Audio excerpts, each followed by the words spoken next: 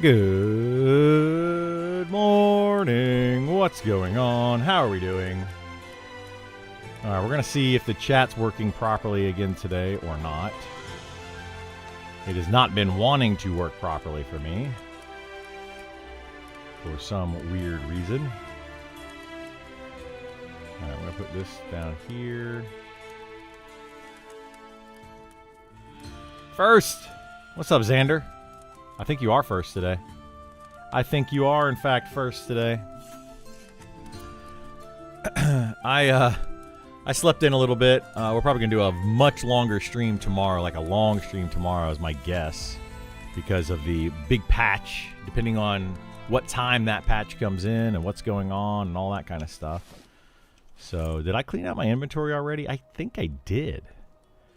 I actually cleaned out my inventory before logging out last night. Holy moly. Good morning, Muffin. How are you? We're going to start calling you Stud for Stud Muffin. Oh.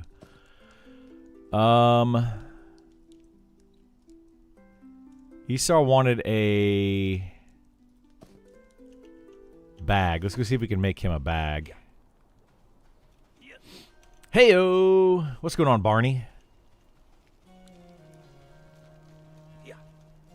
Yeah. Yeah.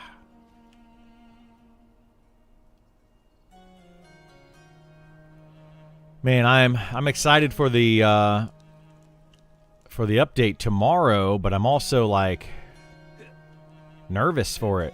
I hope it's a solid update with you know, a lot of good stuff. Like, and I hope it doesn't cause any issues, you know?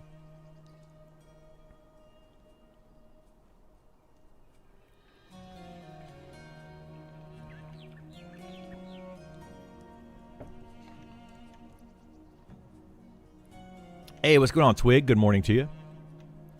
Welcome back. Welcome back. Doing great. Just about to do a bunch of chores around the house on my day off and then enjoy some M&M. Nice. Yeah, chores, man, they sneak up on you, don't they? It's like, you know, you got to do them.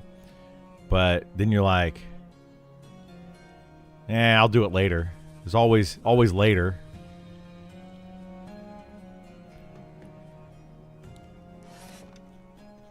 All right, let's get 3 of those.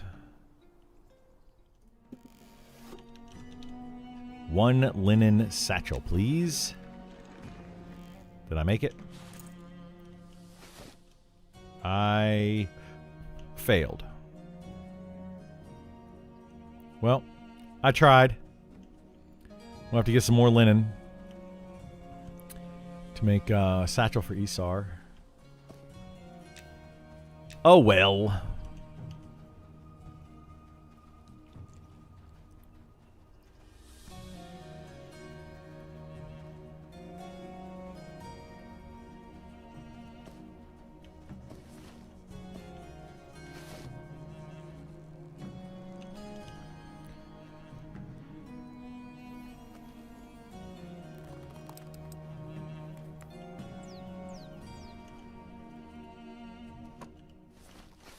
Put that in there, put that in there.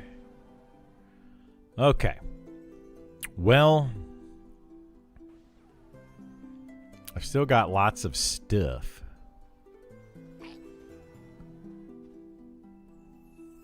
Golly, man.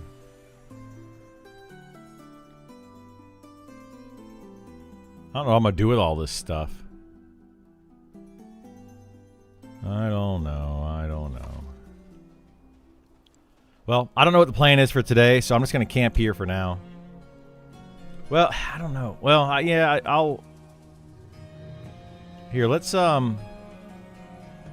Anybody have any items that they need? Let's do this. Anybody need these boots? Strength boots? Chain? Put these over here. We got 2 pairs of chain boots that I can give away.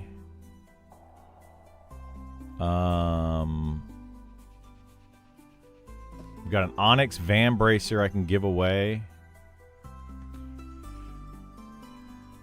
Twitch used to see your nonsensical ramblings. For now, yeah, we'll see if it keeps working. I need to fix that. I'm gonna have to get on that at some point.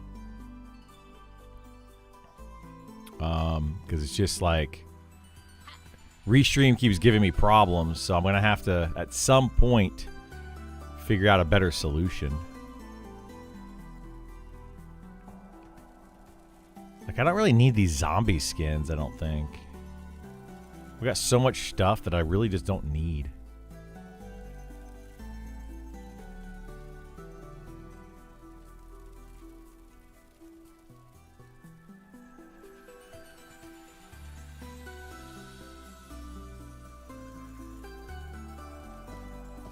We're going to give away these boots to some new players here. Let's see if we can find anybody.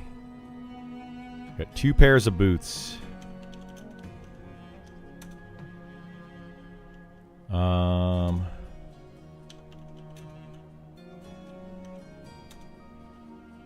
39 Shadow Knight.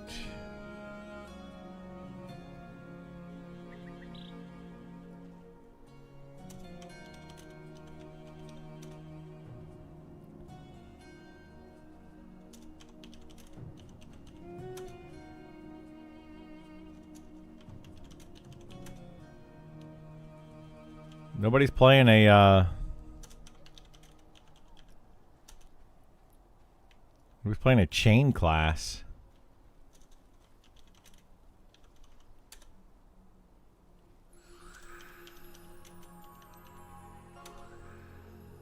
Wow. I've already found, like, 4 druids, I think.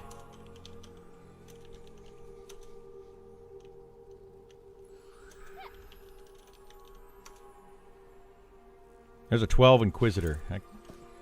There you go. Here, take that. I know these are going to be better for you.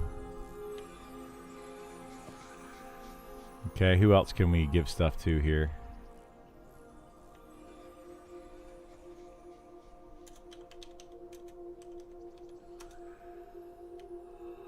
$30 rogue. Can rogues use these? They can. That's got to be better for a 30 rogue, right?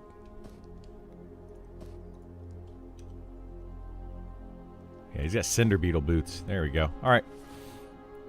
I got rid of those.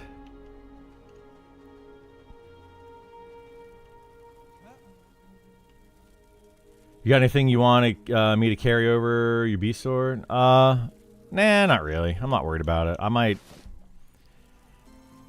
might bring the Beastmaster over here at some point. And I'm going to give him that bauble we got last night. I'm going to give him that. But I'm not worried about it right now.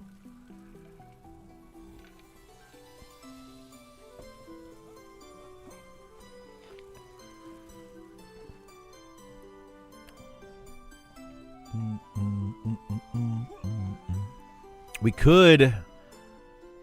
How do we make steel? Steel is I forget how to make steel stirrups. Let me go see how to make steel stirrups. Because I could make steel stirrups. Oh, shoot. I didn't... Dang nabbit. I meant to save some of my padded leather scraps to make steel stirrups. Boat adventure. We're going on a boat. So steel requires steel scraps or an iron bar plus coal and a flux. Yeah, it's kind of a pain in the butt. Good morning. You got anything a low-level cleric alt could use? Probably.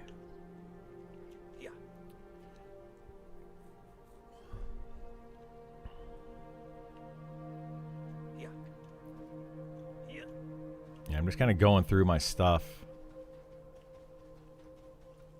Whew.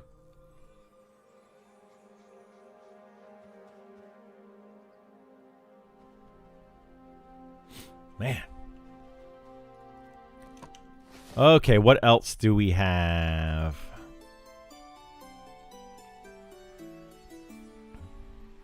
I need to take up that guy that was trying to give away a bunch of flux the other day. Get those. I wonder if we have iron and coal over here. Just passed you. Was like, oh, he must be streaming. Yeah, every day. Yeah, I'm a little late on my stream today, but I figured tomorrow will be on early. Hey, look at that. 271 coal. And then there should be some iron. Maybe.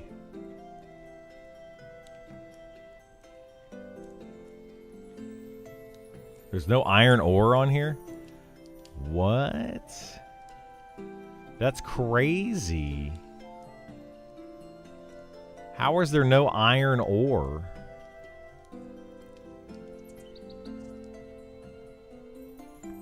Wow. Wow.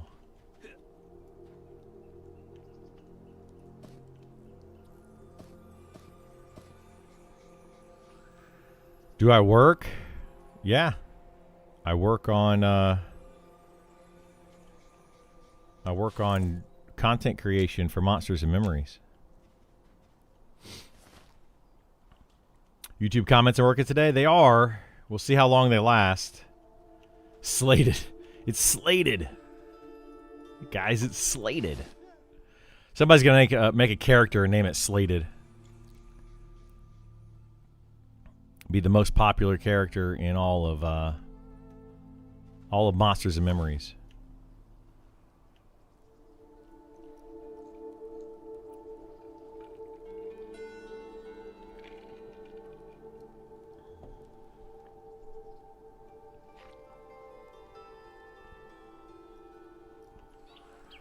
All right, let's buy some food for the day.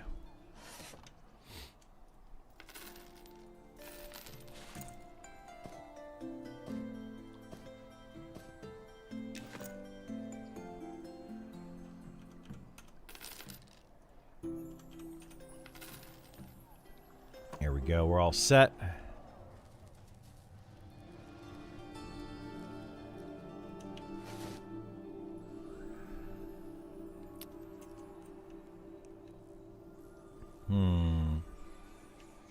I think that's all we need to do.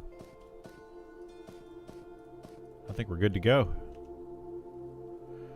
All right. Well, I don't know what we're doing today, so I'm going to switch over and just mess around on the Beastmaster for a bit. Oh, wait. Did you here, let me check on my other character. Did you want Let me see if I have any of the cleric stuff, low-level cleric stuff for you. I don't know what I have. I got a bunch of just random items that I don't really use.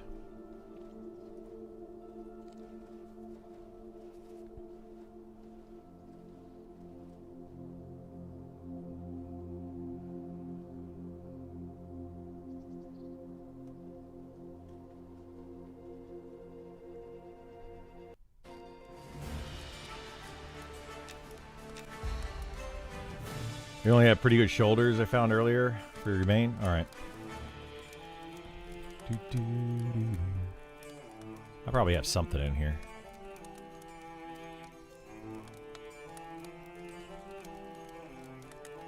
I need to make some inventory space anyway.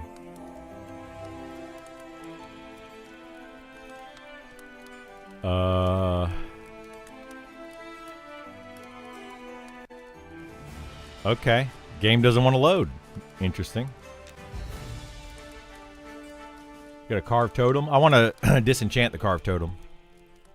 The carved totems are tier 5 planar powder materials. We got Stable Master's Greaves. I can hook you up with those.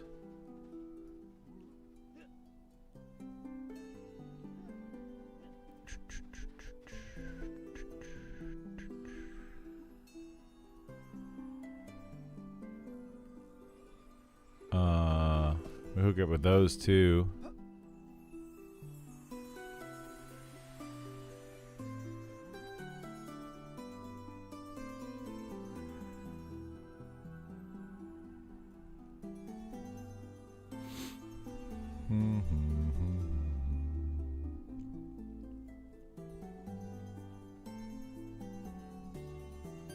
I want to hold on to that because it might be a quest thing. -2 wisdom if you want a torque of the false gods. It's not really a... I'll give you one of those. You can use it. It's not really great for clerics, but, you know.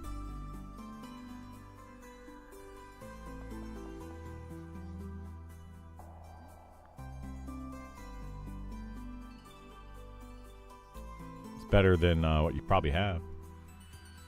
Costco's Fortitude, Elegant Coif. We give you Elegant Coif. Going to West Bank? Yeah, I'll give you some of this stuff.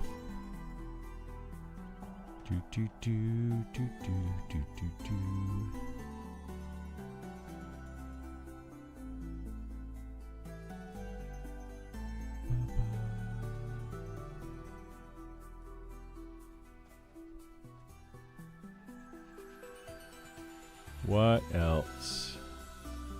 Looks like about all I have on this guy.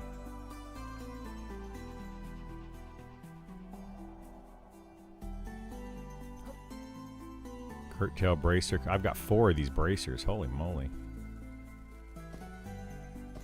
Any chain wearers want a bracer?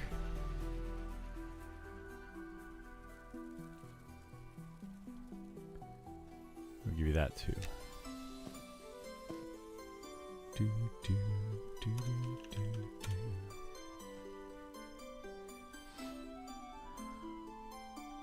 When late night, I created level 1 and ran him from Night Harbor to keep his bite through the Okay, went pretty easy. Yeah, did you record it? Because last night I I played the lottery and I won $1 million. So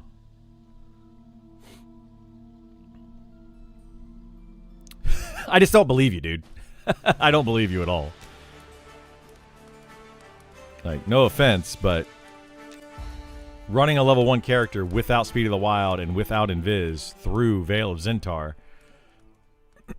from Fallen Pass to Keeper's Bite, I don't believe you. Like, I understand you keep saying it. I don't believe you.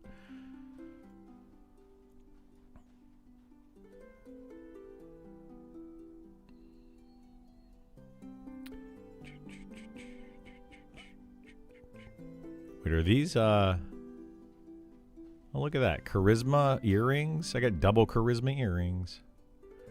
Too bad they suck.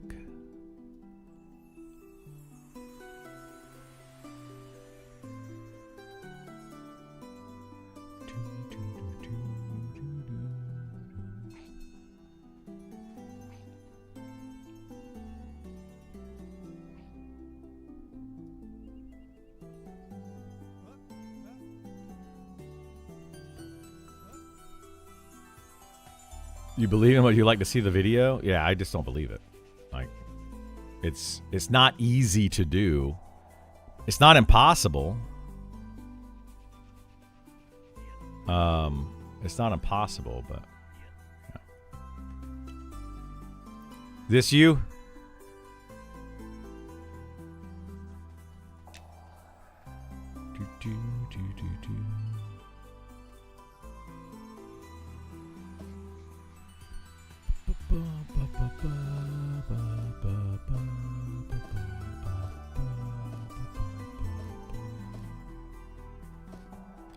Yeah. I hope it's you, because if it's not you, this guy's going to get a bunch of stuff. Yeah, you guys need to tell me, like, in Twitch chat who you are. It's easier that way.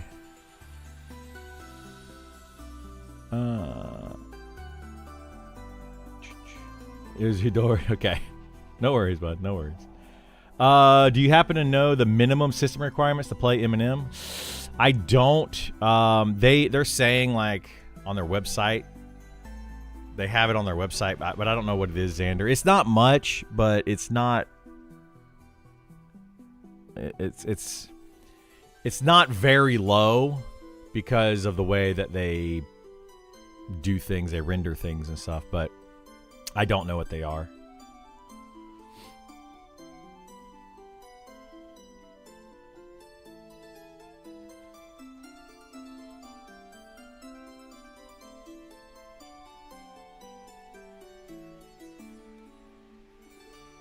Archers will pick out the iron. Oh, for they buy the iron for the arrows and stuff. Yeah, it makes sense. Let's put these over here.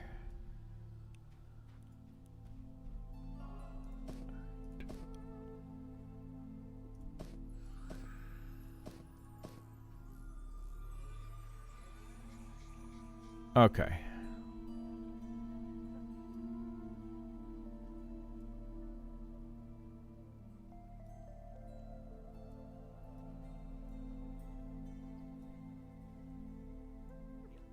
Never found any shoulders for Burl.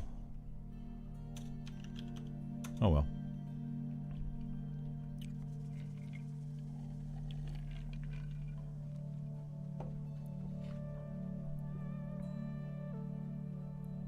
You could use an earring. Oh, these right here. Do you not have like crafted earrings?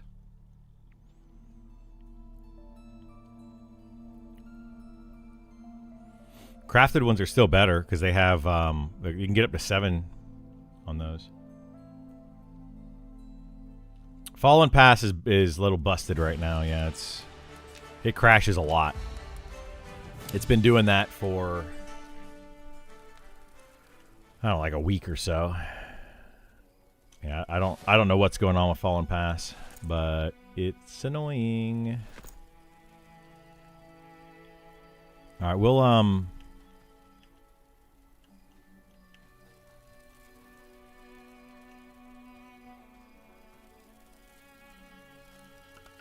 pull a few mobs here until Isar gets on, and then we'll see what we're gonna do. I don't really have any plans for today. No plans at the moment. How many? Okay, 224 arrows. Oh, wonderful. An herbalist. The first mob of the day is an herbalist. I don't even know if I can solo this. We'll give it a shot.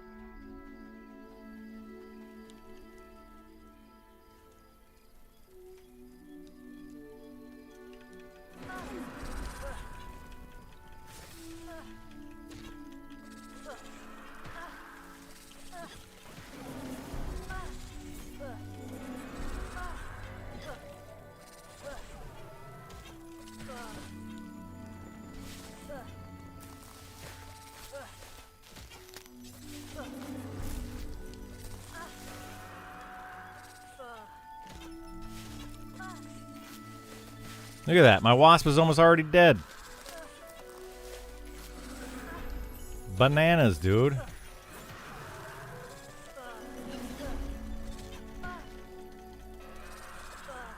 It's crazy. Damage shields are so strong.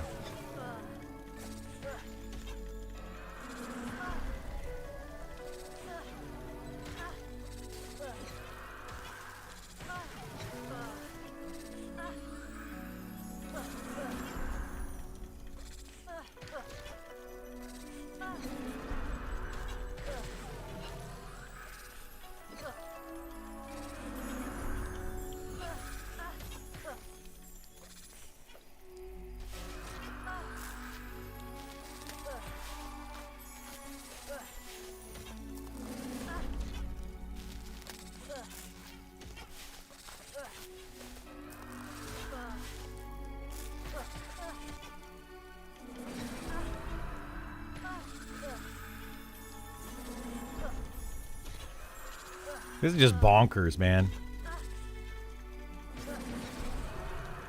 I've used 4 bandages and all of my mana to try to kill this herbalist. It's nuts. And my wasp could die. Golly.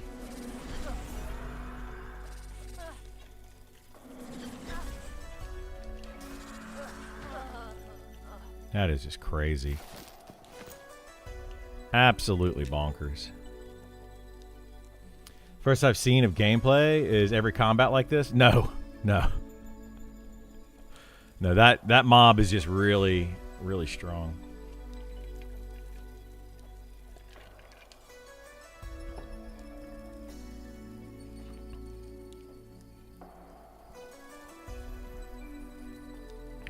But the combat is like this, yes.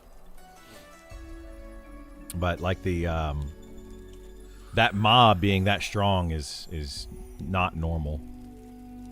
It's not really that it's strong, it's just got a damage shield on it. They're hard. If you can dispel them, it's okay-ish. Yeah, if I could get rid of the the damage shield, they're easy. The plan is to have a good time streaming. Yeah, that is literally the plan every day. Have fun streaming. As long as I'm having fun streaming, that's all that matters, right? Right. Right. Cheerio. What is this thing doing here? Can I move this?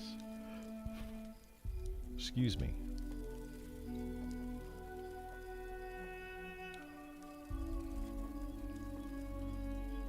There we go. That's what I wanted to do. I'm going to put this up here. And I want to move this. No, it's not what I want to do. God bless. Come on, game. Work with me here. My computer is just not wanting to work with me today. Or any day lately. My computer lately has just been like, nah. We don't like you anymore, Criddle. You're no longer our friend. All you do is abuse us. 16 gigabyte RAM is probably the biggest system requirement. I'm curious what the final requirements would be. Yeah, you need it's like 16 gigs RAM. They say like a 1080 GPU, and like an i5 processor, which are all about 10 years old now, or maybe more. So like the average PC gamer PC can run this. But if you don't have like a gaming PC, it probably, or it may not run the game. Because there's a lot of people that have PCs that don't have GPUs in them. They have like, the standard, things for running Windows and all that stuff, but they don't have an actual GPU in them. So, what race class are you playing? This is a Havling Beastmaster.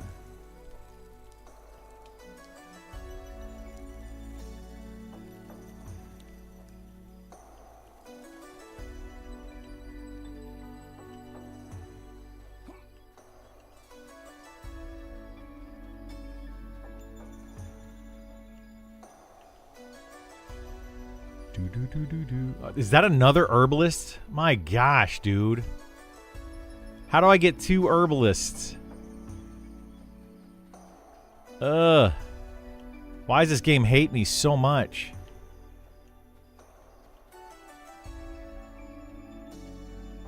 Because that one's going to walk off here in a second. That herbalist that I'm targeting right there. It's going to walk over this way.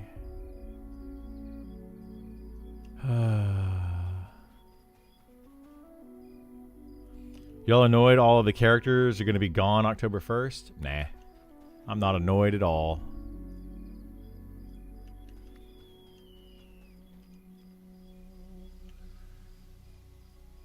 Alright, let's get this herbalist, I guess. Let me get full health and full mana, and then we'll kill that herbalist.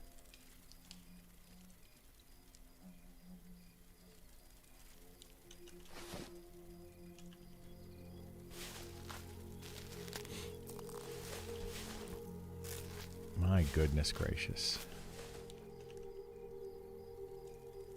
Where'd it go? Is it down here? Yeah, there it is. These things just have so much, like, that damage shield is just ridiculous. For this level range, like, I feel like they have, like, the highest damage shield for this level range. It's just kind of crazy. Excited to get working on old PC setup. Nice. What's my favorite race? Probably gnomes. I like the gnomes a lot.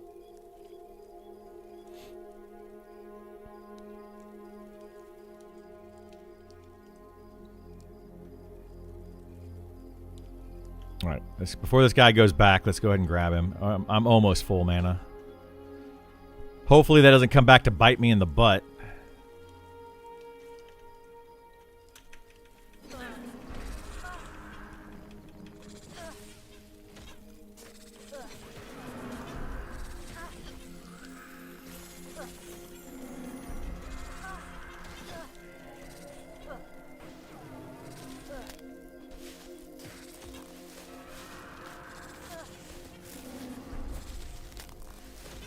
Oh, shoot.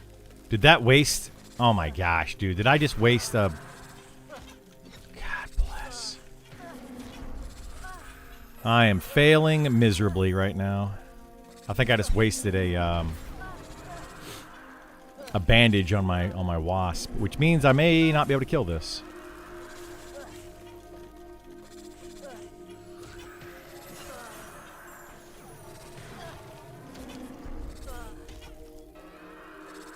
Yep, I did. I wasted a bandage on the wasp.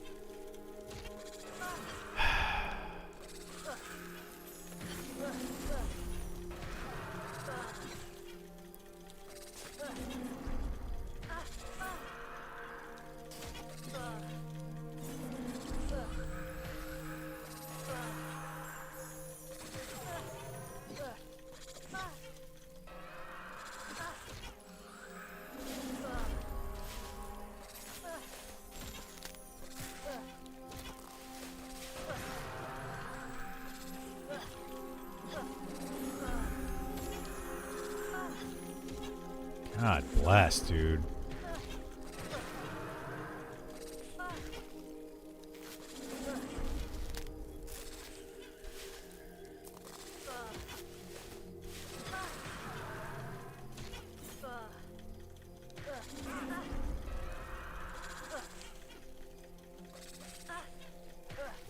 Stop hitting me and run. Run.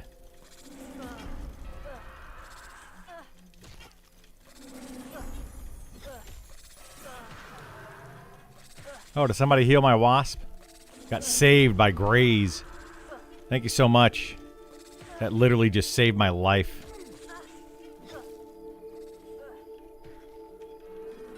God.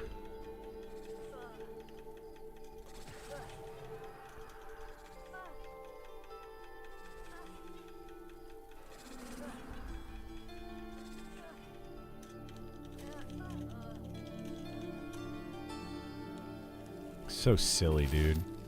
It's just absolutely ridiculous. Anyway, at 49, where would you recommend a solo? Getting groups is hard. You're on a Necro. You can solo pretty much anywhere with a Necromancer. 49. Let me think.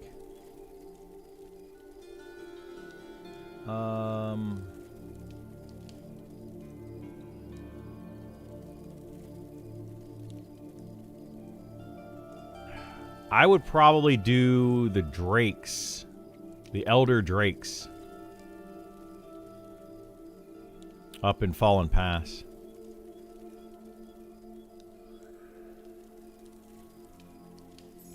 Hey, what's going on, Justin Beard? How are you? Yeah, it wouldn't have been close. I would have died there, Bob, if he didn't heal me. Well, I would have had to run. I probably wouldn't have died, but yeah, it's just that damage shield is just like, I don't know, man. Damage shields are the worst possible thing for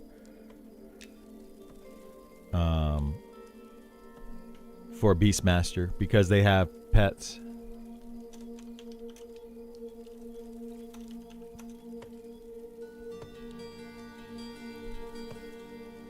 Looking forward to tomorrow's patch. Me too. Drakes, yeah. There's Elder Drakes up in Fallen Pass. They're like level 48 to 50 or something like that.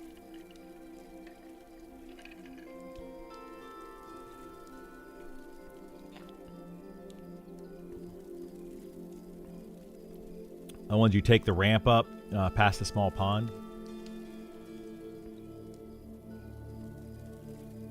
I mean, you take a ramp up, yes, but So you go through the Pyramos village up towards the rats. Go through the rats, like over the bridge, through the rats, and then once you get over the bridge, follow the wall a little bit on the left, and then you're going to basically turn 45 degrees to your right and go to that wall. And there's a cave in the wall that takes you up another ramp to drakes, to like the smaller drakes, and then you go up a little bit higher, and those are the elder drakes.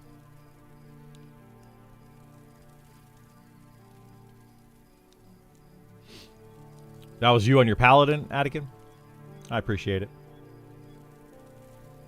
Submitted some feedback on fighter class. Hope they adjust some things. I hope they adjust some things too. They're supposed to be the patch tomorrow is supposed to adjust the fighters, monks, clerics. So we'll see what they do. Don't jinx it. We use the word slated around. We do. It's slated for tomorrow, guys. It's slated for tomorrow. So much. We'll try to find it. Yeah, it's I would. That's where I would go. It's going to be your easiest, probably, and your best XP.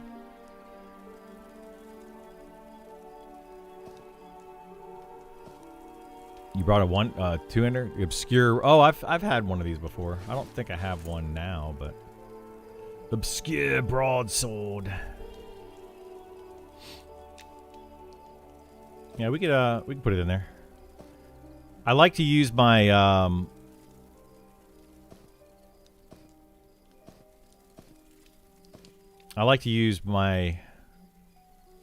one-handers to keep up with my skills. But my skills are currently maxed, so we can put chop in instead of maul, I think, right? And what was the other one? It's chop instead of maul. And do we do not enraging strike? Isn't there a second one? Mangle instead of. Does it share a cooldown with Savage Strike? Hey, what's going on, Bard?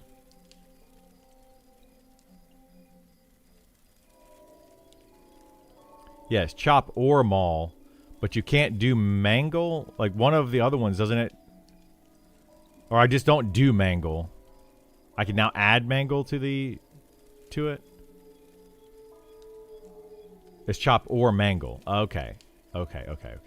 Well, but also maul. We can't do maul either, right?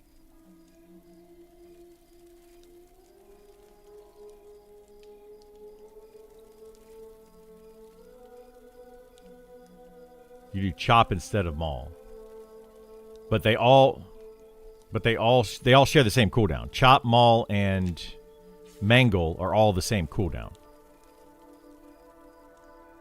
Right? I think that's the...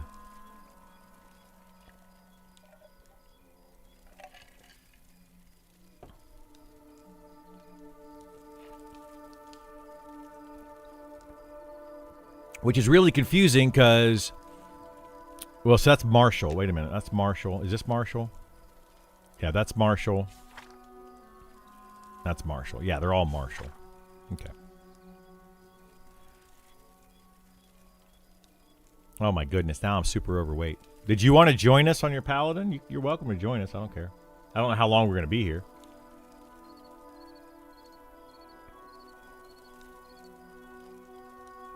You can use both of them, but I'm pretty sure they share the same cooldown, so you can't use both of them.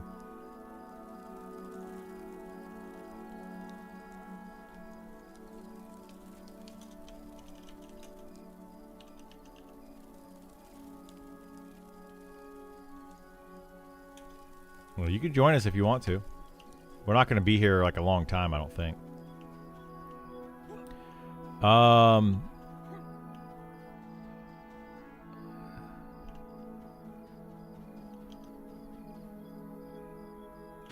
Yeah, I don't know what the plan is for today. There's Esar right there. What's up?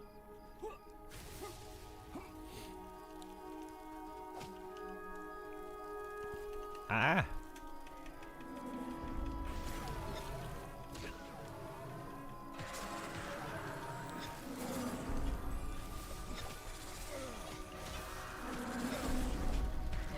Be on soon. Just got back from the gym. Yeah, no worries. We're just kind of goofing off right now. We can do whatever.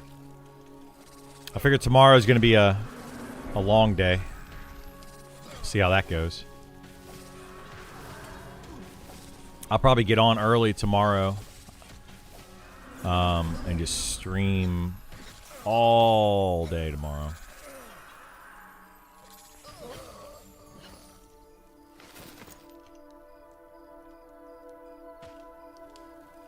Are you using a lumberjack axe? What is that? You're using a lumberjack axe. You forgot to switch. You can get on early? Yeah, I'm going to try to get on early tomorrow. I just don't know what time the patch is going to be. They never tell us. Oops.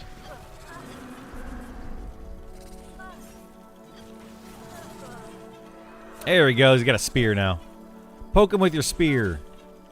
Jab him.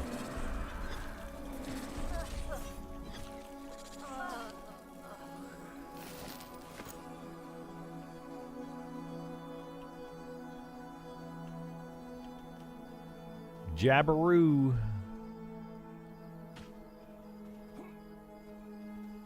Long stream slated for tomorrow.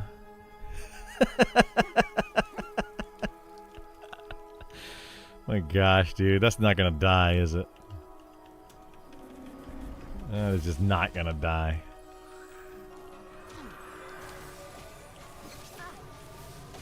Good morning, Spearhawk. How you doing, bud?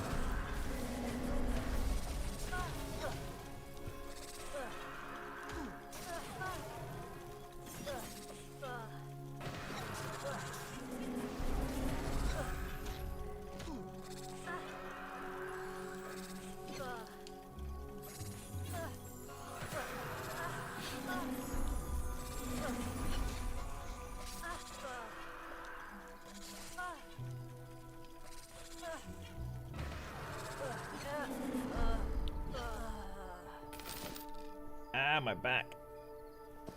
A cotton belt. I'll take it. Yoink.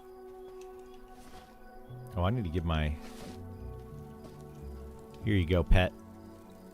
Eat. Yes. Consume. All right, Bob.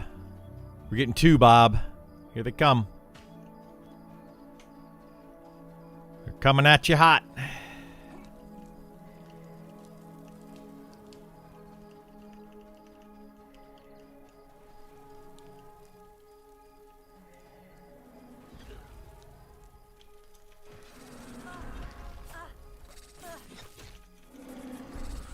There we go. Perfect. I can see everything that I'm doing through the trees. I feel like some sort of creeper. Like, what are they doing over there? What's happening down there? I feel like I'm just a guy in a tree watching some people fight. Creepy.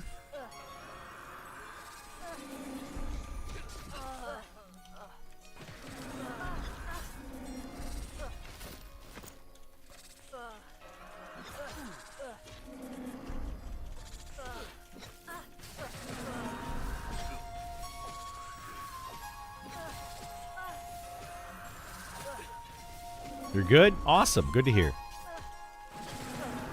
I'm glad when everyone's doing good. When you're all doing swell. Love to hear it.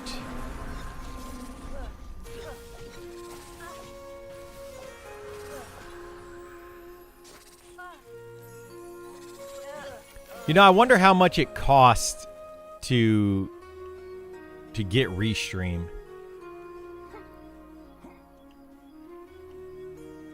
And then we could just do it that way, and just pay for it and get the 1080p like good quality stream and use the. But I'm curious if like it'll still break all the time. Like that's kind of my issue with it. Is it doesn't function as well as I want. I think it's $20 a month if you pay monthly. $20 a month. What other features do you get out of that? I have to look into it. It's not worth $20 a month. I can promise you that. There's no way it is worth $20 a month.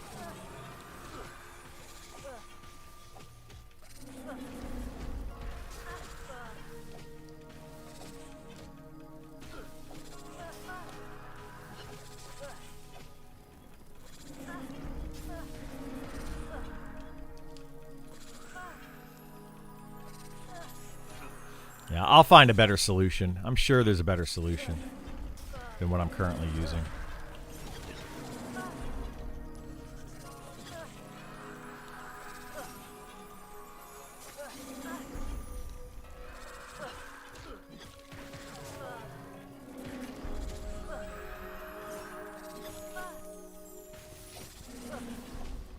$50 a month to unlock. What? Are you serious? That doesn't even make sense. I bet you they're charging that, and people are like, "Oh, if I stream at like a low quality through Restream, it'll up the quality to like something better." I bet you that's what it is. Stream to 5 channels simultaneously, unlocks 1080p video in Restream Studio, local recordings, and 2 team seats. So basically, you're also paying for whatever Restream Studio is, local recordings, which is doesn't make any sense. They must save your recordings on there, which if you stream to Twitch, you're saving the recordings there. That is it's so predatory towards people that don't understand how streaming works. That's what I'm seeing. That's crazy. I don't know what a team seat is. Yeah. I'm only using it for the chat integration. That's literally all I need it for.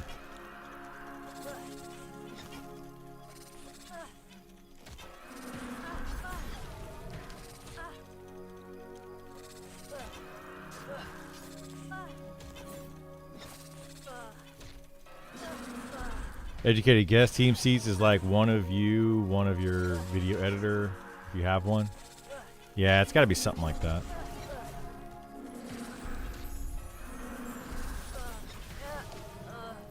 Like it allows somebody else to do stuff on your stream. Who knows? Who knows? You ready for 3, Bob? I'm gonna pull 3. How'd you get to level 38? You've been playing without me.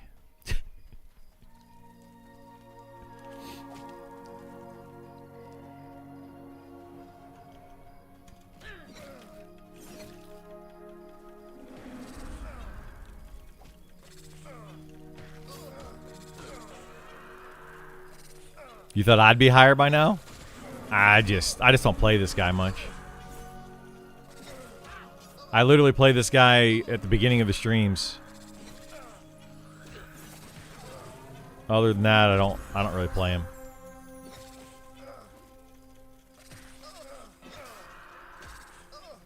Hey, what's going on, Lofty? How are you?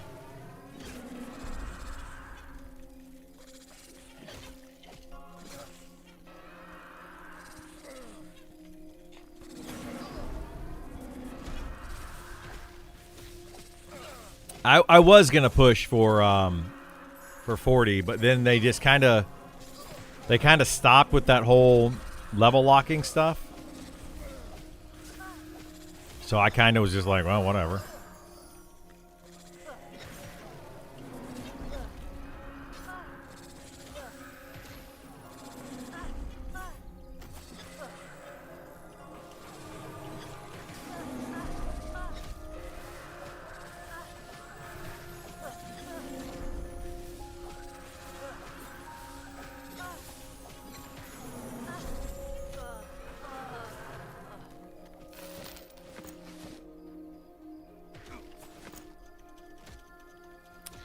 Fall and Watch will be open to 50 plus. I mean, I don't know. They said at one time that they wanted to level lock it at 40,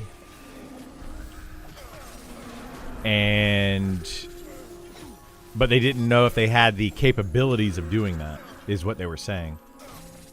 So they just kind of asked the community about it, and then they kind of left it at that. Should leatherworking kit work as a portable leatherworking station? Mine does not do that. It does, yeah. You can craft stuff out of it. You found out the problem? Was it user error? Was that's always my problem, is user error. Every time. I'm like, this isn't working right. Devs, you broke this. And then like 30 seconds later I go, oh, I get it now.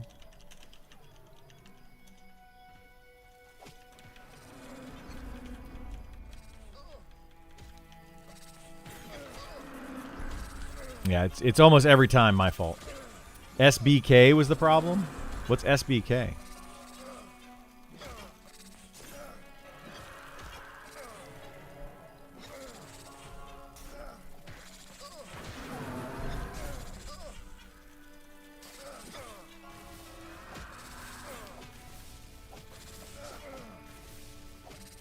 Oh.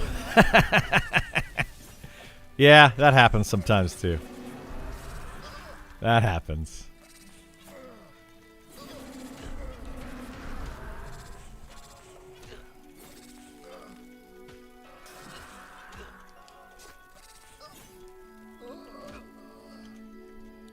Yeah, pretty much everything in my life is, why doesn't this work right? Oh, my bad. That was on me.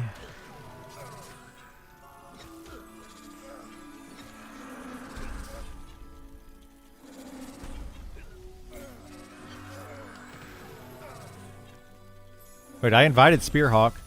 Invite Spearhawk. I thought I invited Spearhawk. There it is. Join us, Spearhawk.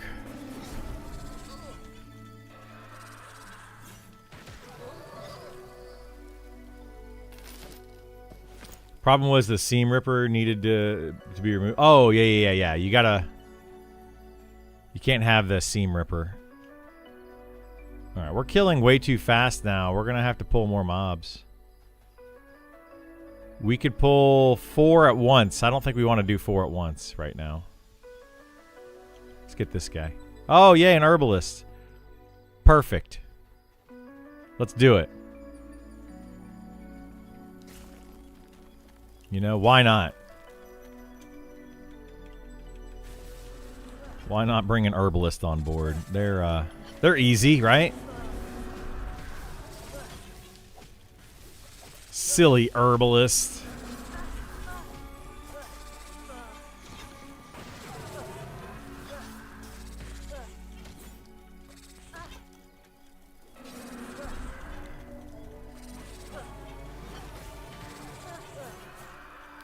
Oh yeah, it's gonna hurt me less with a two-hander, but it's still gonna destroy my pet. But we're killing him a lot faster, so it's not as big a deal. When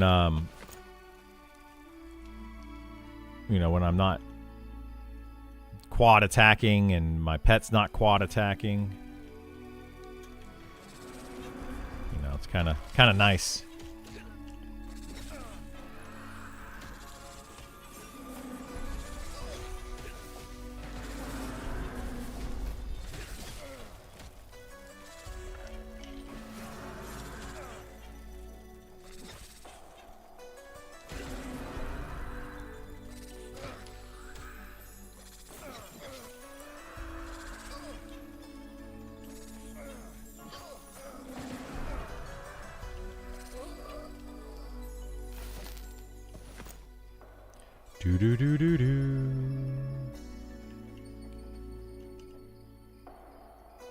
Alright, we'll hang here for a minute. Because one of these is going to walk over here. I think this one in the middle. I think that little guy. Here he goes. Oh, well, never mind. We're going to get this guy first.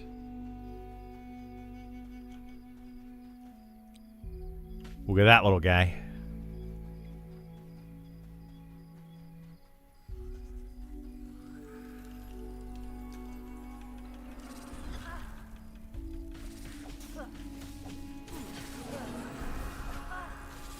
I still don't understand why Chop has a cast time.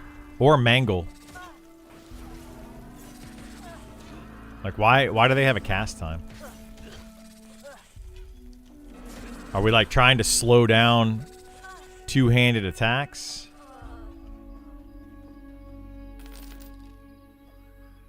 Ink 2.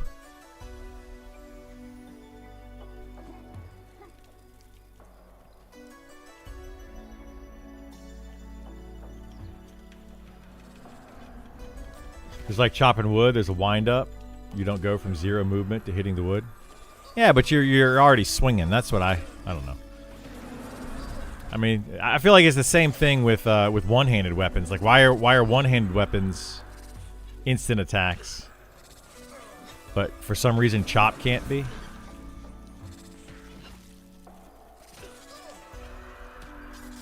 Yeah, you can definitely move with it. That's true. I don't know. I just feel like it's just odd, you know? It's just really odd. Melee attacks almost always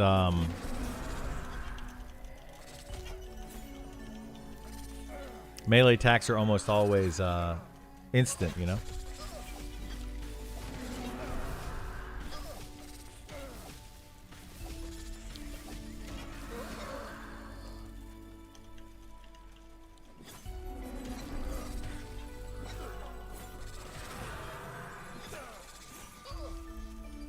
I wonder if they should go to I wonder if they should go to like the World of Warcraft style of melee attacks, where like in WoW everything was based on your actual attack speed. So you would use a button, you would hit a button to do an attack, and your next melee attack would just be like a bonus attack. Right, it would be like a bonus damage or whatever, bonus effect. The numbers are right now, if they remove the cast bar, Chop would pull incredibly far ahead of Maul. Well, yeah, but they should adjust that. You know, compensate for that. Alright, looks like Isar is ready to do stuff. He's going to check a camp, and then we'll... Is anybody else on? Whoops. Who do we have on? Dory's on. I haven't seen Vor today.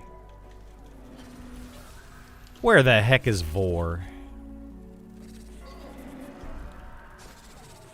Never find that guy.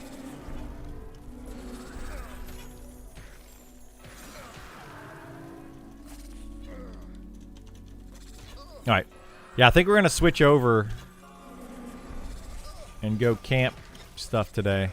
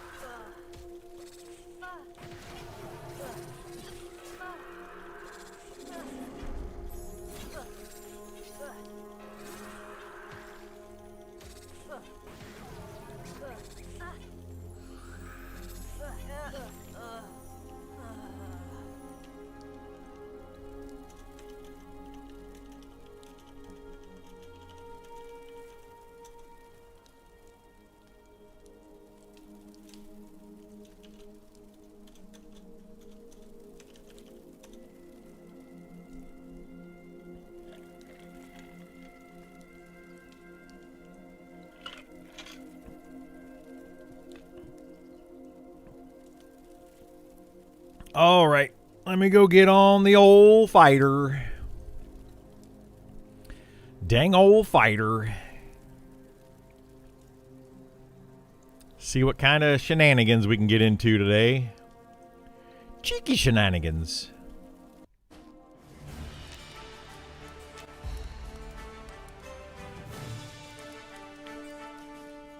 Do I need anything? I think I'm all ready, right? Didn't I already prepare? I think I prepared before. Here we go.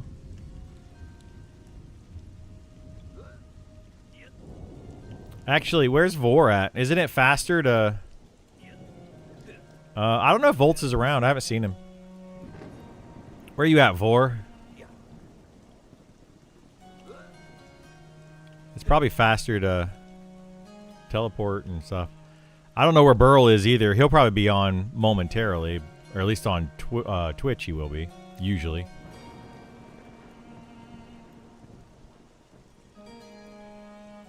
Well, I'm running that way.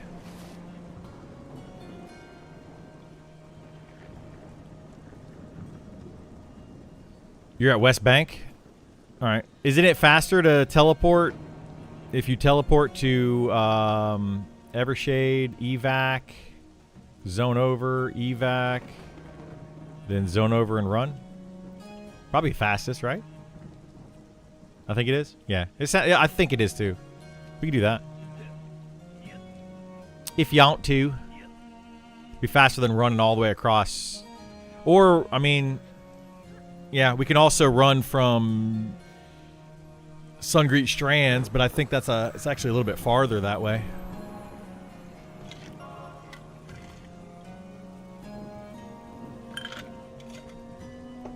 I don't know. You're the druid.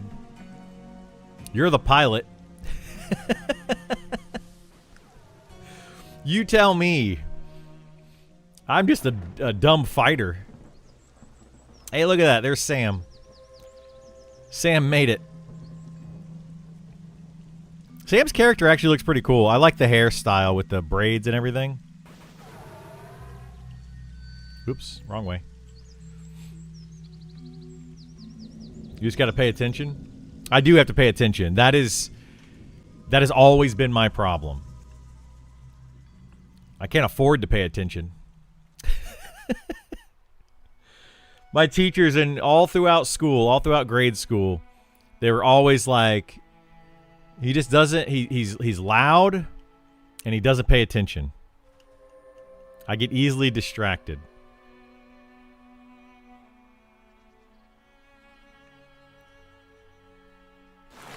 That was always my problem.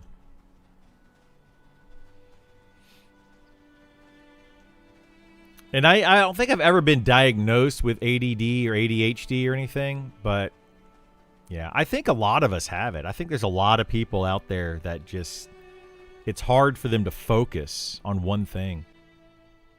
But it's kind of weird. Like, I can focus on a video game. Like, I can sit here and just do one thing over and over and over and over. Once I get into it, I don't know. You think it's just being overdiagnosed? I think ADHD is as well. I think it is overdiagnosed. Like, cause I don't think I really have it, but I mean, I can get easily distracted, but if I focus on something, I can absolutely focus on it. I just think I get bored sometimes with what I'm focusing on. Because it's just boring to me. But if I find something that I enjoy or something that I understand, it's very easy for me to focus on it. Like, I can hyper focus on this game if I have to.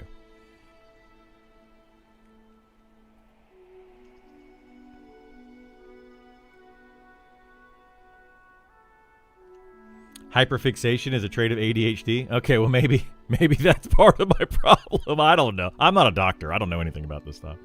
ADHD and the autism spectrum have a ton of overlap? Yeah.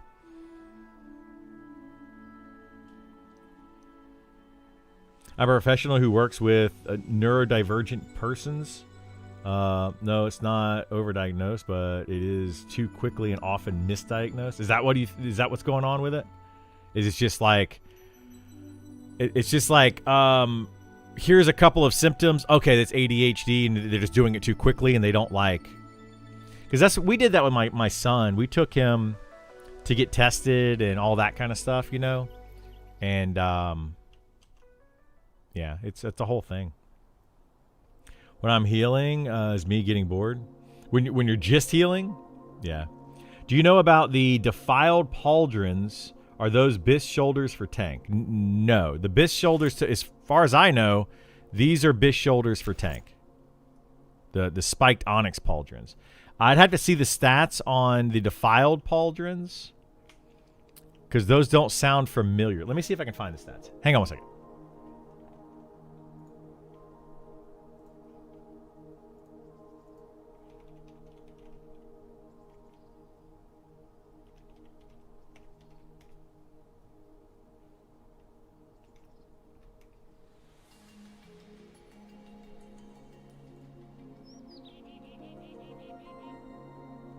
Oh, you're talking about the high AC ones. Those are good, but they're no longer 60 AC, I don't think. I think that they changed those. Or are they still 60 AC? Somebody can double check that. But they're 5 strength, 10 wisdom, and 35 health. So yes, they are good, but you lose out on agility. And you lose out on some overall health, because I'm getting 80 health from these shoulders and 2 agility, versus the other shoulders, which would give you slightly more strength but only 35 health, and they would give you 10 wisdom. But I don't know, that extra 12 AC, now that AC is fixed, might be good, yes. But I don't think they're still 60 AC. They might be. So I wouldn't call them Bis, but I wouldn't call them not Bis either. Like they're very comparable to these shoulders. Very, very comparable.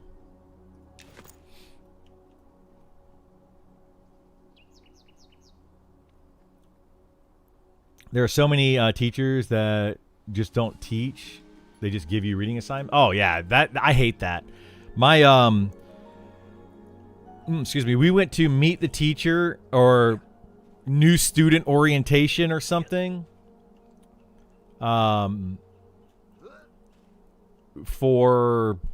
I think it was 7th grade or something like that. And the teacher literally said to the parents, they are still 60 AC. It's a rare drop from Old Scar. Okay. Yeah, I don't know. I would have to look into them. I wouldn't say that they're necessarily better or worse. Read my previous message on the healing. All right, hang on. I'm getting so confused. So I'm all over the place. What was I talking about?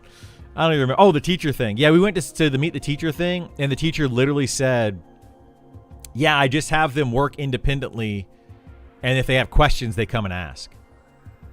And I'm like, well, what? So they could literally just do this at home? And if they have questions, they can come and ask me? So why are they going to school? You're not teaching them anything? That irritated me. That really irritated me. Never mind. No, I can read it. I just, every time you almost died. Wait, that's all I see. Every time you almost died, when I'm healing, is me getting bored. Oh, when I almost die and you're healing. I got you. Yeah, I see what you're saying. Sorry, I'm getting super distracted by all the things. It needs to be tested thoroughly by professionals who specifically understand how ADHD presents, not general practitioners of medicine or psychology, and definitely not by TikTokers. Yeah, definitely not by TikTokers. But yeah, my son was professionally... We talked to our general practitioner, and then we went to a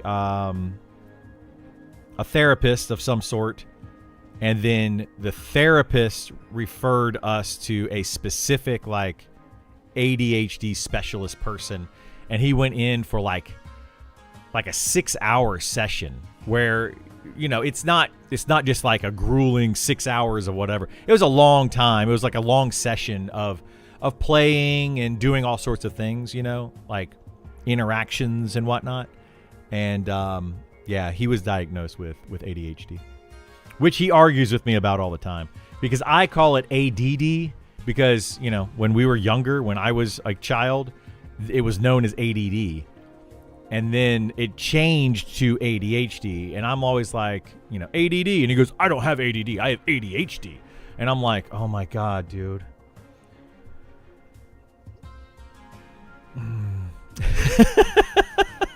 I just want to like, yes, you do.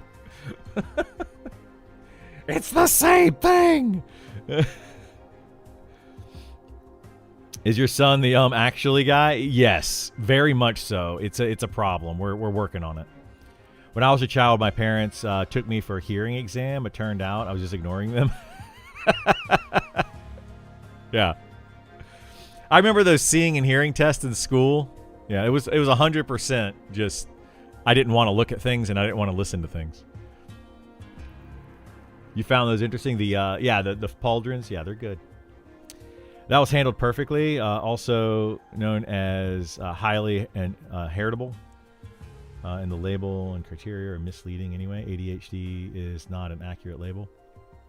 Yeah, like it's a whole thing, but yeah. They'll say what?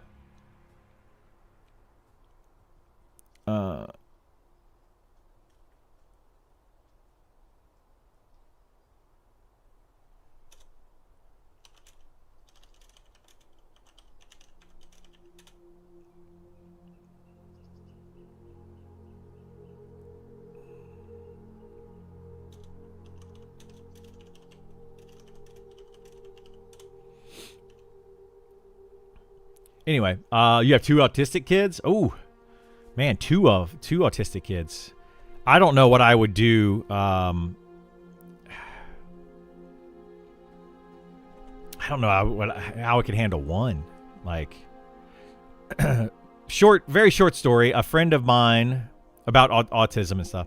A friend of mine is a teacher, school teacher, and then another friend of mine has a younger autistic brother. And the younger autistic brother was taught by my other friend. And, yeah, that was a whole thing that we had to experience one time because both friends and the younger autistic brother all came to an event with us. And it was just a whole experience, like the whole thing. Cause like he knew obviously his older sister, but he also knew the teacher. He had just graduated high school, and that's where he was taught by my friend who was the teacher. And it was just this whole thing. Yeah, it was. I feel for anybody in those situations, whether you're the autistic person or the parents of or the guardians or whatever of the autistic. Like it's tough, man. It's challenging for everyone involved.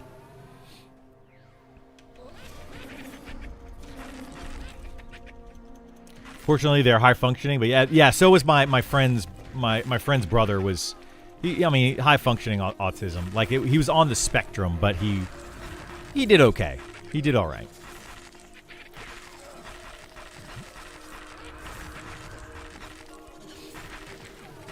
Highly heritable, mean, and it's in the family. Yeah, it runs in the family. It's inheritant.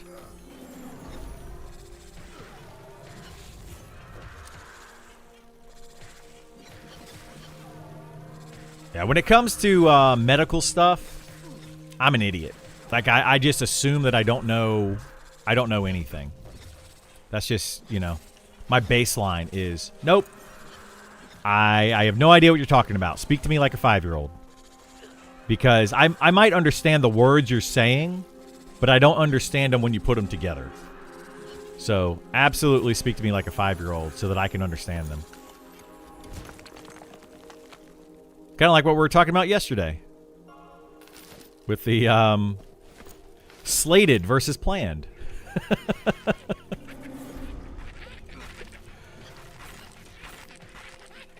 Oh, we need to get on the Guardian. Hang on. Let me get on the Guardian. Oh, somebody got feared. That's why I was getting on the Guardian, is because of the fear. Whoopsies. Do you understand the words coming out of my mouth?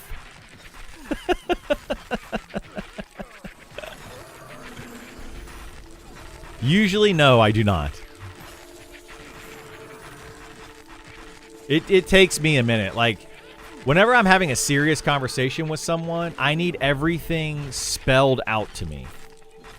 Because for some reason, I don't pick up on the nuances of the conversation. I don't know why it is, but somebody will explain something to me or be talking to me about something, and I will just, like, they will say XYZ, and I hear something completely different. Like, I hear what they're saying, but I interpret it very differently than what they're actually saying. And then I get, like, argumentative with them because I don't understand what they mean, even though they're saying exactly what they mean, but they're thinking, like, I don't know how to explain that. Does that make sense to anybody? But, like, somebody will literally say something to me, and I take it very literally, extremely literally. Like, I can't even think of an example, but I take it literal. What you just said, I don't pick up on the little nuances of it. And it's like, well, I don't mean it literally that way. I mean it like, subjectively or something. And it really makes me very argumentative. And it's a problem that I have and not a problem that other people have, but it seems like it's a problem that other people have, and they don't have a way of explaining things very well. But they're explaining it just fine to normal people. But to me, it makes zero sense. Like, I'm like, no, what are you talking about? Like, I didn't say that. You didn't say that. That's not even relevant to the conversation. But in their mind, it is. And in the average normal person's mind, it is relevant. But for me, I'm like, that doesn't fit. So, yeah. I can detect sarcasm.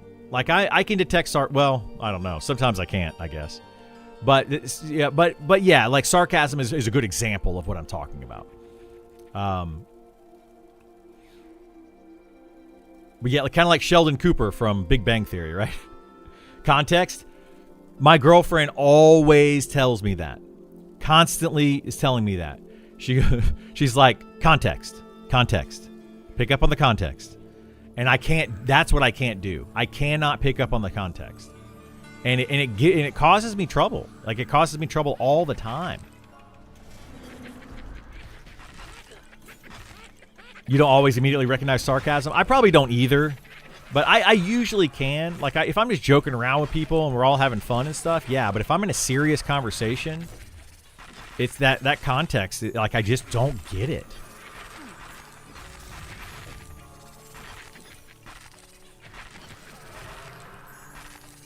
And it makes me struggle with streaming as well, like Twitch streaming, because somebody will type something out in the stream, and I'm thinking about something else, right? Like, I'm on a conversation about one thing, and then somebody will say something in chat that was referring to something previously, or they'll be talking to another person in chat, and I didn't see the previous message or whatever.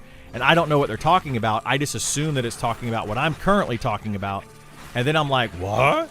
And I just get like, yeah, it's a problem. I need to be more careful with that. I've been learning it, but it's very hard when you're 46 years old and you've been going through your entire life, learning that stuff. Or I guess not learning it, but you're going through your entire life without understanding it and using it properly, and then you people want you to change. What the heck's going on? Why am I so slow? Yeah, it's very hard to change. My son's therapist, kind of going back to that, my son's therapist said that she actually gave me a lot of credit, because my son's got some, he's ADHD and a bit hyperactive and stuff, and he would complain about me, and be like, well, my dad does this, whatever, and that was kind of part of his problem, which I totally get, right? And but my son's therapist was like, look, he's here. First and foremost, he's your dad, and he shows up to therapy for you. If you actually go and look statistically, most of the time, if either parent shows up, it's the mom, right? It's very rarely the dad. And then very rarely does the dad ever admit that they have a problem. And she gave me a lot of credit, and I really appreciated that. I was like, holy moly, that helped me a lot because, I grew up a certain way, and I've always had these issues. But I'm willing to kind of admit, like, hey, this is definitely an issue. So, yeah. Anyway, it's been a struggle. It's been a struggle. But I'm trying to get better. So if I ever argue with you guys on chat, like I'm not trying to argue with you. I'm really not. I just may not pick up on the context. I may not understand what you are trying to say. But it does come across as very argumentative on my side. I'm actually a pretty nice person. I promise. I'm a nice person. Probably due to the father is at work. Not necessarily. I mean, I work too, right? Like sometimes it's that way, but sometimes it's not.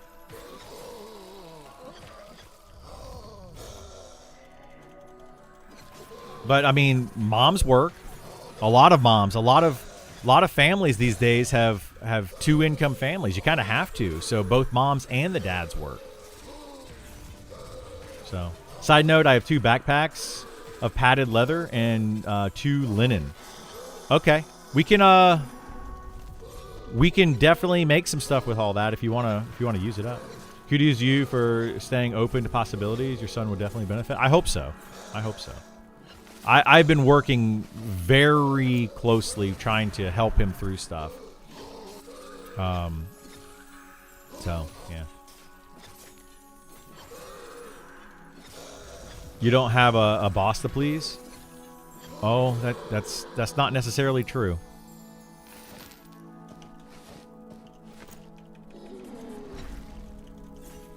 But like, parents have boss, like it can go both ways, right? It can go both ways. It comes down to what's more important to me. It comes down to what's more important. Like I've always tried to. I don't know. It's hard to explain. Yeah, you don't work to please your boss.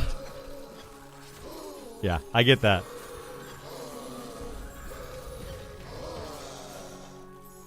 That's why I refuse to work in corporate America anymore. Like, it's just everybody like treats it that way. But I do have a boss to please. Really? Who's my boss? Right now, all of you are technically my boss, right? I need to make content that you all prefer and you all like. And if I don't, well, then I lose viewers. For example, this weekend, I'm going out of town, so I won't be able to stream a very big patch that's coming out tomorrow. I won't be able to stream it over the weekend. That's a huge deal. I should be trying, if I cared about my boss, I should be streaming this weekend and not go out of town for my family stuff. But my family is more important. No offense to any of you, but my family is more important than, this weekend's like testing out this new patch that's coming out tomorrow. So, fired. I mean, yeah. All for you guys to fire me, all you have to do is just shut down the stream. Turn it off. That's technically firing that streamer, right? We have to check your PTO. I know, right? YouTube algorithm, Twitch are your boss. Exactly. Yeah, the YouTube algorithm and Twitch viewership and all, like, that's all my boss. All the trains Bob's handled for you. You treat them. You treat them like this. Yeah. No one ever said in deathbed, man, I wish I streamed a bit longer. That's the thing, right? It's very hard because me going out of town this weekend means that a lot of people who would potentially watch me for this new patch for this weekend will go and watch a different streamer. I could lose my current viewers. I could also lose potential viewers in the future, right? Potential viewers that I could pick up this weekend. So anytime that I'm not streaming or not making content, I'm always 100% of the time losing out on potential viewership. And it makes it very challenging and hard to be a content creator for that reason. But at the end of the day, like you're saying, on your deathbed, you're going to say like, you know, I wish I would have spent more time streaming. No, you're most likely going to say, I wish I would have spent more time with my family. I wish I would have done more of this, done more of that. You almost never say, I wish I would have worked more. You know, I wish I would have tried harder to earn money. Hardly anyone ever says that on their deathbed.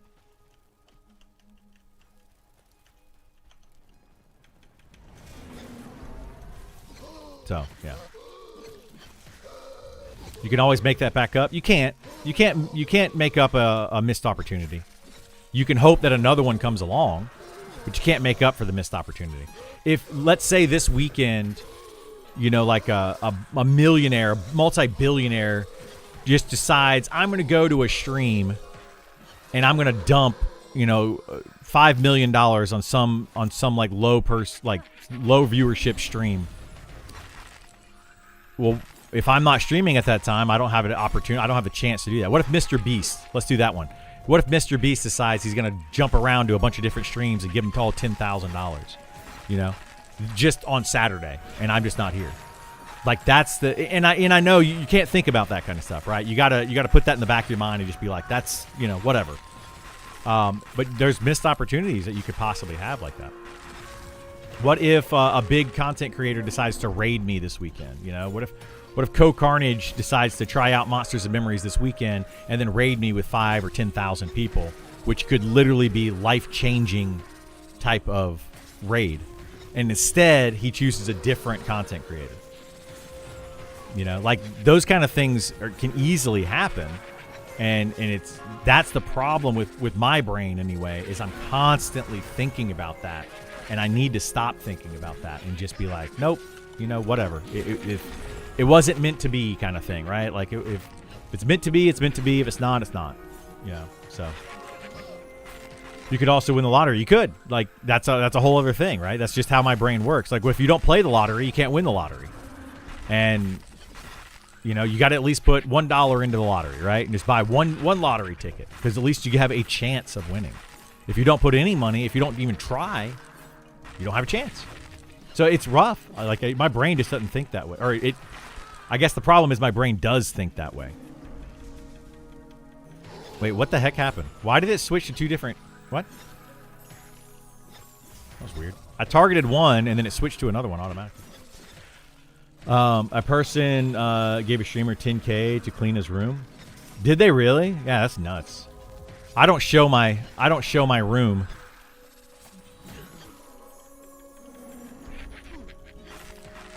I mean, yeah, we could tidy up in here a little bit, but it's not terrible. But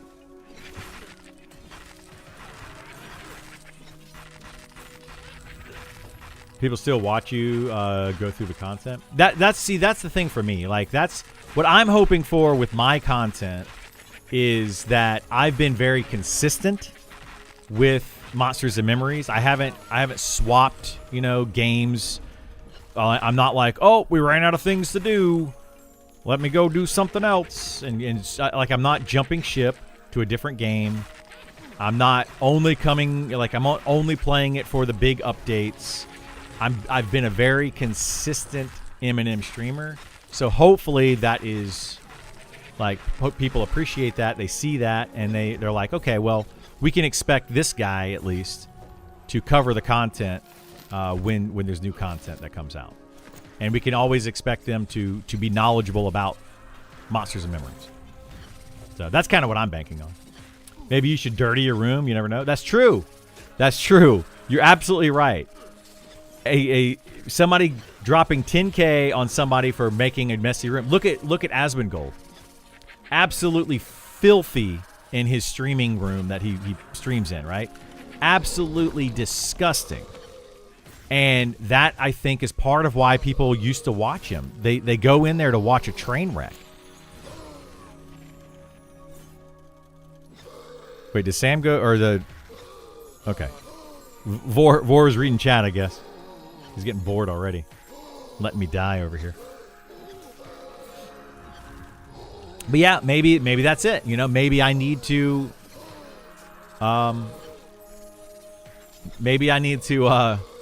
messy up my room. Not take a shower for, you know, a week or something, and people are like, dude, you need to clean yourself up. And who knows? Used to watch him. He's massive. What are you talking about?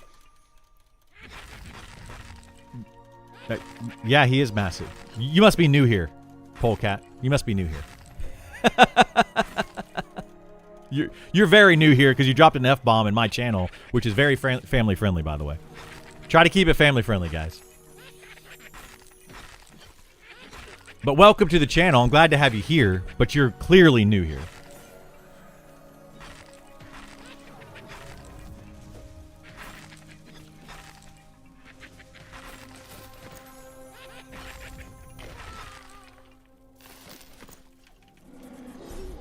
And going back to our earlier conversation of not picking up on the context of what somebody is saying, case in point.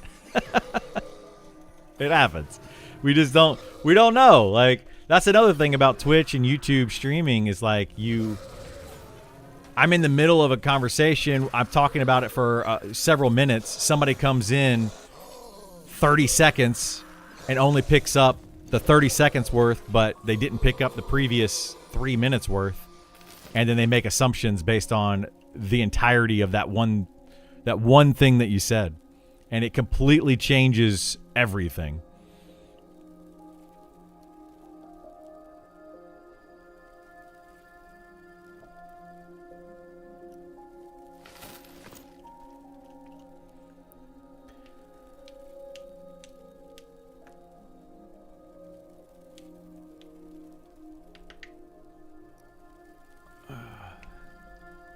Twig is off to work. Have a great stream. Take care, Twig. Have a good one, bud. Appreciate you stopping by.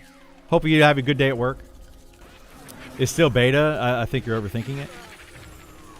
No, I definitely am overthinking it. I overthink a lot of things. That's kind of the whole point of what I'm trying to say. Is yeah, I tend to do that a lot. Like I overthink and I yeah, all that kind of stuff. Like it's a problem. It's definitely a problem.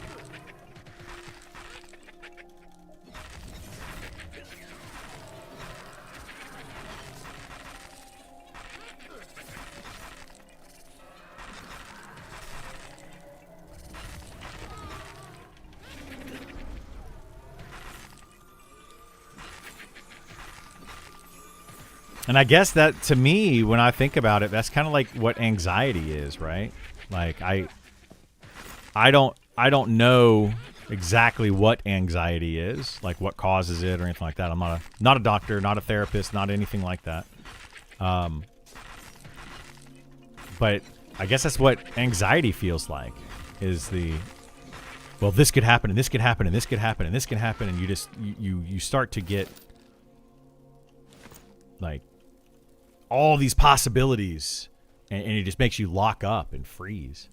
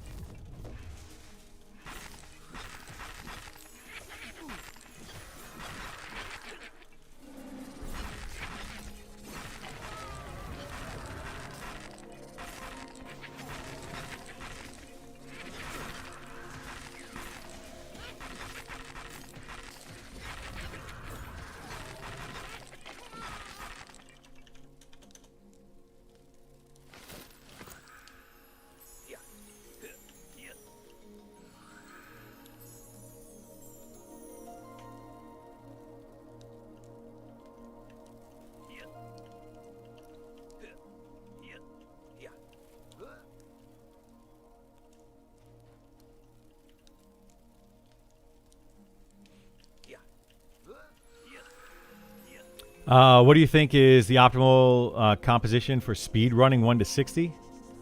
a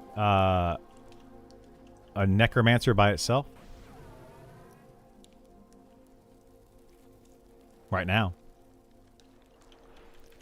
First 24 hours is the most important. Yeah, it is.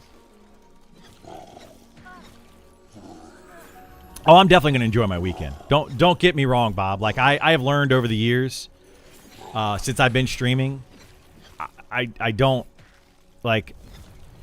My brain keeps telling me to worry about it, but the other side of my brain keeps telling me not to worry about worrying about it. Like just let it go, you know. And like if I miss something, I miss something. If I'm not here, you know, if I'm not here for that one thing, something else will come along later. It'll all, you know, it'll all work out in the long run. Yeah. Oh, medic. Thank you, Vor. Sorry. Even though Dorencia said medic twice. And Sam said medic. Everybody, my entire group literally just told me about the medic. 2 in Twitch chat, 2 in group chat. Because they know that I'm not paying attention. Oh my goodness gracious. You guys, you know me too well. You know me too well. But no, Bob Dole, like I will absolutely, like, I'm gonna focus on my family this weekend. I'll be streaming tomorrow, and I'm gonna stream up until about 2 o'clock, 3 o'clock, something like that on Friday.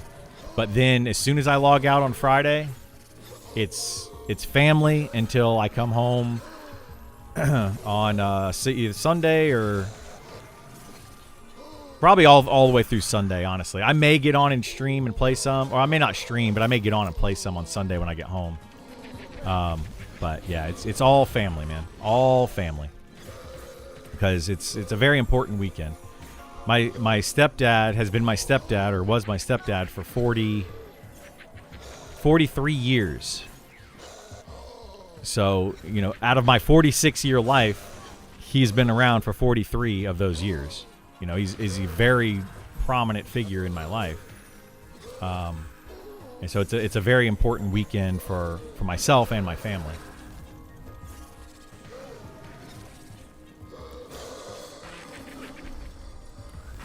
This quote helps me. No amount of anxiety makes any difference to anything that is going to happen. Yeah. You're excited and nervous about the chamois changes? Yeah. I am too. But Isar is more because of GIF. I am curious what they're going to do. He was saying yesterday, he was on GIF yesterday while we were doing some stuff, and he was saying that if they get rid of the pet, he'd be okay with them getting rid of the pet as long as they keep Cannibalize and they keep their attack speed slow. Without either one of those getting nerfed, he's like, I'm good. That's all he cares about.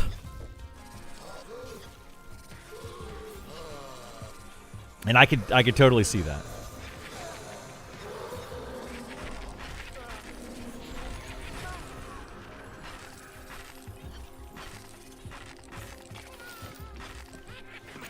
Like, those are very important spells for the shaman.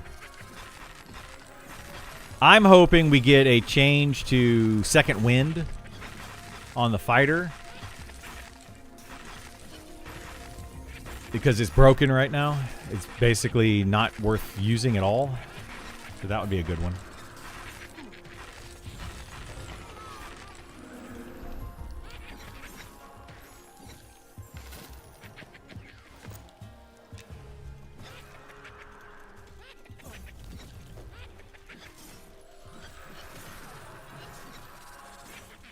Oh, named. Got it. Sorry. I see it. I thought that was just a regular skeleton. Excited for the patch tomorrow? I'm very excited for the patch tomorrow, yeah. Super excited. I do not think either one is going anywhere for them. I don't think so either. I think those are going to change. What if they lean into the Shaman Totem archetype? I don't think they're going to do that. Like, that's a very WoW thing. I doubt they're going to do that, but they could do something similar to that, where Shamans use, like, temporary group buffs or something, which would be kind of like totems, like not necessarily placing a totem and it gives, you know, a buff or whatever, but something where they cast a spell and it kind of gives off an aura from the shaman. But I don't think they're going to do that. I think the shaman is going to stay very similar to what it currently is. But we'll see. I'd like a more voodoo approach. I mean, it would be cool. It'd be cool. I just don't think it's going to happen. I wouldn't be opposed to it. Like a shaman putting down a shaman putting down totems and or idol like little voodoo dolls or something. Could be kind of cool. It'd be a very cool way to play. Sure.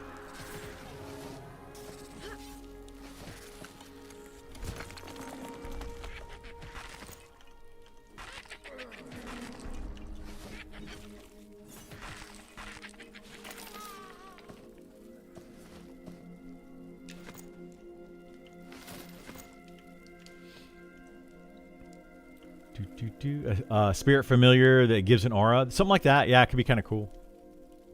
I don't care for Shaman Totem system in WoW. I hope they don't go there. You don't like it, Bard? Yeah. I don't think that's the direction they're going to go. I wouldn't be mad if they did.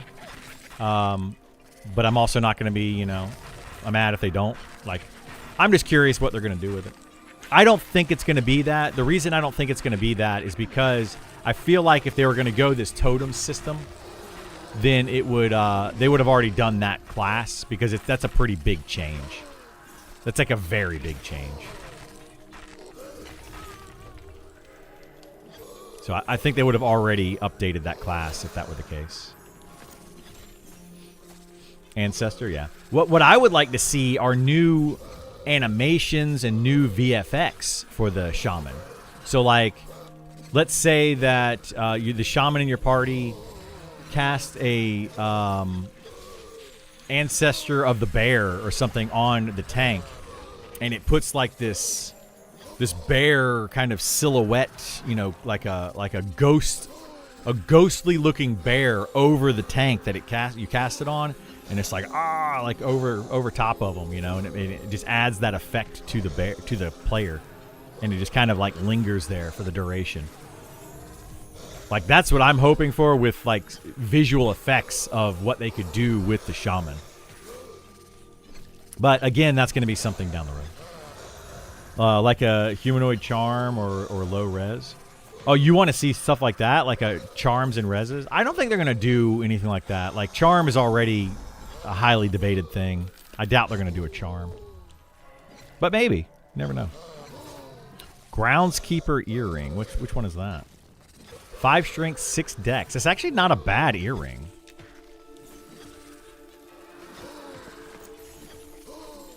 Now with the changes to jewelry. Yeah, 5 strength, 6 dex is pretty good with the changes to jewelry. Give shamans drums they bang on to increase attack speed. So, like, that's kind of what I'm talking about. Like, I feel like they could do something like that and almost make them Bard-esque, where their abilities are more temporary. They're like temporary buffs that they can put up. But the Bard gameplay I don't like. You would use that? Okay. Yeah, it's actually a really good earring. Like, shockingly good. That might be BIS earring at this point for melee DPS.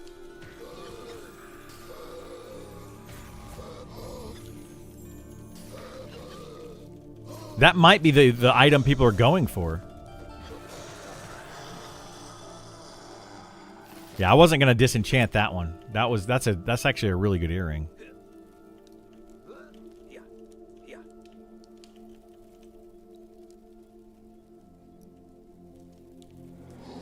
It's not worth camping for hours? Well, yeah, but we're here to do this other thing, so we might as well camp them both, right?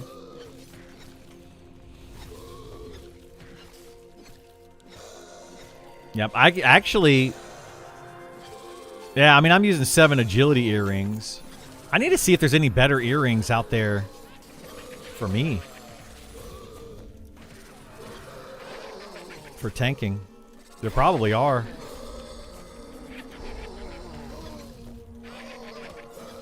We're camping the belt for Sam. Sam needs the haste belt. So, yeah, we've been here. This is our 3rd day at this camp trying to get this belt. It's just been super rare for us.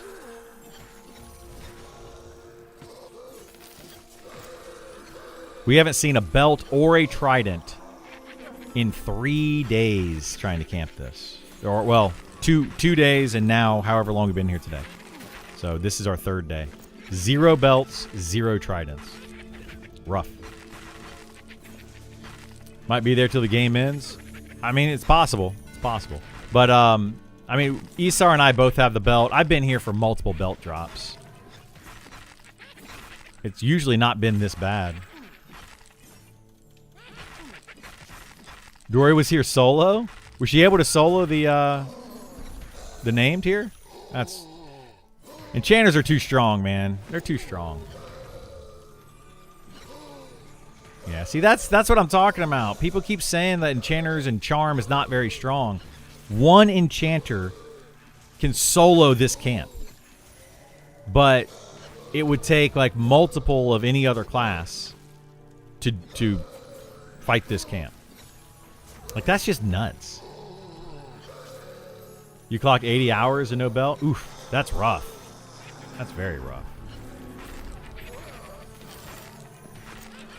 Yeah, we've been here for, I'd say like 15, 20 hours total now at this camp.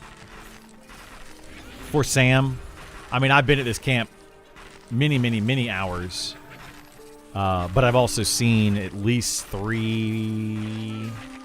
I can think of 3 belts that I've been part of that dropped over here. Maybe 4. Could Necro solo this camp? Necro would be able to do it as well with Charm. Yeah. But that's the problem, right? Both of those classes are using Charm to be able to solo this camp. Take away Charm, and neither of those classes could probably solo this camp. That tells you right there by itself how powerful Charm is. And people that are like arguing that Charm is not strong or not worth using, etc. And it's like, but they can literally, one Necromancer or one Enchanter using Charm is more powerful than like entire groups. Like that, it's way too strong.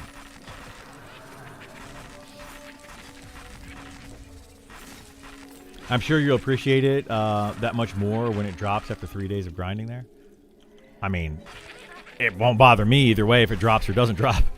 It's not for me. I'm just here to help somebody else out. Hopefully it does drop so we can stop coming here, though, yes. I would like it to drop today since we're not going to come in here probably for the next several days. So it'd be really nice if we get it today for Sam. You can do it with the Spectre Pet. Yeah, the Spectre Pet is, for whatever reason, a lot more powerful than regular pets. I personally like the idea of the Spectre Pet, but I feel like all pet classes should have something similar to that. But I also feel like it should be more of a cosmetic thing. But, you know, whatever. That's here nor there. Maybe charisma items need nerfing too? Maybe, but I don't think it's the charisma items that need nerfing. I think it's just being able to charm a pet and have it be 100% effective while you still can use all of your other abilities. Like that, to me, that's the issue with charm, is that when a charmed monster loses 0 effectiveness. It stays 100% effective.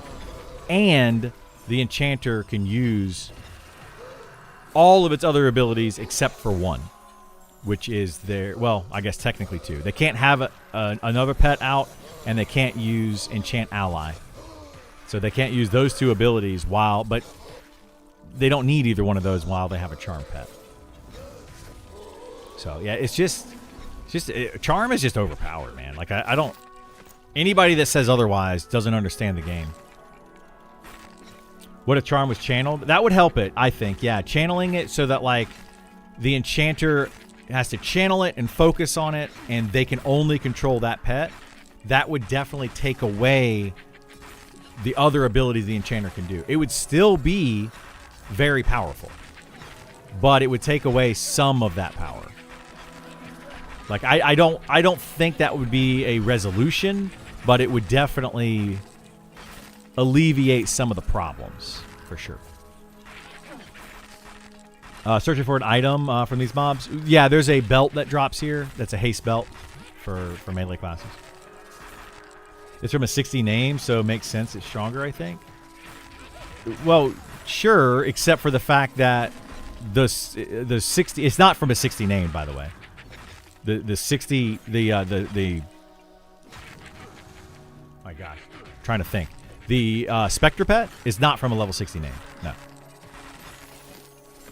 Not specifically. Not exclusively.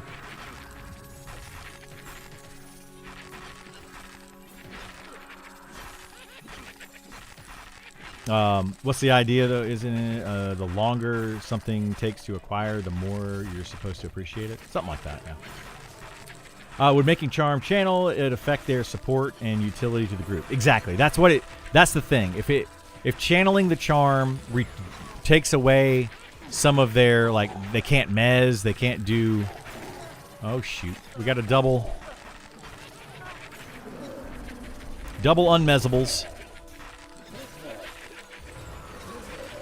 Dory trying to kill us again.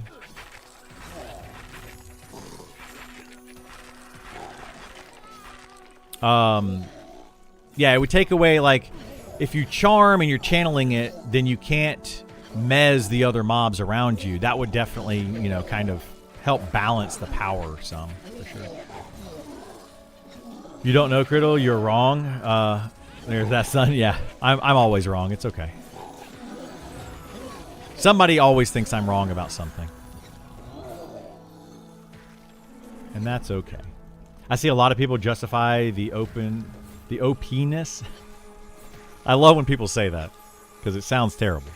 And that's how it was in EQ. Why would you want to play a terribly balanced game? I agree. Yeah, I agree with you, Dream. Why do you want to play a game where one class dominates all other classes? Like, I wouldn't want to play a DPS class in this game if they leave Charm the way it is on an Enchanter. You're just better off having an Enchanter in your party charming something all the time. Why would you play any other DPS class? Just throw 3 Enchanters in your group for your DPS. Well, actually, you would throw 4 Enchanters in your group for your DPS and your CC. I would have a tank, a healer, and 4 Enchanters. For, like, all content. Throughout the entire game. All content. Because that would be literally the best.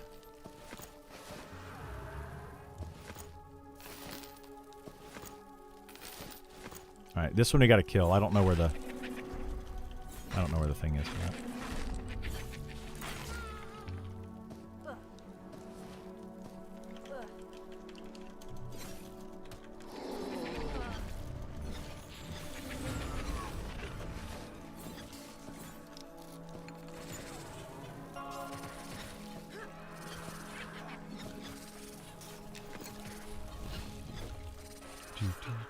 What if one tank dominates all other tanks? The tank for raids? For raids. See the difference? One tank for raids is the best tank. That's a niche thing. But if one tank dominates all other tanks for all content, that's a different thing. So that's where I would say, like, that's the difference is, yeah, you're going to have one tank that's clearly going to take less damage than the other tanks, but doesn't have the utility that the other tanks have. So in a group setting, your Shadow Knight or your Inquisitor or your Paladin are better tanks than a fighter. But in a raid, a fighter could be a better tank. And that is part of the balance.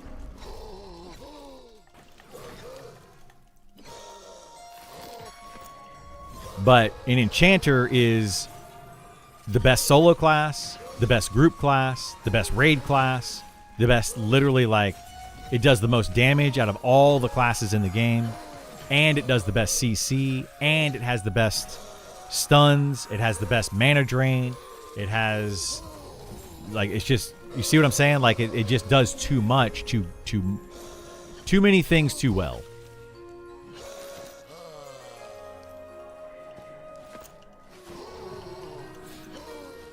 How's it going? What's new? Patch moved to Thursday. It is moved to Thursday. Yeah, we're going to get the patch tomorrow, hopefully. It is now slated for Thursday, as opposed to Tuesday. Hopefully we get it early in the morning, so like right before my stream starts, and then I'll jump on. We're going to be checking out whatever we can as soon as we can tomorrow morning. If fighter dominates in groups and rage, you think fighters should be nerfed? Yes. Yeah, I mean, I think fighters should be nerfed right now anyway. They're doing too much damage. Like, I say it all the time. Fighters are doing too much damage. They need to reduce the amount of damage that fighters do. Because they're already too much. Now, should a fighter be the best tank in the game? I do think that. Like, as far as mitigating damage. I say that all the time, too. Fighters... What do fighters do? They take hits, they mitigate damage, and they do DPS. That's it. That's literally what a fighter does. What does an Inquisitor do? Well, they do some damage. They do less than a fighter, which is understandable. They tank almost as well as a fighter, except for a very slight difference. They also have a charm. They also have mezzes. They also have stuns. They also have buffs. They also have debuffs. So they have a lot of additional things that they do. What does a paladin do? They tank almost as well as a fighter. They do less damage, which I agree. Like, we've talked about that. But they also can heal. They also can root, I'm pretty sure, root and fear undead mobs. They have lay on hands. They have ancient guardian. Right? They have a lot more things that they can do. They have more stuns. They have additional stuns that they can use. They have a lot of things that they can do. Same thing with the Shadow Knight. Shadow Knight does very comparable damage to the fighter. I think it's about equal. And they have Feign Death. They have Life Tap procs. They have a pet. They have, like, you see what I'm saying? Like, people are mad. Some tanks are upset that a fighter can tank 5% better than they can. But they don't take into consideration all the other things that a Paladin, Inquisitor, and Shadow Knight can do for that 5% difference in tanking. It's literally 5%. Like, it's not a huge difference. And it's actually less than 5%, technically. It's less than 5%. So, yeah.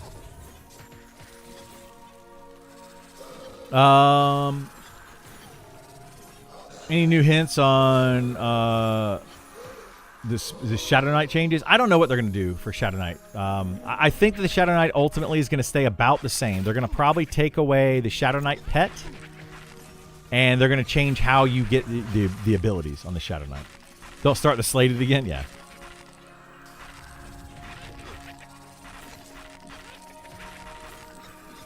Maybe you have to do something while charming to fight for control of the mind of the target. Yeah, I mean, something like that, sure. Like, there's a couple things that they could do with charm, for sure. Like, there's no one solution that's better than another solution with charm, and everybody has their preferences.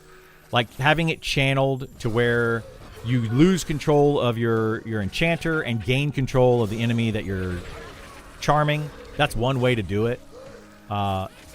Another way to do it is reduce the effectiveness of the charmed pet by like 50%, you know, or some percentage. Just reduce the effectiveness of the charmed mob. It's another way to do it. There's multiple different things that they could do. A lot of options there. We just have to see what they do. We wait till Thursday, planning to do raid encounters on stream. If we have people to try out the raid encounters, yeah, I'll do that and stream it. I don't know. We'll just have to see what we do. Like, that's... My guild will absolutely try to do the raid stuff if it's available, if we can, figure out what to do, where to go, all that. SK needs to lose the pet. I think SK needs to lose the pet as well. Yeah, like, it's The only pet classes in the game should be Beastmaster, Enchanter, Beastmaster, Necromancer, and Elementalist for sure. Enchanter is, it's fine having a pet, I think. Like, I don't think it needs to necessarily lose the pet. It's like its only way to really do damage in a group, or if they were trying to solo without Charm. Take away Charm from the Enchanter, they should have a pet, I think. But, like, that's the whole thing, too, right? Like, people want to say that Charm, this is how it was in EverQuest. This is how Charm was in EverQuest. Well, you guys know how the Enchanter pet worked in EverQuest? You couldn't control it. It was just a pet that did whatever the heck it wanted to do. At least in the beginning. Like, we're talking about in like the early stages of EverQuest. Later on, they might have changed it to where you can control the Enchanter pet. I don't remember.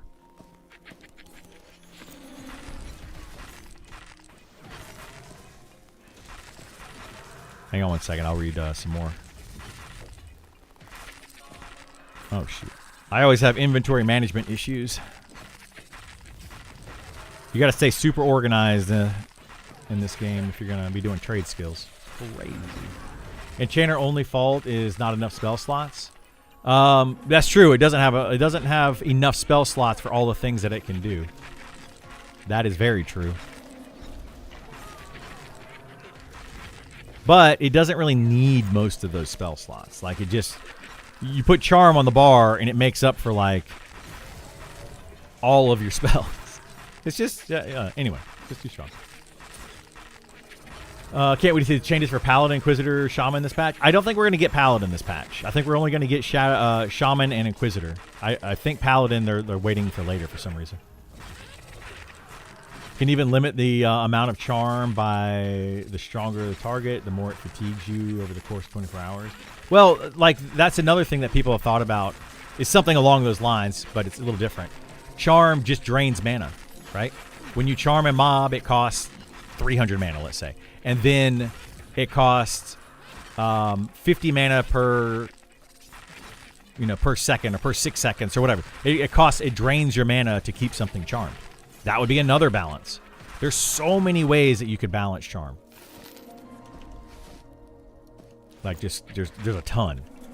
And they just need to pick one of them, Pick one that they like and go with it. I think Enchanter's problem, there are very, if any, variety of classes that does the same as they do.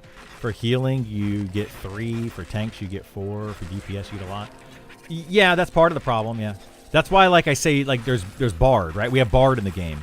Why would you ever want a Bard over an Enchanter? Enchanter is just a much better Bard. Like, in every possible way, it just negates the Bard class right now. There's only, like, 1 or 2 things that a Bard can do that an Enchanter can't do, but those things are not really worth having a Bard for.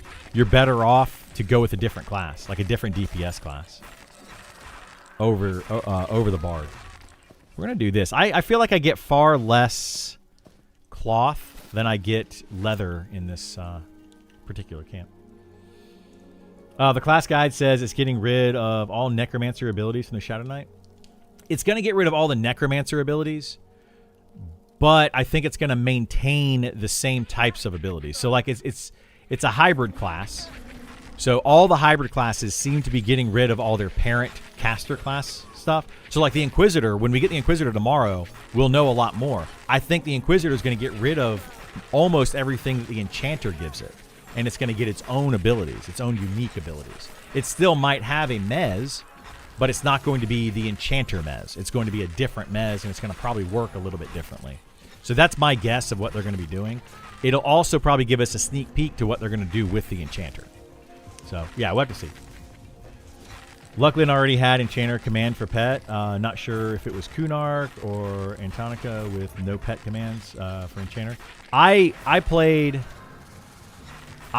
through up to Lucklin myself, and I could never control my pet. There might have been like an AA during Lucklin that allowed you to control the pet. And that might be where it changed. But I don't think I ever got the AA. It was just never worth it. It was AAs, yeah. So that would be Luckland era. What is this awesome place you're in today? This is, in Glass Flats, the giant tower with the glowing top on it? We're at the base of that tower. I did some crazy stuff, killing 2 group bosses in Plains of Power time with Enchanter Pet. Yeah, Enchanter became, like, crazy powerful in, like, the Plains of Power days. That's basically where I stopped. I played up to Luckland and about half of Luckland, and then I think I popped in a little bit during Plains of Power, but I just really didn't play during that. And that's when Enchanters just like spiked in power. No more pet and necro themed abilities. Yet they said they'll keep life taps. Yeah, I think they're going to keep their life taps, which is understandable. Like I think that I personally feel like the Shadow Knight should be the highest DPS tank, but the weakest when it comes to actually tanking, which is still going to make them very dominant in the solo and grouping category of tanks. So, like, they should be very high DPS. They should have their life tap procs, but they should be weaker when it comes to actually damage mitigation. I think the fighter should have the highest damage mitigation, the paladin the second highest damage mitigation, then the Inquisitor, then the Shadow Knight. But the Inquisitor and Shadow Knight should be pretty close, I think. The Inquisitor will be high on the elemental or the magical damage mitigation, I feel like. But it's gonna, so it'll dominate. Whoops, sorry, I think I broke 2 of those. It's going to dominate the magical side, whereas the fighter's going to dominate the physical side, and physical being the majority of damage in this game. It's just going to be the best overall tank because of that. So I feel like that's the way they're going to go. Beast lost all its shaman spells. It did, yeah. The Beastmaster lost all the shaman spells, and they got their own unique abilities.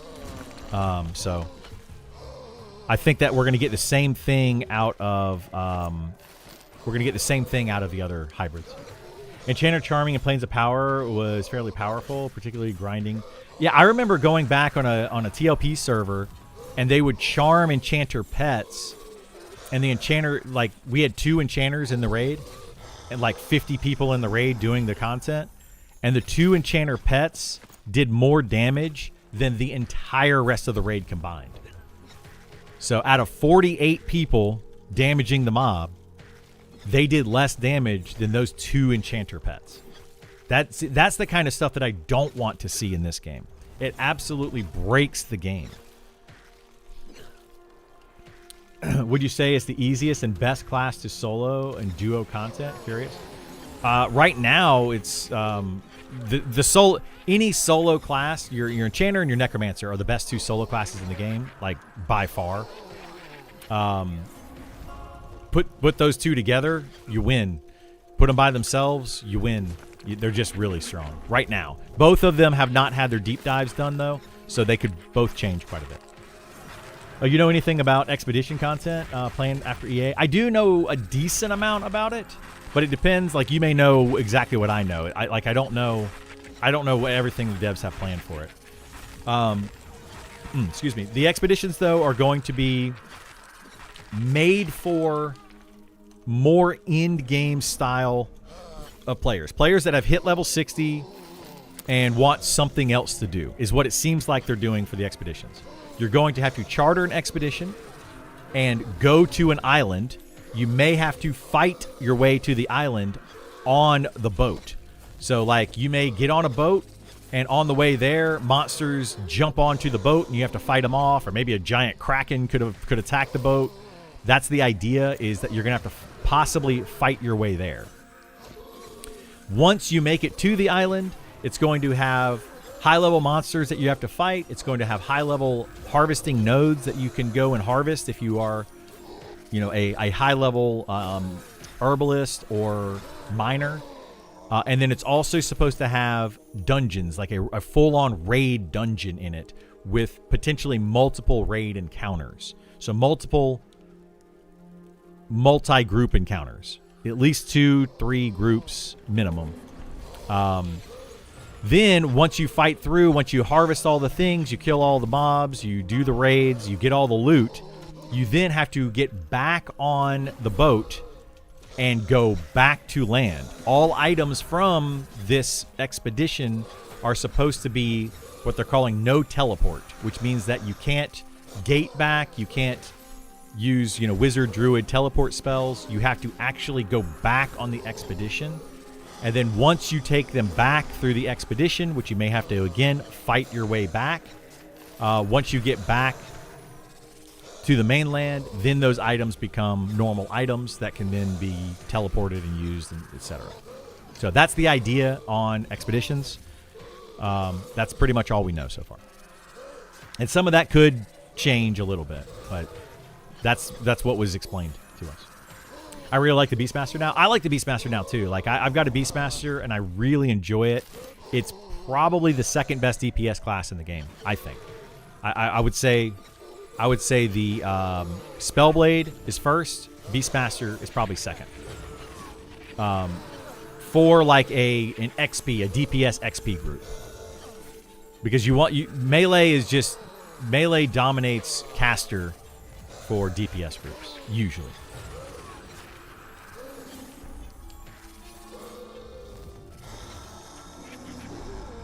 Or not for DPS groups, sorry, for like XP groups and stuff. They're just usually better.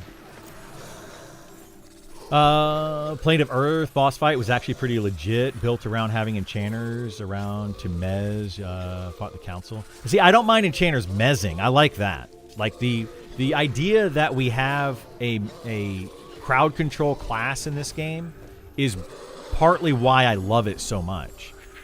I don't think that we should have that holy trinity is the only thing that you need in a video game. Having a tank, heal, or DPS.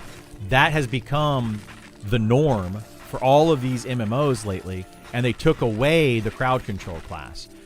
And that's what people even do in Monsters and Memories and in EverQuest is they've turned a CC class into a DPS class using Charm. And that's partly why I'm like, I want them to get away from that. Let's bring CC back. Let's make CC a good thing to have. Give level 60 enchanters a special mez that is used in raids or in high level content like they did in EverQuest originally. Do you remember the Juggernauts down in Ceballos? I think you had to have like a 52 or 53 or something enchanter to have a special mez that had a shorter duration and more mana, but it was the only mez that could mez. It was the only spell that could mez the Juggernauts. I want to see more of that kind of stuff, like more things where the CC class is necessary to do the content, rather than everybody just DPS as fast as possible to skip content. I feel like a lot of these games, look at Final Fantasy, look at World of Warcraft, everything now is about DPS as fast as you can, and if you DPS fast enough, you can circumvent content. They even DPS mobs in both of those games to skip phases of the mob. They know, like in Final Fantasy, you get it to 60%, you know it's going to trigger something.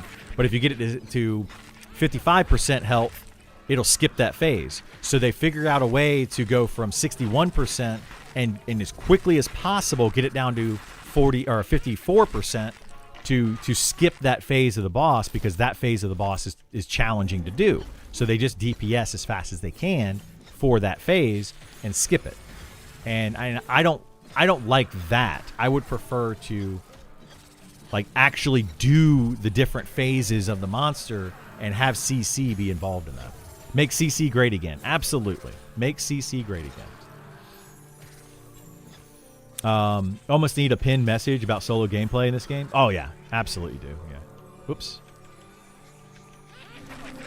Yeah, we talk about solo versus group versus all that stuff quite a bit. It comes up a lot, which is kind of weird because this game, like, I feel like it's people coming in from games like World of Warcraft, Final Fantasy, and other MMOs, and they just expect you to be able to solo in this game. And it's because they don't have enough information. This game is not meant to be a solo game. It is meant to be a group-focused social game. And if you try to solo, you're supposed to have a hard time. Okay, you're supposed to. But currently, soloing is the path of least resistance from 1 to 60 as far as XP is concerned. And then once you get into level 60 and higher, then you want to go back and you want to be like, okay, now I want to group up. Possibly, you may be playing an enchanter or a necromancer and be able to solo the content that level 60s struggle with. But the point is, you're supposed to want to group up the entire way through. The devs have not balanced it very well for that reason. Like, it's just very, very unbalanced currently. So hopefully they work on that soon, because I personally would like to see it very focused on groups. And I understand there's people out there that are like, well, I don't have time to group. Well, I'm sorry that you don't have time to group. You know, that's not a problem everyone else has. It's a problem that you have. There are a lot of people that don't have time to do that stuff. But that's the point of the game. You know, it's the same thing that I say, well, do you go play Mario Brothers and you don't like a side scroller and you're like, oh, this shouldn't be a side scroller video game. I don't like side scrollers. Well, that's what Mario Brothers is. So don't play it if you don't like it, you know? And I don't want to be that guy that's like, well, don't play it. Don't play it, bro. But I mean, honestly, that's kind of how it is, you know? Do you like first-person shooters? No, yes. I mean, you play a first-person shooter because you like first-person shooters. And if you don't like first-person shooters, you don't play the first-person shooter. It's pretty simple. You know, if you don't like group games or you don't have time for a group game, then you don't play it. I don't play Magic the Gathering because I don't have the money to buy all the cards that I need to be competitive with it. So I just don't play the game. Like, you know, like I'm not upset about it. I love card games. I love playing card games. But if I can't afford the cards, I don't play the game. I don't know. It's just, to me, it's that simple.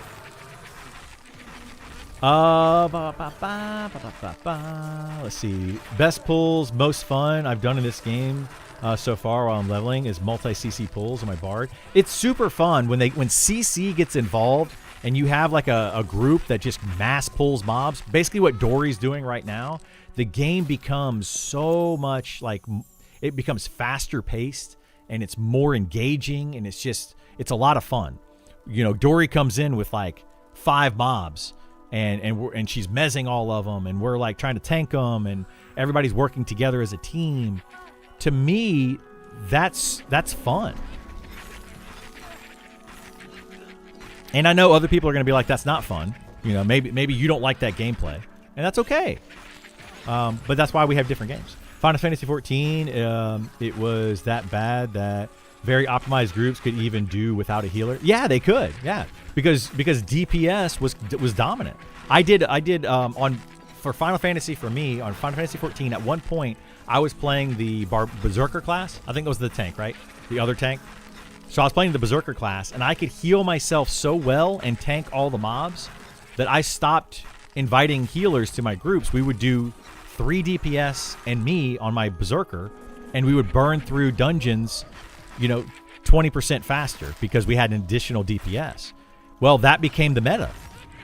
It was like, why invite a healer when I could do 5 dungeons at the same speed that I did 4 dungeons? I could do an extra dungeon, you know, in the same amount of time. So I started doing it, and it was just way better.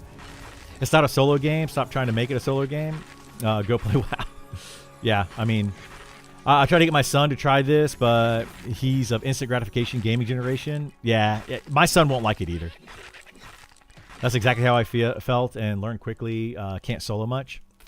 Yeah, if you pick the right class, you can solo a lot. In 3 days in and getting way more comfortable joining in groups, etc. Yeah, like it trust me, guys, it is uncomfortable at first. I know it's uncomfortable. There's a lot of people in video games that don't, they're antisocial. I'm sure Bear Ash could talk more about this because of what they do in real life.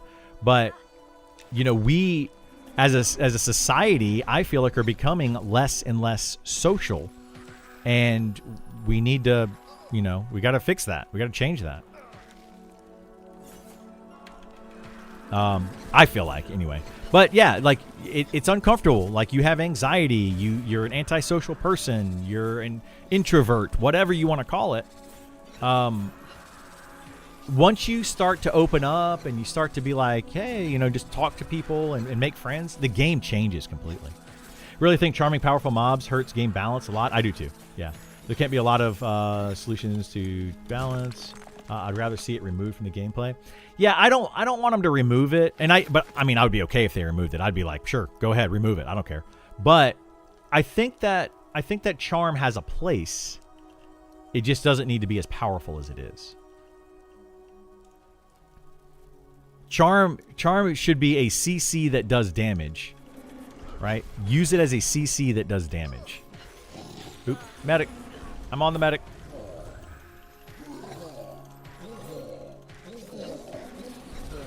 Don't mention Magic Gathering. Can't tell you how much money I spent on Magic. Yeah, dude, Magic is so expensive. I can't do it anymore. I don't like playing trading card games anymore because of how expensive they are.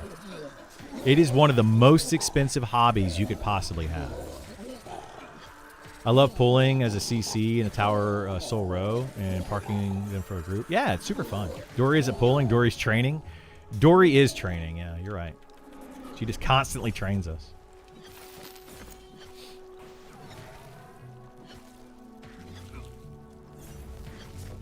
Was it the warrior? Maybe that's what it was. There was I played a paladin, but I think I switched to warrior. I thought it was like a berserker or whatever, but yeah, warrior was the other one. Post-COVID, definitely. Yeah, you're talking about the antisocial, Bear Ash? Yeah, like post-COVID, man, our socialization has dropped significantly. To a point where there's a lot of people that work from home. They do Zoom calls. They look forward to Zoom calls with their teams sometimes because that's the only time they actually have human interaction. You know, they sit at home all day. We order all of our stuff off of Amazon. We get, we order our food from like DoorDash, or you order like the grocery shop carts. Everything's just delivered right to your house. We all just sit in our houses all day long and never communicate with anybody. We don't socialize anymore. That's what I love about this game in particular, is it's bringing back the socializing, not to be confused with socialism. I don't want to get involved in politics. They somehow always seem to come up. But yeah, like I love the socializing. If you're an introvert, this game is great. This is a great game for you. If you're an introvert, I think it is a great game for you. It will help you. It will teach you valuable skills. Yeah, like you're saying, it'll teach you valuable social skills. My social skills came from, and they're kind of bad sometimes, but they came from gaming. I've been playing these kind of games online for decades. Literally going on 40 years I've been playing MMOs. It's been at least 35 years. 1994 to now, however long that's been. Somebody can do the math. Hey Criddle, I hope server choice comes out soon so we can start planning. Are you sticking with Rampage? Or are you making your own guild? I don't know, Let's Play. We haven't decided as a group. I have specific people that I play with, and we will decide as a group what we're gonna do. I like Rampage. I like the people that I've met through Rampage. They're all great. I have zero issues with any of them. Ooh, we got the Fell Trident. Nice. I have zero issues with them. The only problem would be depending on what server they decide to go to at this point. So yeah, we'll see. I haven't decided yet, but we will be looking at it, and I hope we get some server choices soon. You stopped as well for Magic Gathering? Yeah. My wife and I have. Every time I see the WFH, you guys are you're gonna laugh at me for this. Every time I see WFH, I think Waffle House, and not work from home. I don't know. Just Waffle House is is a very big place. It's where we all went when I was in high school and college, and my girlfriend loves it. My girlfriend's daughter loves it. My son loves it. We just go to Waffle House a lot. I always see Waffle House. Thank you so much for the streamer anniversary. Yeah, it's been like 9 or 10 years now. I can't remember which. I have to look into it. Someone just stole a wood node from you? Uh-oh. But I couldn't be bothered to tell him. According to Play Nice policy, you can't do that. Am I wrong in not telling him? Or just leave it? Honestly, I don't remember how the play nice policy, what it's written, but I'm of the type of person. There's two ways you could look at it. One is, do you want to be confrontational? Because it's going to be a confrontational situation. Do you want to argue with that person? Because guarantee you they're going to argue. But do you want to spread knowledge? Don't try to, it's about how you word it. It's about how you word it. I would be very careful with how you word that, and I would probably say something like, hey, just so you know, there is a play nice policy for the game, and it's frowned upon by the community and the devs to steal a node from another player or whatever the play nice policy says. Just letting you know so that you don't have issues in the future or something like that, right? I'm not good at wording things, so you could probably make it even sound better than I just said. I'm usually very blunt about it, and I'm like, hey, dude, that's against play nice policy, jerk, kind of thing. You know, like that would be more of me, and it's not gonna come across very well. But like informing them of the play nice policy, because there's a lot of players that don't know there's a play nice policy. They don't know about any of that stuff. So, you know, it is nice to inform them so that they know for the future. So that's how I take it. I try not to take offense to it when people say stuff like that to me, or when they have in the past. But yeah. Anyway, that's my only advice there.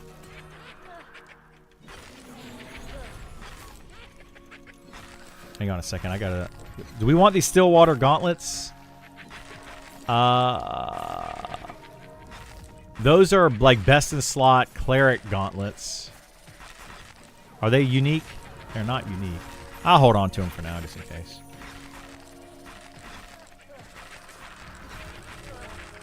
All right. Anyway, let's see if we can move on. That's how I would do it, though. That's how I would try to approach it.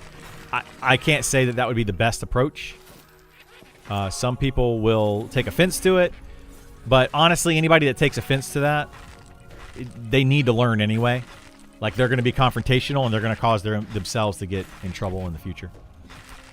I remember farming dwarves in a throne room, boxing shaman and monk in EQ. Dane King could summon and throw you down the well in the middle of those throne rooms if you got unlucky. That made me build connections. Oh yeah, dude, that Dane room, dude. I remember going down there. Remember the Dane? Like you had to figure out, is this a quad attacking Dane for 500, or is this the double attacking Dane for 400 or whatever it was? Do you guys remember that? Like there was a specific item or something that the Dane could spawn with, and it increased his damage.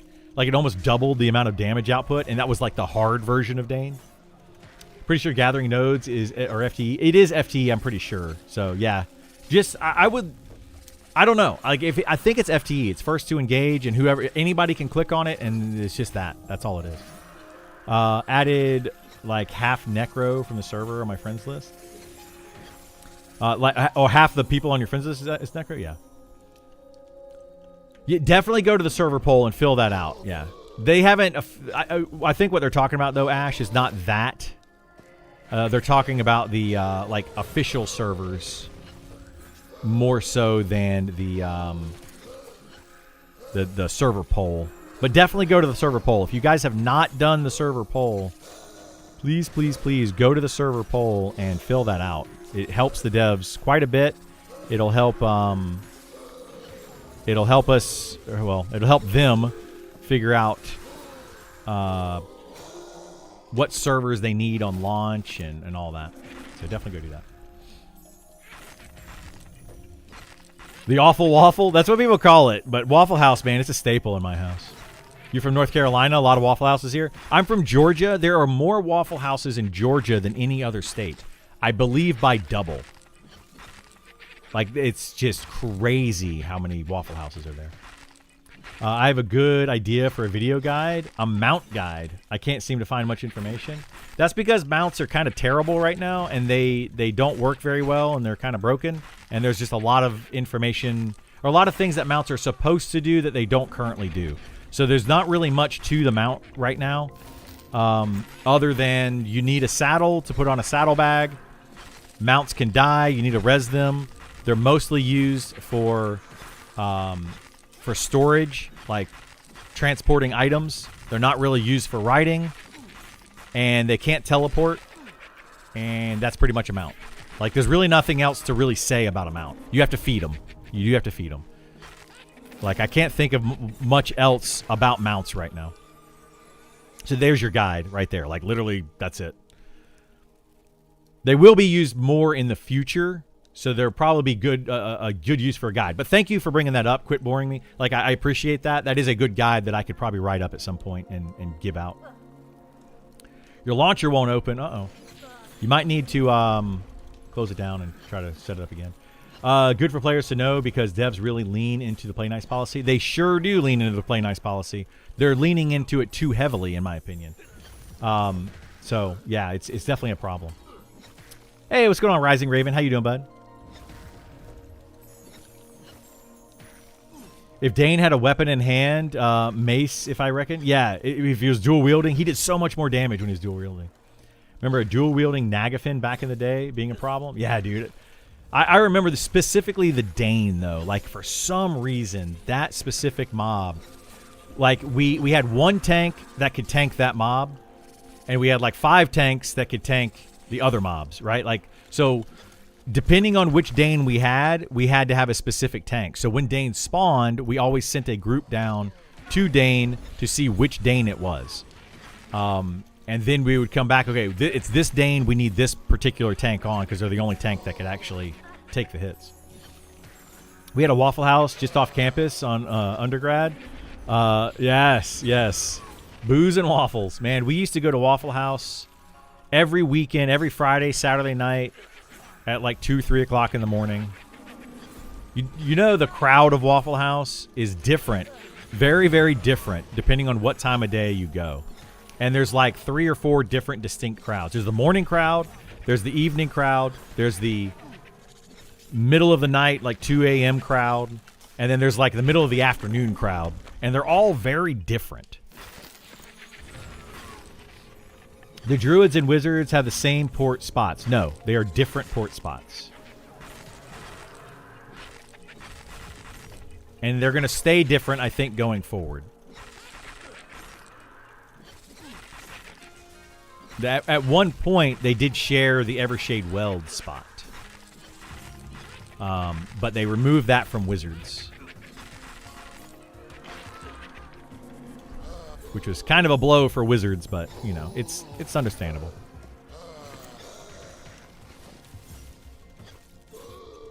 Love my Shaman, but I love port folks. I'm going to make a Wizard for ports. Wizards will probably have, well, I don't know. I don't want to say they're going to be the better ports. Oftentimes, from what I've gathered, Wizards have the ports that go to more dangerous areas for some weird reason. But it's not always the case. It's not like 100% accurate. But Druids oftentimes are closer to, a lot of times are closer to civilization or lower level mobs.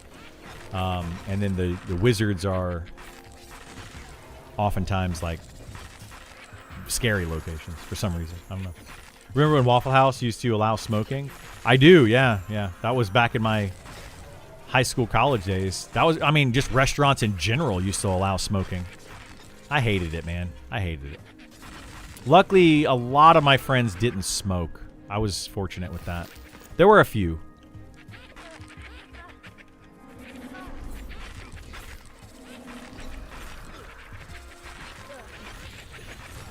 But yeah, smoking in restaurants is, There was a restaurant that I used to go to in Georgia just a few years ago. After they passed the no smoking law inside of restaurants. But what it was is they had an indoor area and they had an outdoor patio area. The outdoor patio area had a bar area to it. That was considered a bar. And then the inside area was considered a restaurant. They were actually classified as 2 different things. So people could sit outside in the bar with an open bar area that came inside, and we would just get all sorts of smoking. I refused to go to that restaurant because people would sit there and just smoke all the time while I'm trying to eat. Just like chain smokers. And I was like, nope, I'm not going to this restaurant. Won't do it. What about vaping in restaurants? Yeah, that's a tough one. You can't. I don't think you're allowed to do that either. Technically, like I think they can kick you out for that now. Smoking on planes. I remember that too. I used to fly back in the 80s, early 80s. I think it was banned. When did they ban smoking on planes? I don't remember when that was. How many different ports are there for Wizards? 3 right now. 3 locations. I mean, how many different ports? There's more ports. But there's 3 locations. But they have personal ports to those locations, group ports to those locations, and then evacs to those locations. So technically they have 9 ports, but it's only 3 locations. I worked as a writer in high school, and our smoking section was just an area with a little half wall. Liked working the section because I got the whole thing. Tips were great. Nice.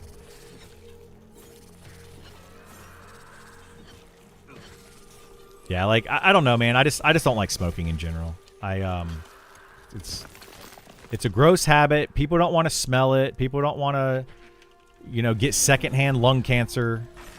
I don't want you getting lung cancer for smoking. Like it makes you smell bad, your clothes smell bad, your car smell bad, your house smell bad. It's just like everything just smells. And you don't realize it because you are the smoker, so you just smell it all the time and you don't realize it. It's like when I worked at a coffee shop. Standard coffee shop. You know which one I'm talking about. I worked there for a few years and I always smelled like coffee.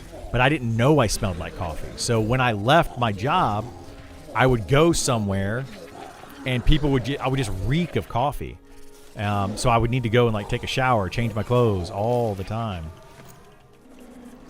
Yeah, it was just awful. Late 90s is when they banned it? Really? No smoking laws also covered vapes in general. It did, but it took them a little while to get all that in.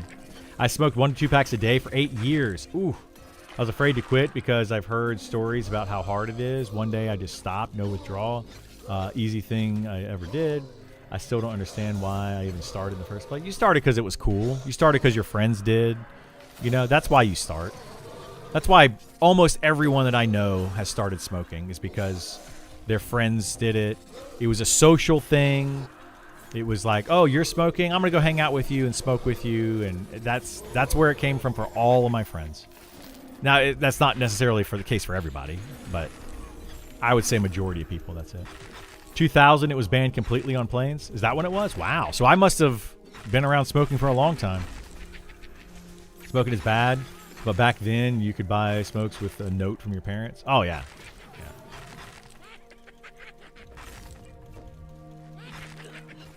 We had laundromats with vending machines. Put a few dollars in, get your pack. Yeah.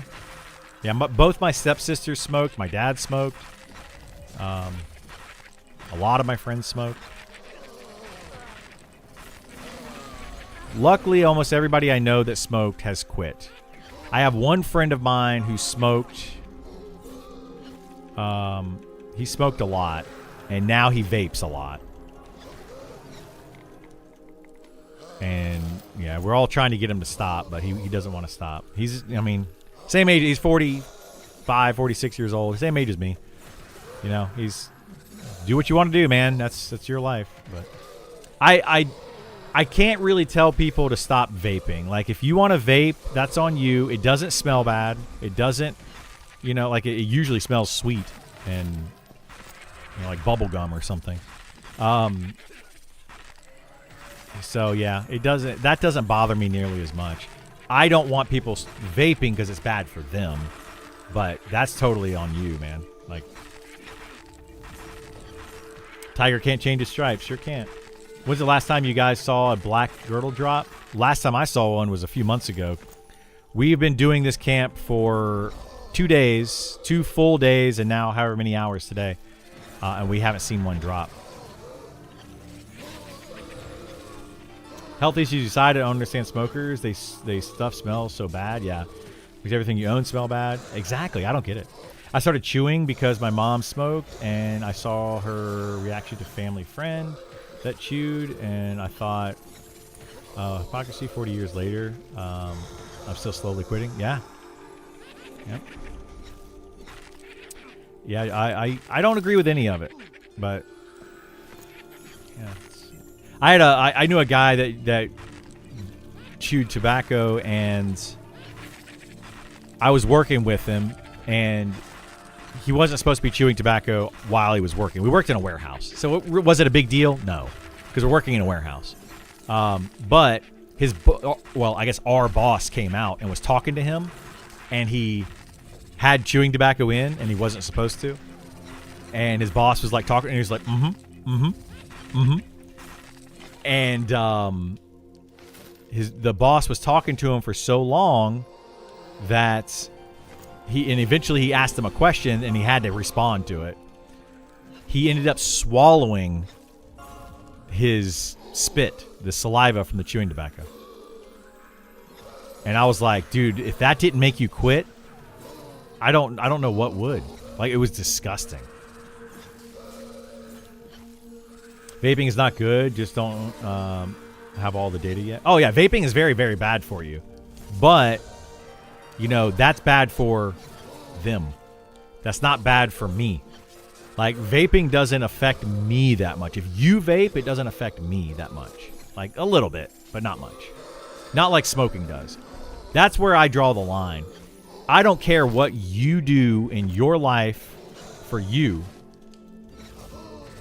Do whatever you want to do. I don't care. Until it affects somebody else. Once it starts to affect somebody else, that's where I draw the line.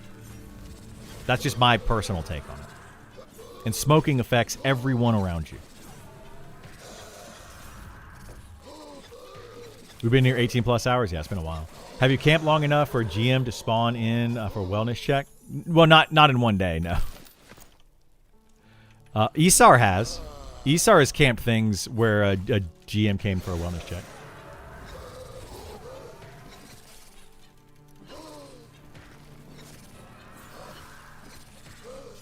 Yeah, Esar has definitely had that happen. But I don't think it was because of a GM doing a wellness check. I think it was because somebody petitioned Esar because they wanted the camp, and he had just been there for so long. So they petitioned him, and that's when the GM comes for a wellness check. It's not a wellness check, by the way. It's not a wellness check. I mean, that's what they're saying it is, right? Making sure, are you hydrated? Are you going to die kind of thing? Sure. It's that they're making sure you're not botting or macroing or cheating in some way to hold the camp. That's what it is.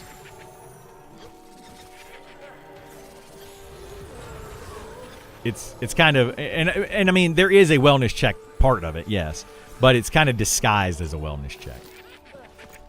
But if somebody sits there and camps something for like 3 days straight, they don't sleep, they don't eat, they don't drink any water, they're just sitting there for 3 days straight waiting for this mob to spawn. That is obviously a wellness check situation. They could literally die from that, and they don't want that to happen. But most of the time, these wellness checks are just making sure that you're not botting what you're doing.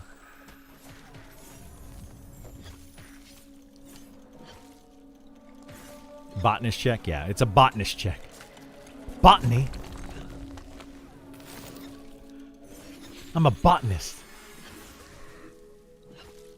Is that really a wellness check? Like, see the actual checking to see if you're unwell? Yeah.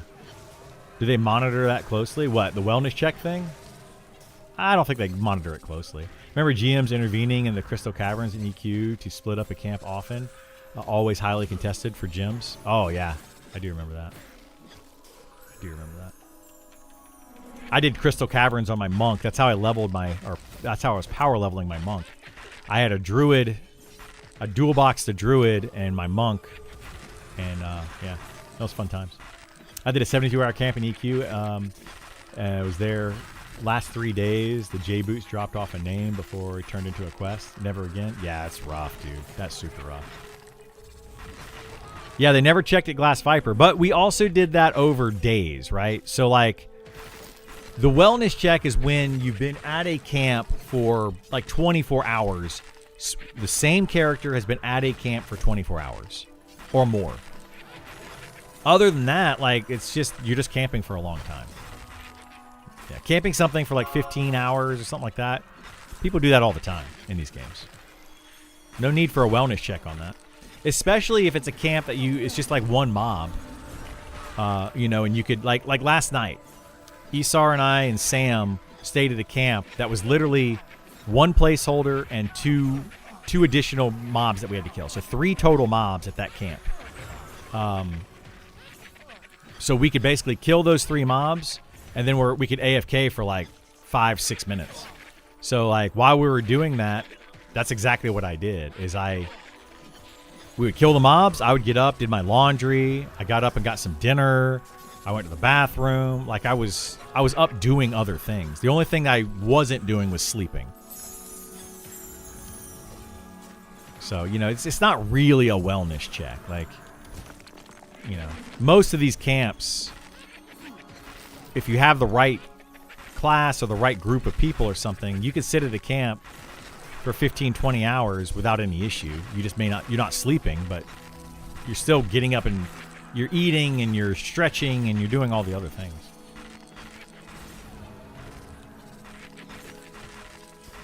Would seem like you wouldn't make a game where that could even happen. I mean, that's on the players. Like, that's not a game developer issue.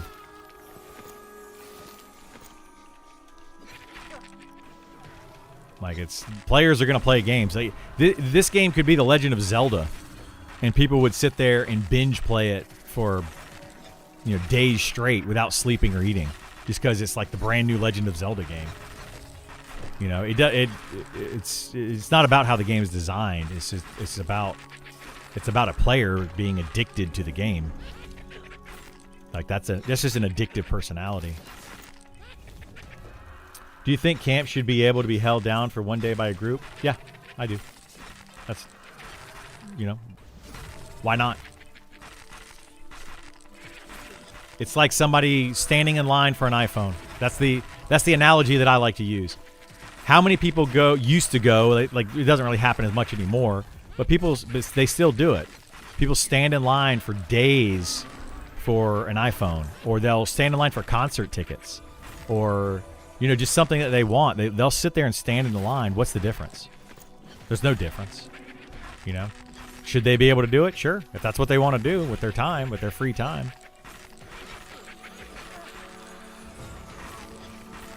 15 hours is crazy since it's basically all day. You only leave the camp open for EU players. I mean, it maybe not even EU players, right? Depends. I get up at like 7:30, 8 o'clock in the morning most days. I may not get out of bed until a little bit later, but I get up at that time. I could jump on my game at 7 o'clock in the morning and play for 15 hours straight, and that completely negates EU players from being able to camp something. And I'm East Coast, the U.S. East Coast. Worst part of these games, honestly, not being able to camp because I've got somewhat of a life. Well, yeah, but I mean, think about it this way, right? This kind of goes back to the conversation we had earlier. You're looking at it the negative side of it, but look at the positive side of it. You have somewhat of a life. You have probably a good job. You've got a good family. You have friends. You have people to hang out with, all that. Think about the people that probably sit there 15 hours, 20 hours a day, camping these mobs by themselves and literally talk to no one. You think they get an item in a video game. You get money, family, socializing. Trust me, you probably have a better life than they do. They're probably unhappy people. Statistically speaking, you have a better life than they do.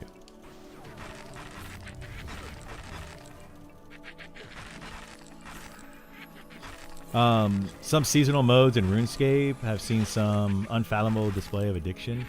We're talking 70 plus hour sessions. Oh yeah, without leaving the chair. Yep. They do it. I mean, I've been there. I used to do that when I was younger.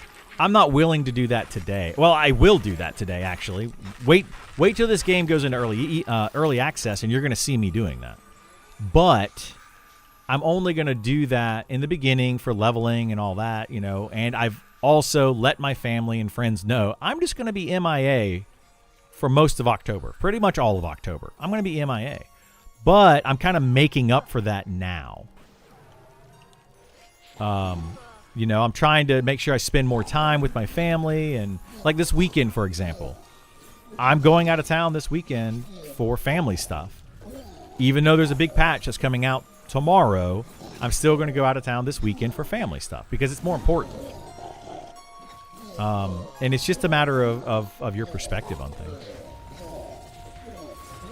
Used to Goodwill waiting list. Oh, yeah, the waiting list. Wait 3 weeks for Epic Piece. Yep. I remember all that stuff. It's going to happen in this game too.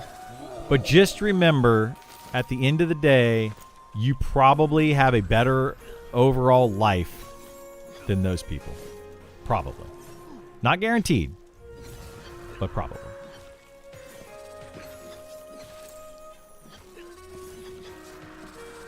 I can assure you that I have been on both sides of that. And when I would sit there and camp things for 20 hours, 30 hours, 72 hours, I assure you I was not as happy in my life. Even after I got the item. I was excited to get the item, right? And I thought it was really cool. But I wasn't happy.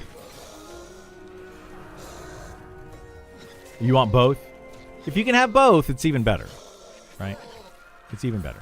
And some people can. I've taken off the 1st through the 7th off work. Yeah, awesome. And that's what you want to do, you know? Some people are going to be like, oh, man, you get to take off work for that? I don't get to take off work. If I take off work, it's for family vacation, you know? And it's like, well, yeah, but you get to go to Disney World or whatever your family vacation is, and you're spending time with your family and having a lot of fun and making memories. You're going to go to your deathbed, and you're going to be like, man, I'm satisfied with my life. I did a lot with my friends and families, and I feel fulfilled. And then some of us are going to sit there on our deathbed and go, well, at least I got my EverQuest epic weapon. Right? At least we were cool for the 5 minutes that we had our epic weapon.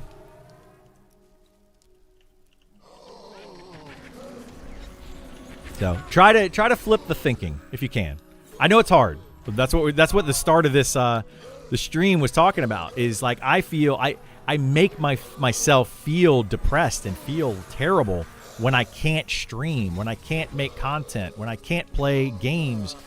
I'm like, oh man, I could be doing this other thing. I could be playing this game. I could be streaming. And you can't think about that. You have to think about what it is that you are doing rather than that, right? And people think that, oh, well, you can say that because you're a content creator. You get to play the game all day. There's a negative to it, guys. I get to play the game all day. I can't get up off of my chair. Like, I can if I want to, but it hurts the stream. I can't go on vacations because it hurts my stream. I can't, there's a lot of things I can't do. I don't get to take a PTO day because I don't get paid if I take a day off. There is no PTO in streaming. So, count your blessings, not the other stuff. There's good and bad on both sides. Grass is always greener, right? Grass is always greener.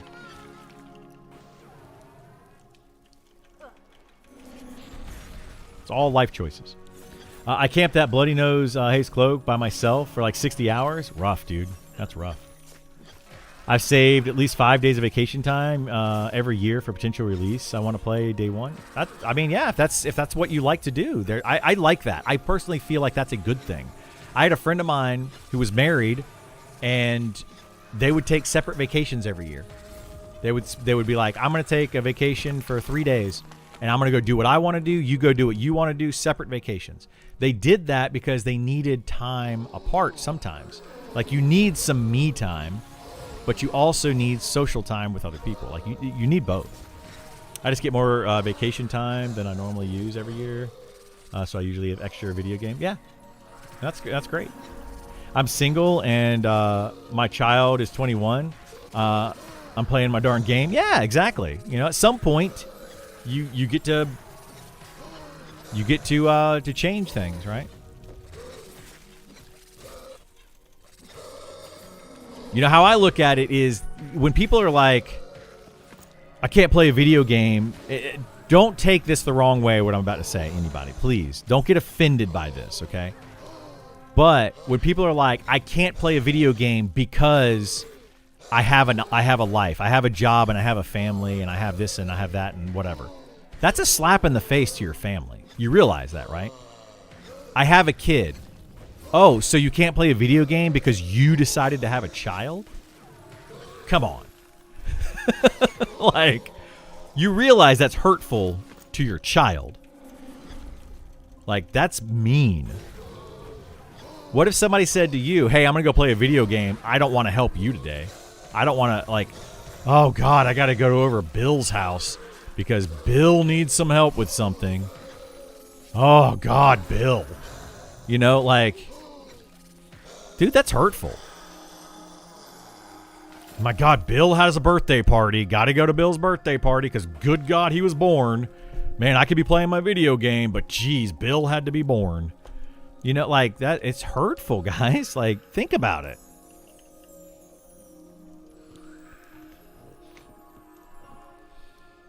Raise the child to be a gamer, and you can game all day. My son's a gamer. He will not play this game. I left EQ and did the family thing for 20 years. My kids are grown. Time to get my drops. Yeah, I mean, that's the thing. You know, you decided family was more important, at least for 20 years.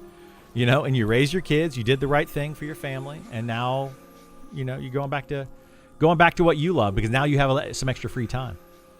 That's another thing that I love about it. When people, that whole argument that people are like, man, why are they making this game so much blah, blah, blah, blah, blah.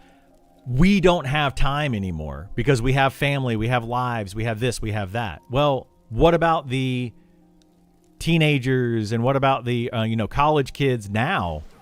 They have time to play this video game. What about the retirees now? They have time to play this game. You just happen to be in that 20 to 30 year gap where you don't have as much time to play video games anymore. That doesn't negate all of the other people that do have time for that. You did it before in EverQuest. There's a whole new generation of people that have come up behind you that have time to do it now. What about those people? People can only think about what's their perspective and themselves. And I get it, right? It's hard to think about another person from their perspective. It's much easier to think, well, this is me, this is my life. And how does it affect me in my life? So, yeah. I hope you're doing well. What's going on, Robert? We're just listening to some of your music, kinda, and a skeleton cackling all day long. But your music is there. My kid games, just not with me. Yeah, my son loves playing games. I do play games with him often. I love playing games with my son. He loves Pokemon. He loves Mario Kart. He loves pretty much all Mario games. And we play a lot. And I love it. Ain't no teen or kid playing this game. That's not true. That's not true. There's not as many. I would say that it's not as many as that played EverQuest. I would agree with that. But there are I have spoken to a lot of people that are like, I'm playing this game with my parent. They are teenagers and they're playing with their 40 plus year old parent. There's a bunch of those. Your son is 15, so I don't exist. Yeah, that's true. Your son plays Roblox. Daughter and I play when she has a moment from school. Best gaming moments for me. Yeah, I love it, man. I love playing with my son. But no, there are absolutely kids that play this game with their parents. I have spoken to many of them. It's not a lot. It's not going to be the majority of the players by any means. There's also some people that are in college, like young 20s, that are in college that are looking forward to this game. They're That's just this is the type of game that they like. Or they never got to play EverQuest, but they've always heard about it through their like older siblings or something, right? Like maybe you had a sibling that was 10 years older than you. They played EverQuest when they were 12, 13, 14, 15 years old, but you were just a little baby. You couldn't have played it back then, but you always heard about it. And then now you hear about this game and you're like, oh man, I wish that I could have played a game like that. Those people are out there. They do play this game. Believe it or not, there are teenagers and young 20s that play this game. I've yet to play this, but I definitely play on EA. Nice. Love it. Yeah. Come look us up. Find us. We'll be playing it. I'll be here. Every day.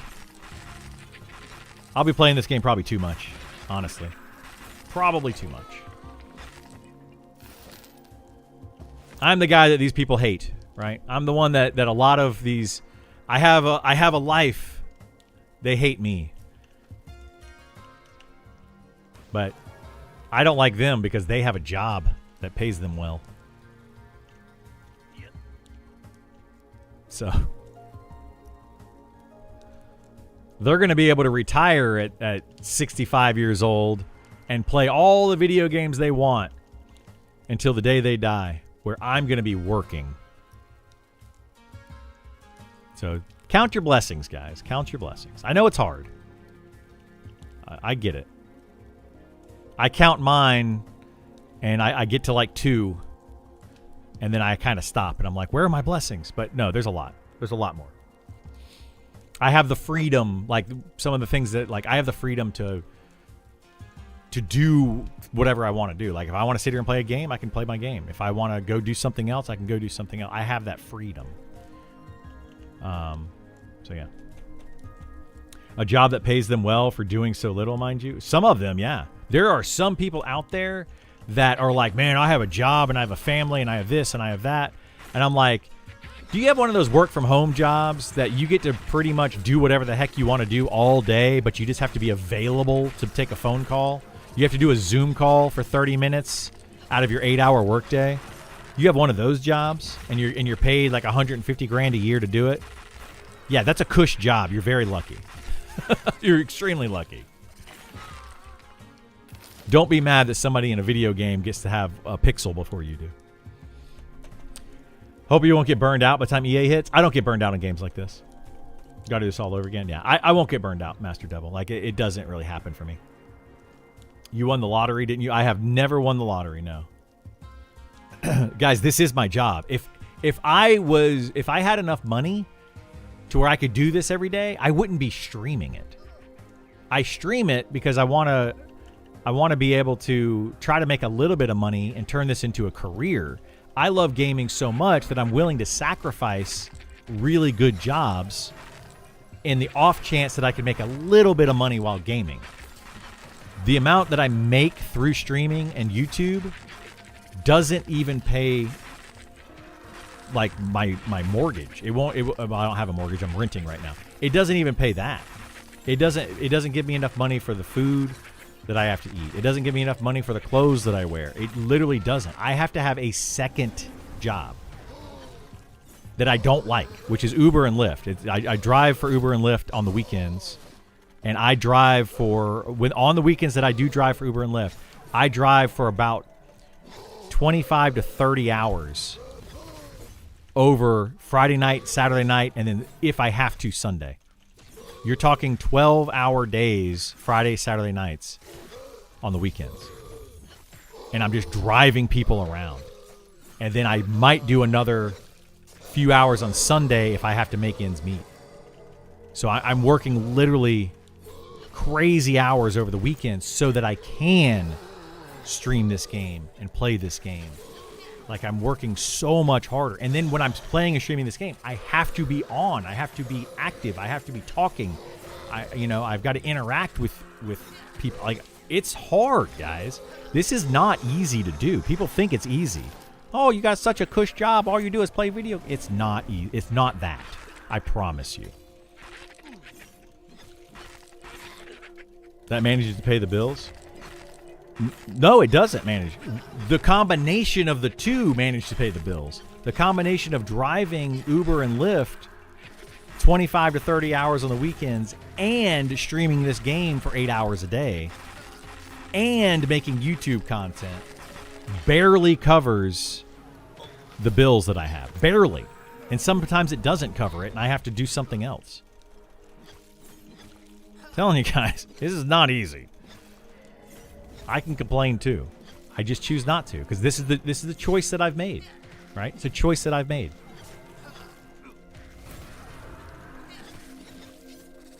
Live stream the driving? I actually have thought about that a few times.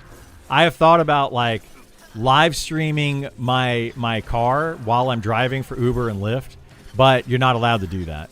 Uber and Lyft won't allow it. But dude, you guys would have I could probably make 10 times more money, no joke, if I streamed my Uber and Lyft rides. Because I have a camera in my car. I could even just take those my camera that I have that's recording all the time. I could upload those to YouTube and just let people watch them and probably make 10 times more money.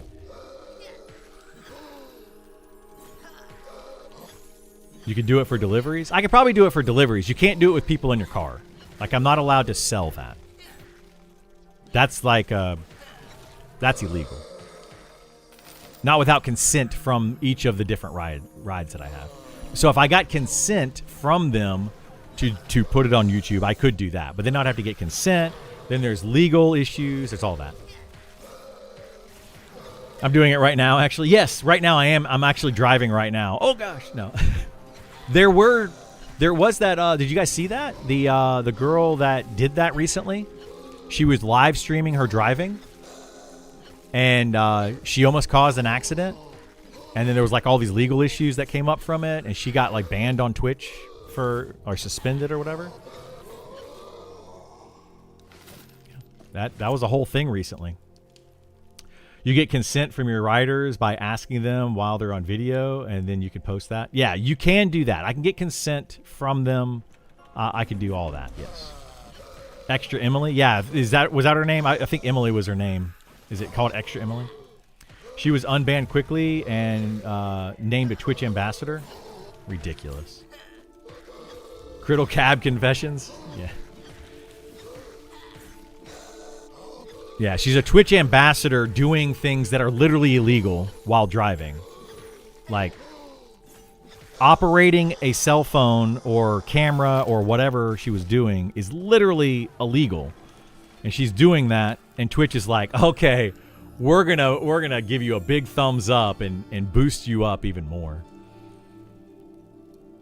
Can I pull for a little bit? Yeah, I can pull for a little bit.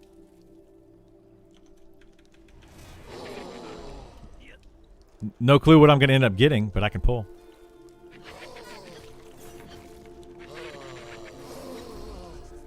This is going to be too much. Isn't it? Wait, what? We don't have an enchanter anymore. What? Okay. Wait a minute. We gotta zone this.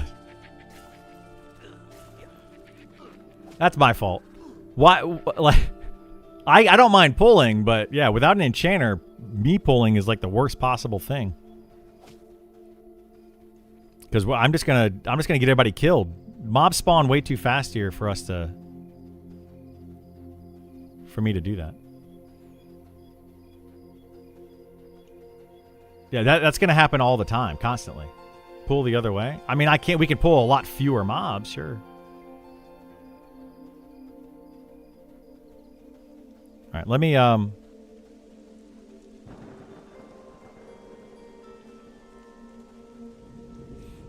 yeah, those Uber and Lyft, the rideshare videos that you guys see on YouTube and stuff, most of those are fake. Just an FYI. People watch them and they think that's literally what happens.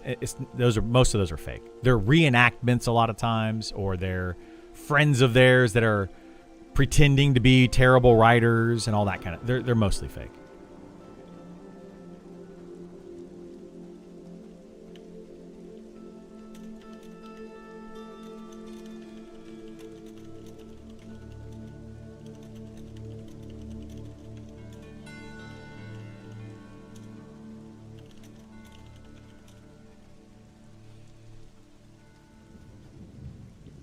That went as expected. That went exactly as expected.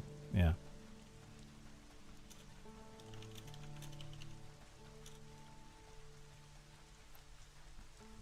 And there you go. That right there is why enchanters are powerful, right? If we had an enchanter, we could have done that pull. Without an enchanter, can't do that pull. Even if you're over leveled for the area.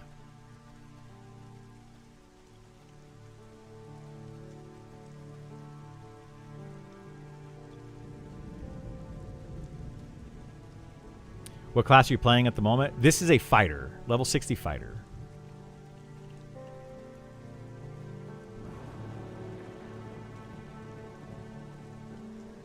I just had to zone off the massive train that I just made.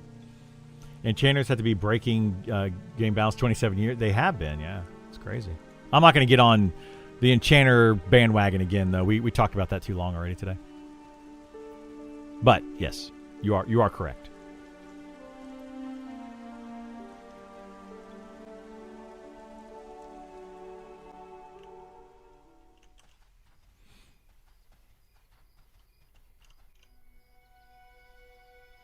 Beastmaster bandwagon? There is no Beastmaster bandwagon.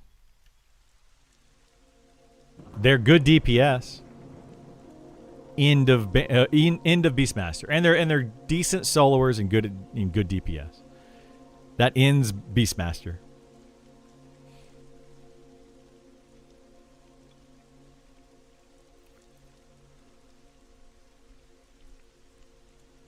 I can't wait to see what they do with some of these classes, though, with these deep dives.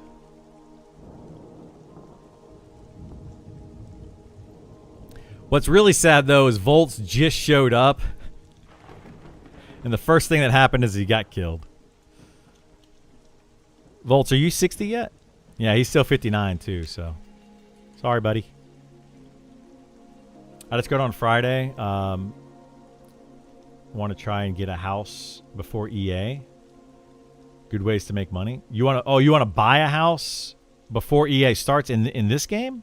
You want to try to get a house to mess around with it? I'll get on Discord. There's a lot of ways to make money, but the best way is just kill monsters. Literally just run around and kill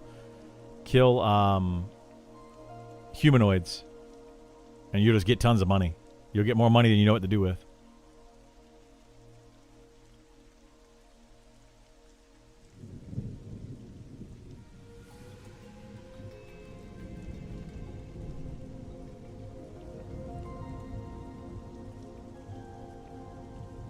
See all my friends that are playing EQ Legends? That's what all these people are talking about in our Discord. Someone's telling you Enchanter Charm sucks now? I could have sworn you were saying... You're what?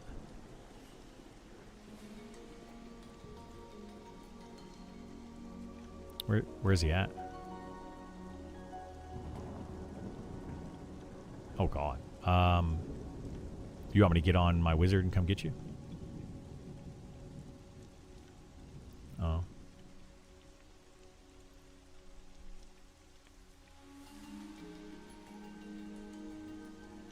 Okay. Yeah.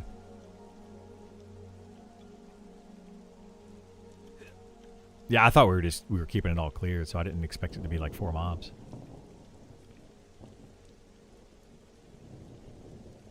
Can you walk me through how to best solo on Enchanter? Charm. Charm does not suck. Whoever told you that Charm sucks is just trying to keep Charm just overpowered. Charm is extremely powerful, and it has stayed powerful the entire time I've played this game. The only thing that they have done with Charm is required charisma. And the people that are like, it requires charisma, wah, wah.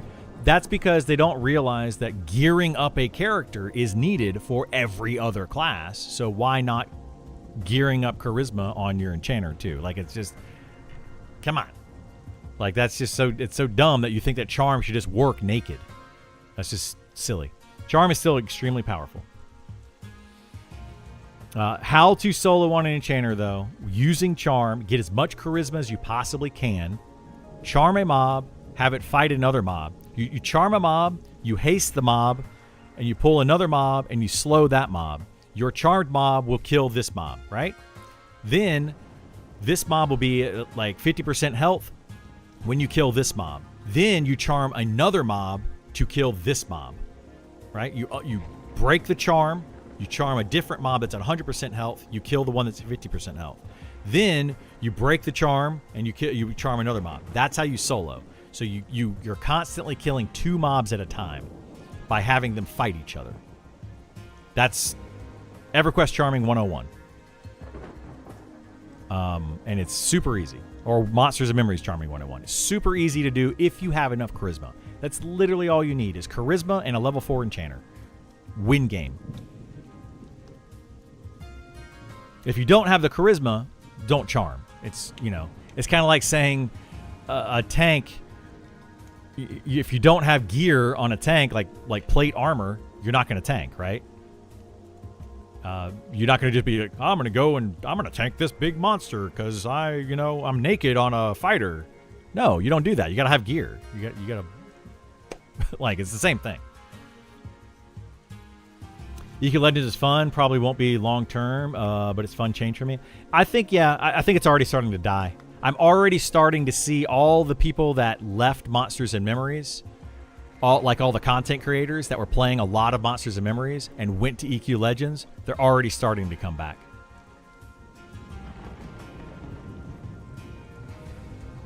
Do they give 100% XP or it's 100% XP? Yeah.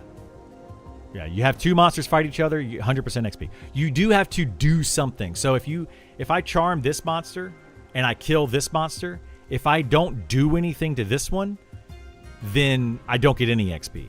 But if you slow this one, which you should be doing, charm this one, pull this one and slow it, it'll guarantee to kill this one, then yeah, you did something. You have to stun it, melee at one time, slow it, manage anything. Literally do anything to this monster. And you get the XP for it.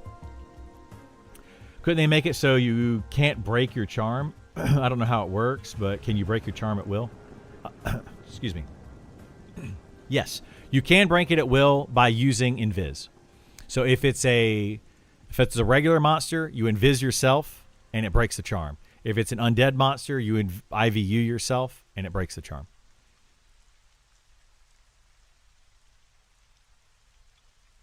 EQ Legends is a swan song? It is, yeah. It's not going to last.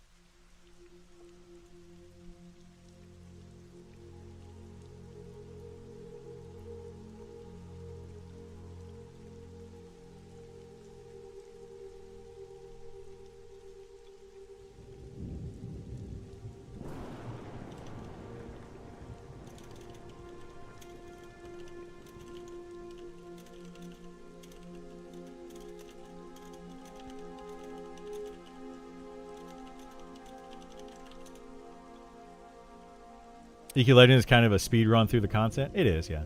It's just it's a way for people that either didn't play EverQuest back then to see the EverQuest lore and the game and all that kind of stuff, or the people that did play that to relive some of it without the need of having a 72-man raid team. That's what EverQuest Legends is. It's a nostalgia thing. They're selling you nostalgia. And they have done a very good job of selling it. I even talked to a friend of mine yesterday that's a huge EverQuest fan. He's playing EverQuest Legends.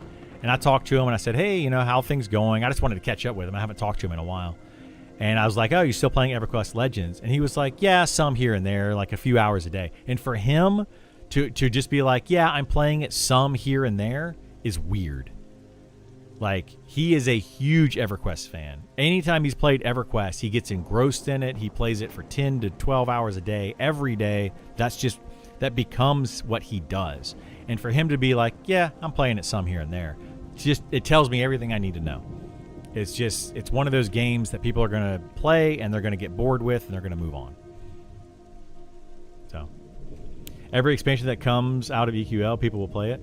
They will, but they got to buy it. They've announced that. EverQuest Legends Daybreak has announced you have to buy every single expansion. I don't know how much it's going to be, like $10, $20, I don't know. But you have to buy every expansion. Why?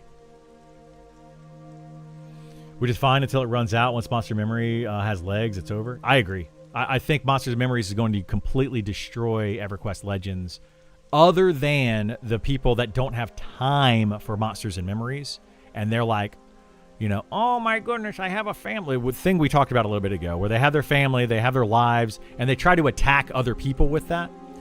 That is just so silly.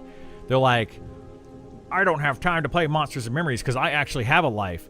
That's them attacking other people. That's not them saying why they can't play Monsters and Memories. That's them saying that other people don't have lives, is what it is. They're trying to deflect.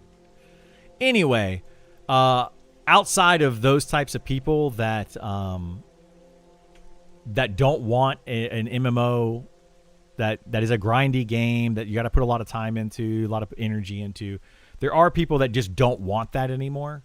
They're going to play EverQuest Legends, but they're going to quit a game anyway. They're the types of people that are like, oh, this is this is the game of the month. It's the flavor of the month game is out. I'm going to play it for a week or 2 weeks or whatever, and then I'm going to quit. And I'm going to go play a different game. I get tired of playing games with those people. Like, I've done that with a lot of games. We played Valheim, for example. We had like 15 people on our server of Valheim. I would say 6 or 7 of them played for like a week and then went on to a different game. The rest of them played for maybe another week or 2 and then eventually went on to another game. They don't play games for very long anymore. They're flavor of the month. This is what's popular right now. I'm going to play that in my free time, and then we're going to play something different. You know, they don't stick around. Same thing with the content creators that are doing it. There's streamers and content creators out there that are going to play Monsters and Memories, then they're going to play EverQuest Legends, then they're going to play whatever the next thing is. They're going to keep moving from one to another to another. And hey, for some people that works out really well, and other people it doesn't. So, yeah. I ain't buying 20-plus-year-old expansion content again. Yeah, exactly. It's like most of us already bought all that stuff. Why are we buying it again? It's silly. Kind of how I am with it at first. I like how easy it was. Now it's just too easy. It's not EQ. Yeah, it's not EQ. People will figure it out, right? They'll eventually figure it out.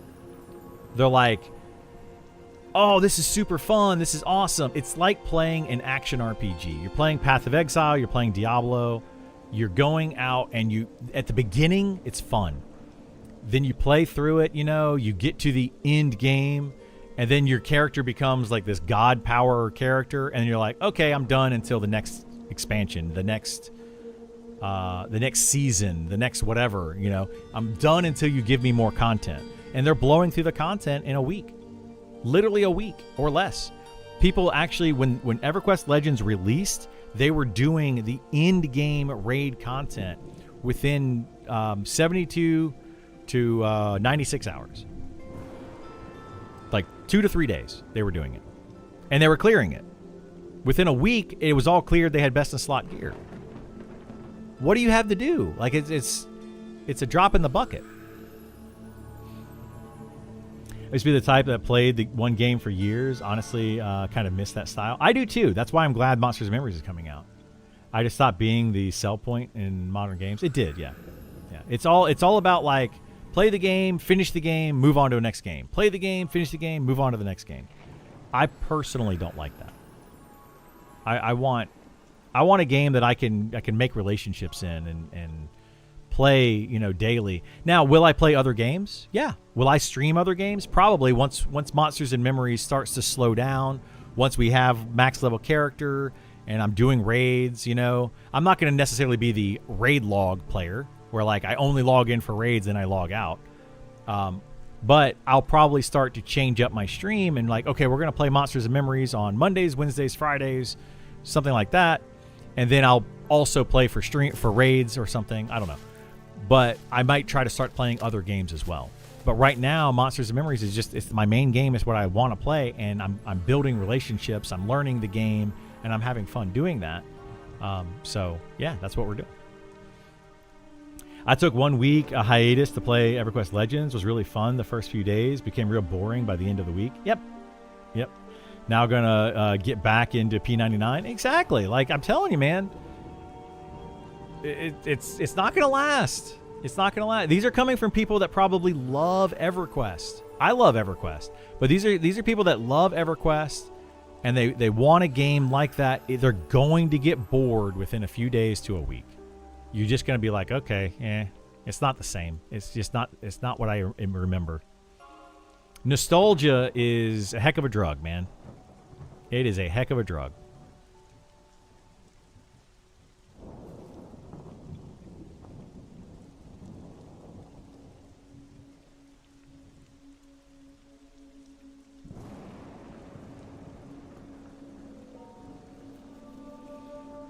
You're a huge EQ guy? Yeah. I love EQ too. Yeah. I love EQ as well. Let me change that. The relationship is really key. EverQuest was really an interactive chat room first. Yes, that's what people are forgetting. EverQuest was not about the game. It was not about the pixels you're earning. It was not about any of that. Okay. Yeah, can you petition, or do you want me to give him my wizard? Okay.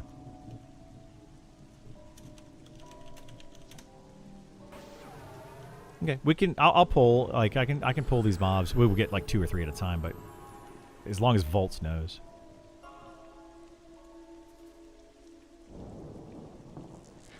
Okay.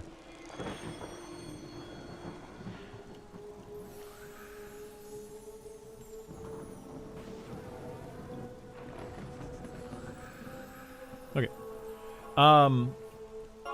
Yeah, so it wasn't about the game. It wasn't about all that. It was about the relationships you were building. It was about the social aspect of the game. People are forgetting that was the best part of EverQuest.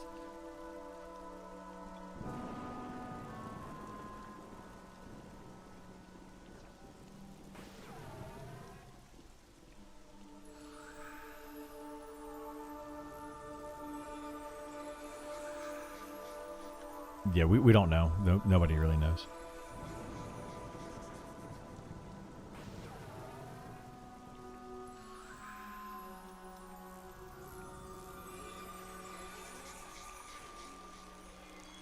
Anyone know for damage, is it strength for all melee? Strength for all physical damage. Yes. Like rogue, backstab doesn't scale with anything but strength and weapon damage. Yes, strength and weapon damage, yeah. Unless it specifically says, like if you open up a skill like this and it specifically says it scales with something, that's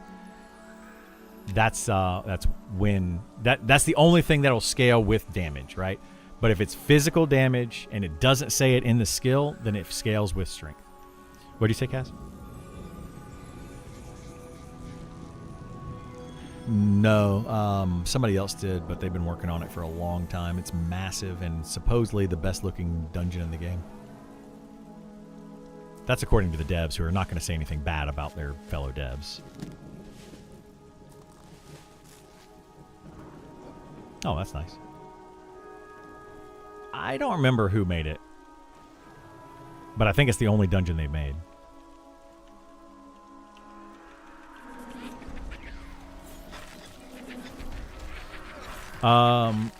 Basically forced you to make friends. It did, yeah.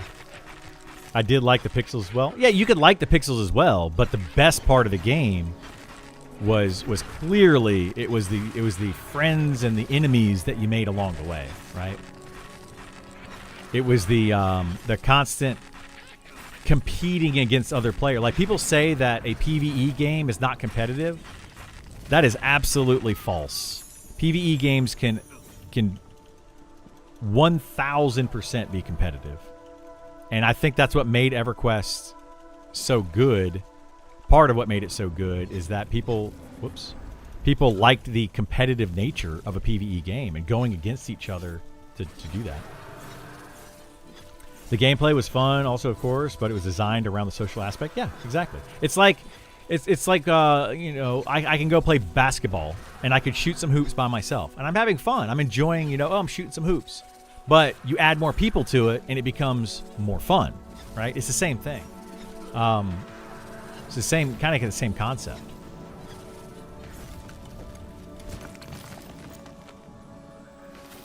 You know, absolutely, I have fun playing some games by myself, but I have more fun playing the same game with friends. Finding a group of people to play with was super fun. It was awesome, yeah. Having that epic sword was more about showing it off. Oh, it was more about showing it off, right? You have the epic gear. You didn't care that you had the epic gear. You cared that other people knew that you had the epic gear, right? Like, that's what it was. It became people just like, I'm going to get the epic gear so I can go stand in town and show it off. That's what it was. 100% what it was. People still do that today.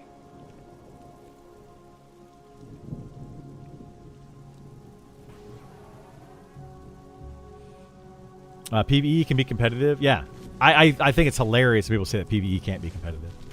You're right, PvE can be competitive. Our guild got a few server firsts, and there was a lot of competition from other guilds that pushed us. Yeah, and it's super fun. 100%, I was part of Fires of Heaven. We went for first versus other guild called Afterlife. Thoughtbot was leader and created Thoughtbot for WoW. Yeah. It's super. That's what makes it fun, man. I'm telling you.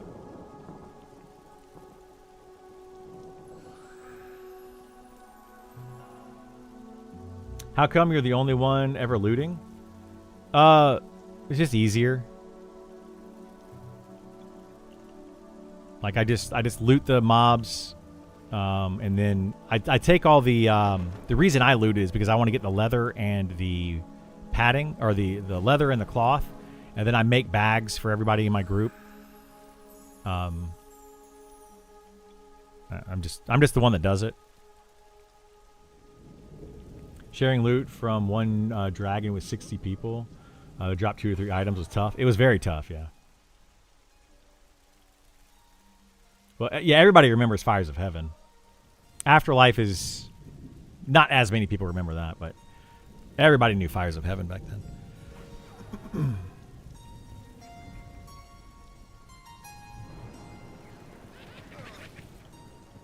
Yeah, I'm just kind of my group. Yeah, group trusts that I'm not stealing anything from the party. If they need or want anything, like I give it to whoever. I don't care. But the only thing that people want off of this is the coin, and we all get a split of the coin when I loot it, or anybody loots it, and then the cloth and the leather are the only other things worth grabbing off of these until you get a named. And the cloth and the leather, I use both of those to make bags and stuff for my group. So that's basically why I do the looting.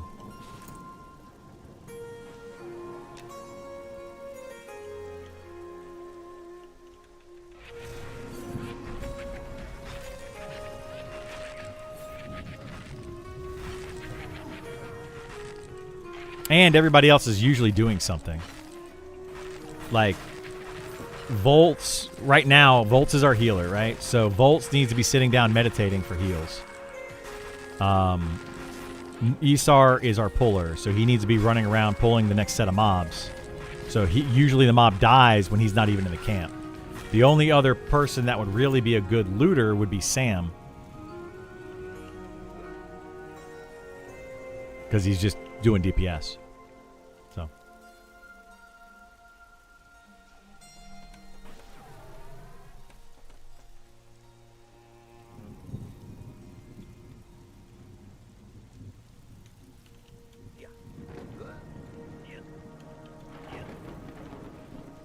What class you be playing for EA? Right now, my plan is to play fighter for the start of EA.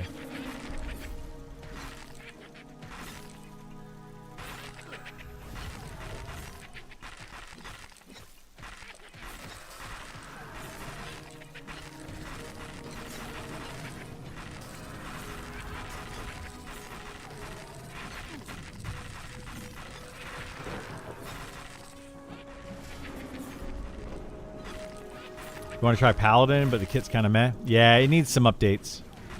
They're going to do...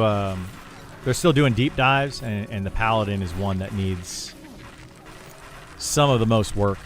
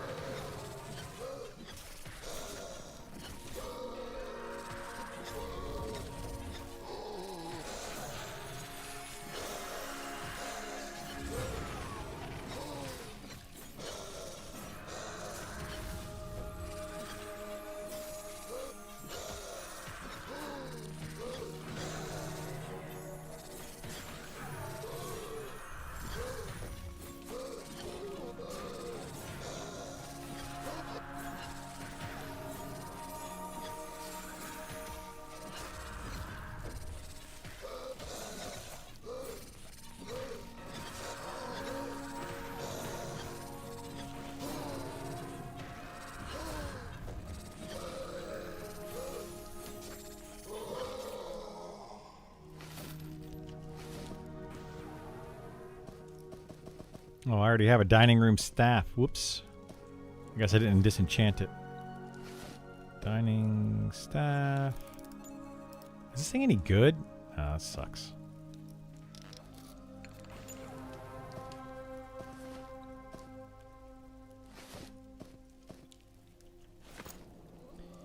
It's awful.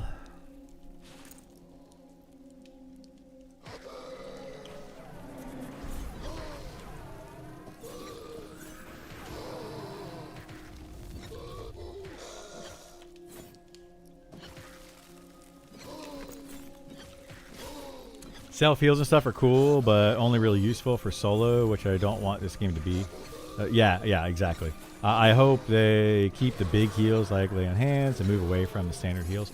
I think they need to do that as well. Like what I would like to see on the Paladin, have them keep lay on hands, even keep Ancient Guardian is fine.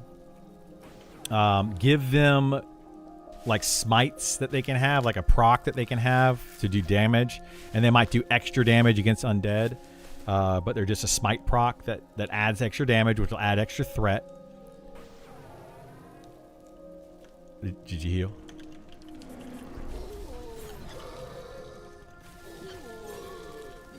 Alright.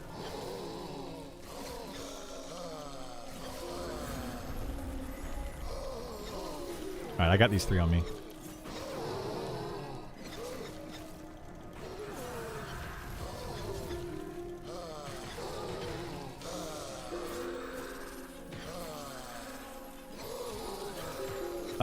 So yeah, sorry. The other thing that I would like to see, the other thing I would like to see on them is, like short heals. So shorter cast time heals, but they're more, they cost more mana, shorter cast time, less mana efficient, but just very, very short cast time heals, so that they can use them for like emergency heals. Like, that's okay as well.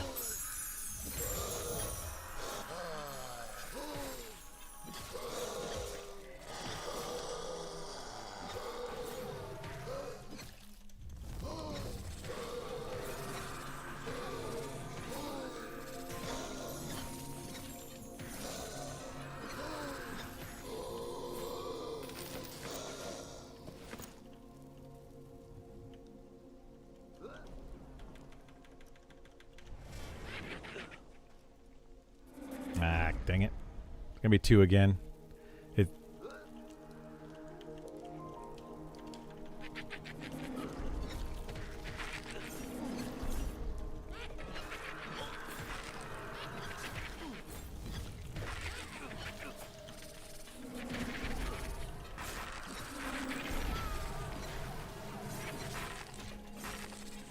But yeah, like, so that would be really good for them.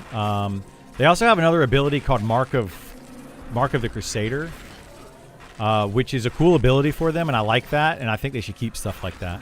But they're going to be adding in things like Consecrated Ground, which I think is going to be more of like an AoE. I don't like that at all, that they're doing too many. I feel like they're doing too many AoEs in this game. You love hearing my stream while you're working? Well, I appreciate that. Thank you so much for lurking while you're working.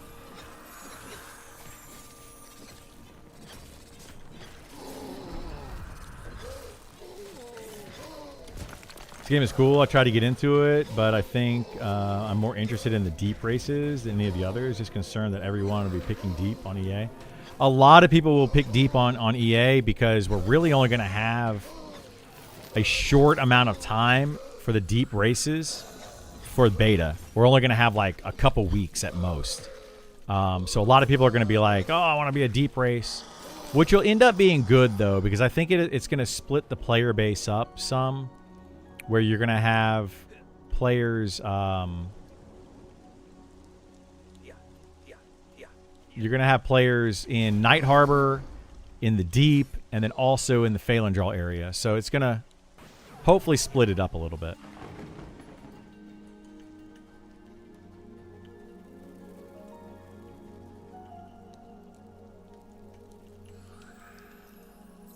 You want to try a Deep Dwarf? Hope it's done for EA. I don't think Deep Dwarf will be in for EA. To mine, I don't think it will be. Take care, Nielsen. Have a good one, bud. Hope you had a good day at work. Hopefully we made it go by a little faster. Already thinking I'd choose Phalandraw to start to avoid the masses, but I could pick the Deep as well. Yeah, I think the Deep is gonna have a lot of people. All right, so we killed these 2 out here. Should be inside mobs next. Something in here should spawn next.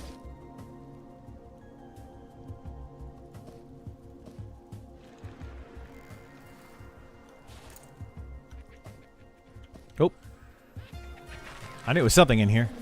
This room spawning next. Okay. Deep Dwarf will not be in. They haven't even started working on them. Yeah, Deep Dwarf, I think, will be in probably February or something of next year. Like Trolls, Deep Dwarves, and High Elves are sometime next year. Let's just put it that way. I don't even want to give you guys like a month. It's just sometime in 2027.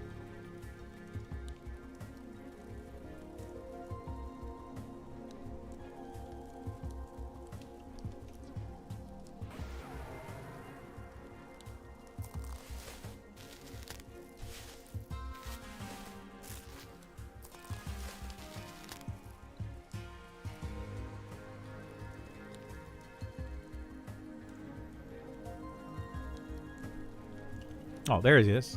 I knew one was going to spawn out here. Just a matter of when it was going to spawn out here.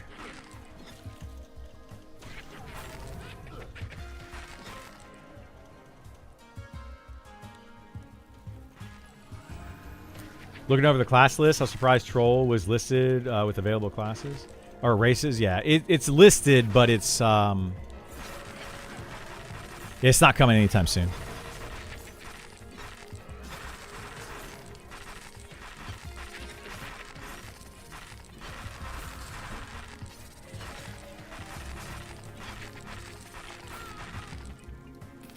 Okay, so now it'll be, well, it should be inside first, right? It should be these mobs, this, and then one more in this room. And then outside mobs, I believe.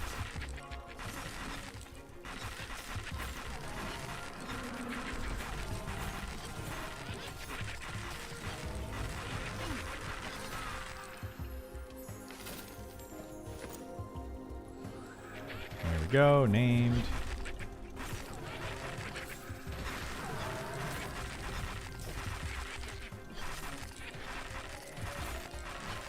I think we got our rotation. I don't know. We'll see.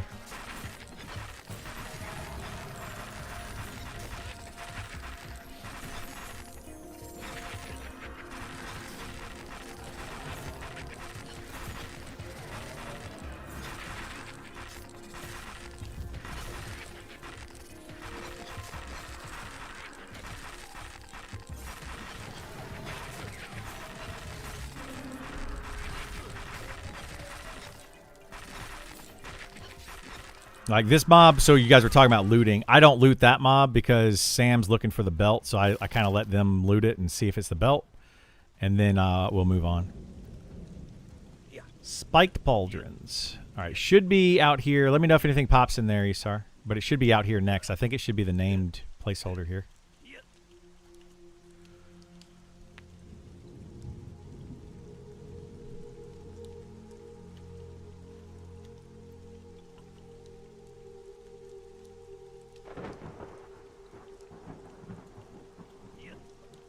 Okay. Yeah, that was these other three. Okay. All right. I'll just wait here.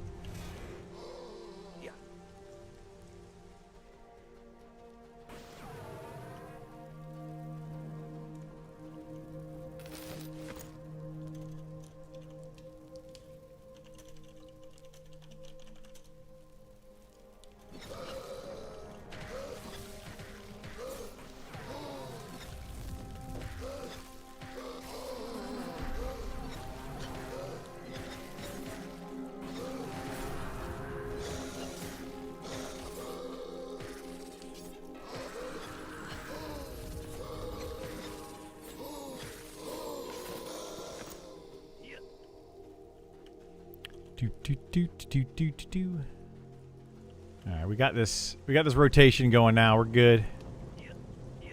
Should be this one, I think. One of these next.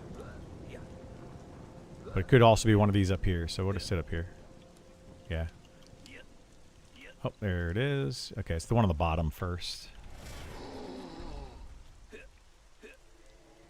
Yeah, I'll split them up a little bit. We got the bottom one first, so it works out well.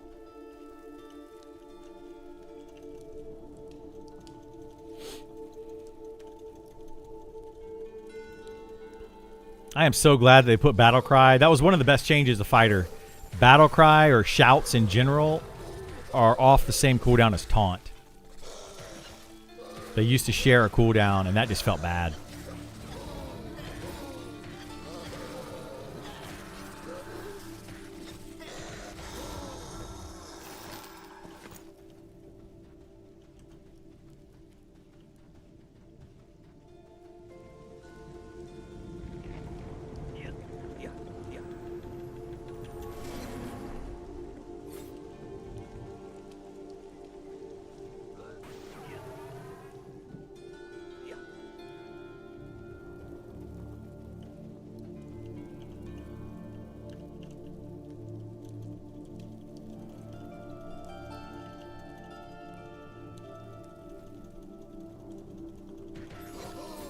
Was trying out different beasts, pets. Yeah.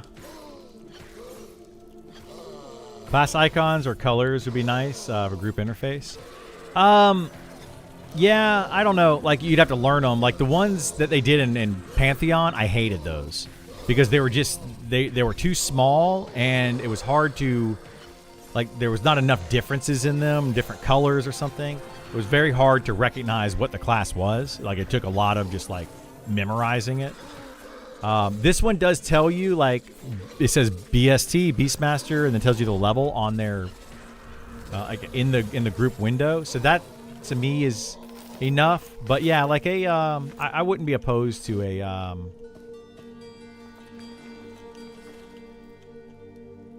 okay, there's two should spawn outside right now. Oh, he's back, he's moving.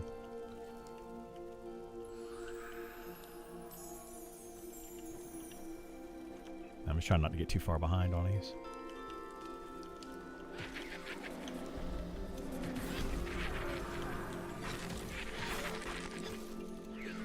I'm thinking of WoW. Never played Pantheon. Yeah, like it would be nice to have like an icon associated. They have an icon associated with them actually.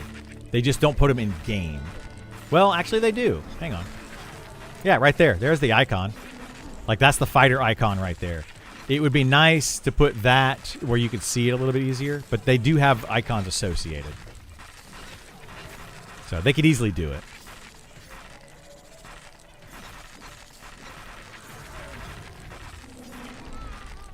Prefer letters to symbols myself. Don't want to memorize 18 different symbols. Yeah. And I get both sides of that, you know. Like, I think they should make it a toggle. Like, where you, on your party window, you can show the different icons. Or you can have it say, you know, BST, you know, SHM or whatever. Like, either way. Just make it a toggleable thing. Alright, should be this one and then one room spawn. I think. And then another one outside and then 2 room spawns. The ones from Pantheon were bought from Unity Store. Were they really? I didn't know that they bought those too. So much stuff with Pantheon is bought from the Unity Store. It's crazy. You want Deep Dwarf for Inquisitor? Yeah, I think a lot of people want to do that. At least we're going to get deep gnomes for Inquisitor soon.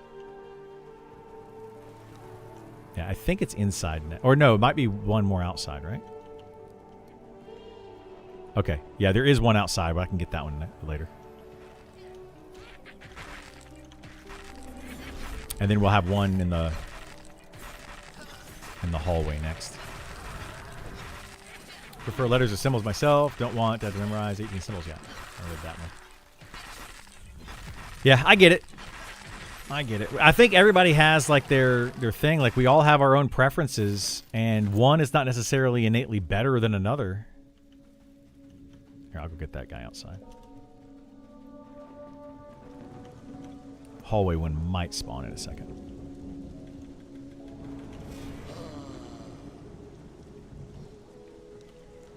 Yeah.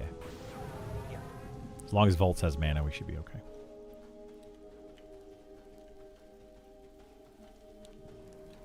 I kill this one, and then the next one should be the hallway one. And then the 2 inside the room.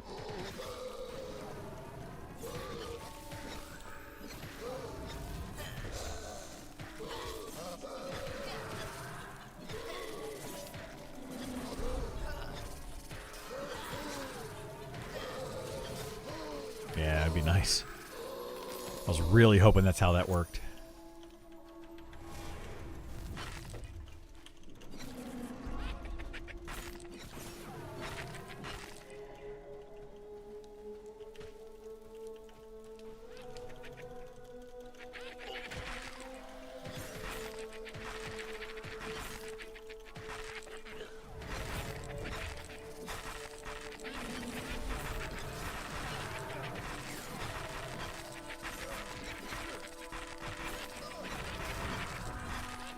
You know, for me, it's like, I kind of hope that they do more. I kind of hope they do more options. You know, give the player the option to see certain things the way they want to see it. Like the bubble, the bubble chat or bubble text and the damage numbers and stuff. A lot of people like that, but a lot of people don't like that. So, you know, forcing players into one style is probably not the best way. Allowing players to have an option, I think, is the best. Like, there's an option that turns on bubble chat and turns off bubble chat. Literally that simple. You know, some people are going to like it and some won't. I'll try it out. You know, I don't like having all the names either. I would rather actually go in here and just turn off the names, which I've thought about doing a few times, but I just haven't done it. Like where you could see group only names or people not in your group names or whatever. Are you just doing one-handed sword? No, I've got a claw in my offhand. The Fester Clasp, this right here. You just can't see it. Like a little Wolverine claw down there.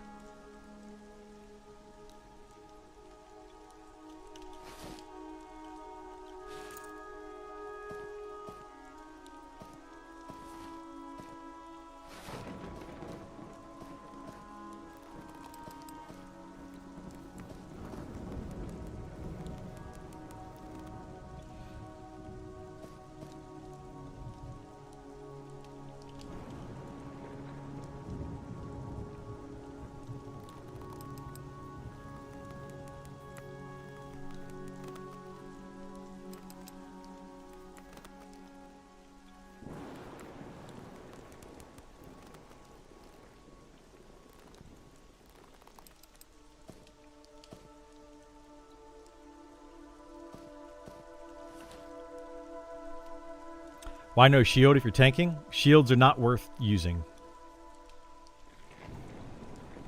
I do have my shield, though. If you look on my hotbar right down here, so if I need to, I can go boop, boop, shield, and then no shield. So I can easily swap it if I need to, but shields are not worth using right now. Dual wield is far, far better.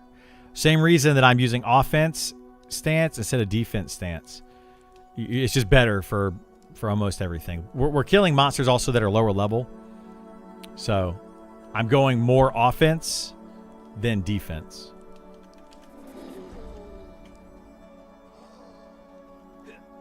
That's one of the benefits of playing a fighter over some of the other tanks is that ability to be able to swap like that. So that's one thing, like when we have that conversation, which we had earlier, about fighters versus the other tanks and why one's better than the other and all that kind of stuff. One thing that fighters have over the other tanks is the ability to swap between offense and defense to get more damage or less damage. But shields right now, no tank should be using a shield, almost ever, for multiple reasons. But the very quick version of this is that shields are less damage, which means less threat, and they don't mitigate enough damage. So if you, the idea is that if you have enough threat, then if you do enough damage, which will give you more threat, which will allow the rest of your party to be able to do more damage, you kill the monster faster, and by killing the monster faster, you ultimately take less damage. So why go shield? Shield isn't going to reduce the amount of damage as much as just not taking the damage. So like if I can kill a mob 3 seconds faster, I'm going to take potentially 1 round of attacks, which could be 4 full attacks, because if they could quad attack me, it could be potentially negating 4 attacks worth of damage. So you might as well do that. Whereas a block, if you have a shield up, you might block, let's say, 2 attacks in an entire fight, which is only going to negate 1 attack swing. So in fact, you take 3 less attack swings worth of damage. It's a min-maxer way to play, but it's just better. Like, it's just better in every way. People that say, oh, I'm using a shield so I take less damage, they in fact are taking more damage. Like, they're not actually doing... It's not better for the party.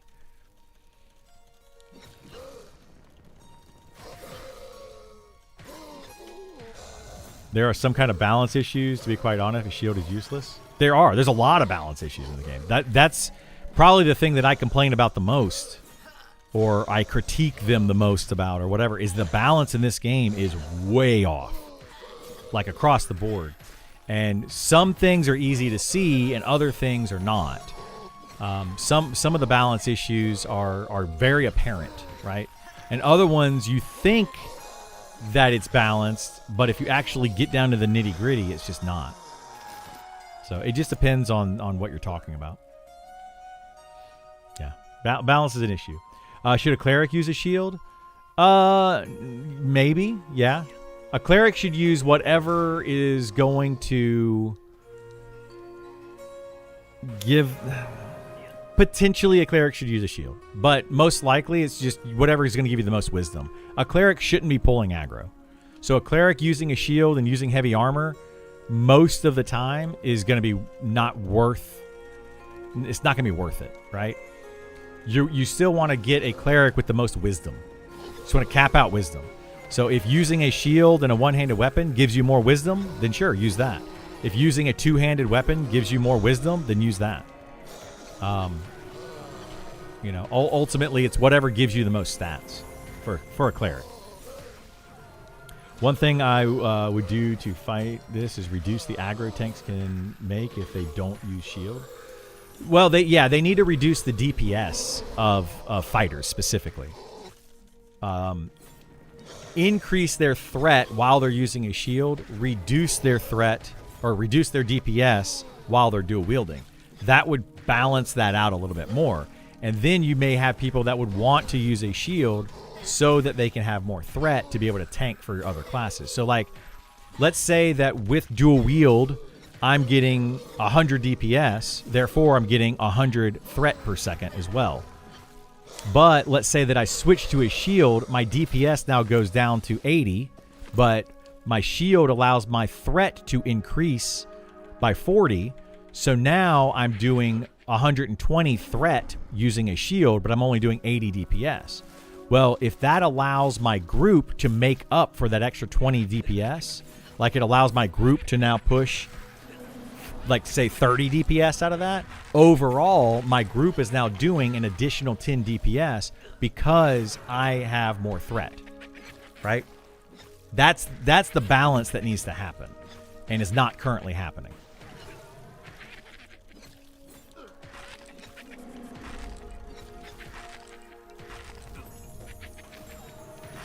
Oh yeah, I didn't think about that. So you see where all that comes from. That's basically the idea anyway. And that's what they need to work on with this game. Which DPS classes have the most support and utility? Well, right now the Enchanter. It's got insane amounts of utility and the highest DPS if they charm.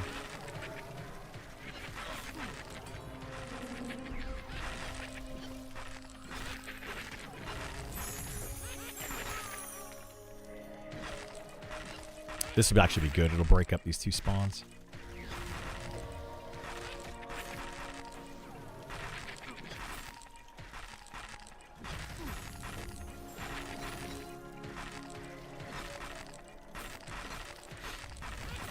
They should have them gain something else from AC, so you just aren't wearing whatever best wisdom item. Maybe. Are you talking about clerics? Yeah, maybe. That could be an option, sure.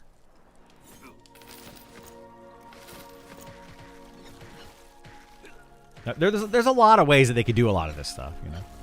Maybe add 50% aggro generation while wearing a shield. Well, what they did is they have shield bash, right? So they give a bonus threat while using a shield. Right here, it's in shield bash. The problem is, it's better min-max wise. It's better to dual wield and then swap to a shield every 20 seconds.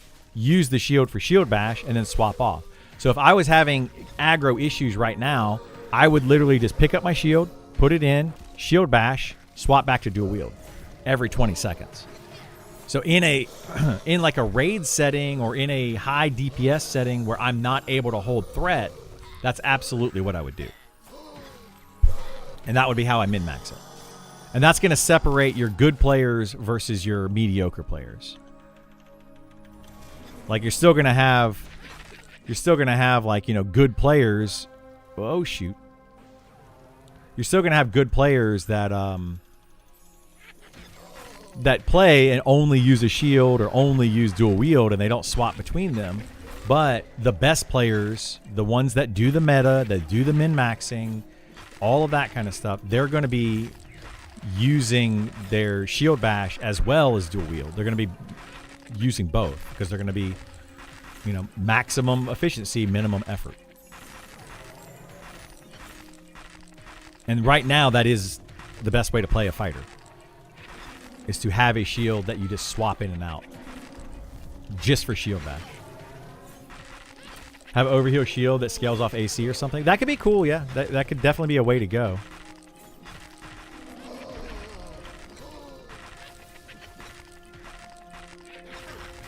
But it would be a weird thing if they do that, right? Like, why should a cleric who is a healer have anything based on AC? You know, why should any of their stats be based on armor class? They're not a tank. They don't need armor class. So now if they do it that way, they're just forcing clerics to get armor class just for that one ability. And then it kind of starts to feel bad. You don't want to force a player into certain things. Well, I mean, you kind of do, but you kind of don't. So, yeah. I personally feel like healers, clerics, should be priests and they wear cloth armor, but be the best healer in the game. That would be my preference. Just make them priest.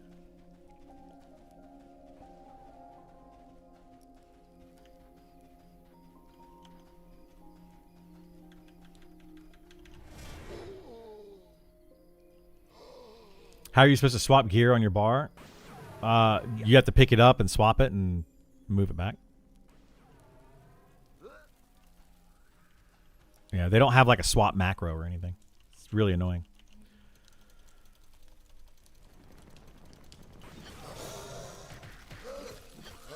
Look at all the 0 stacks of vengeance. Am I not getting vengeance? I should be.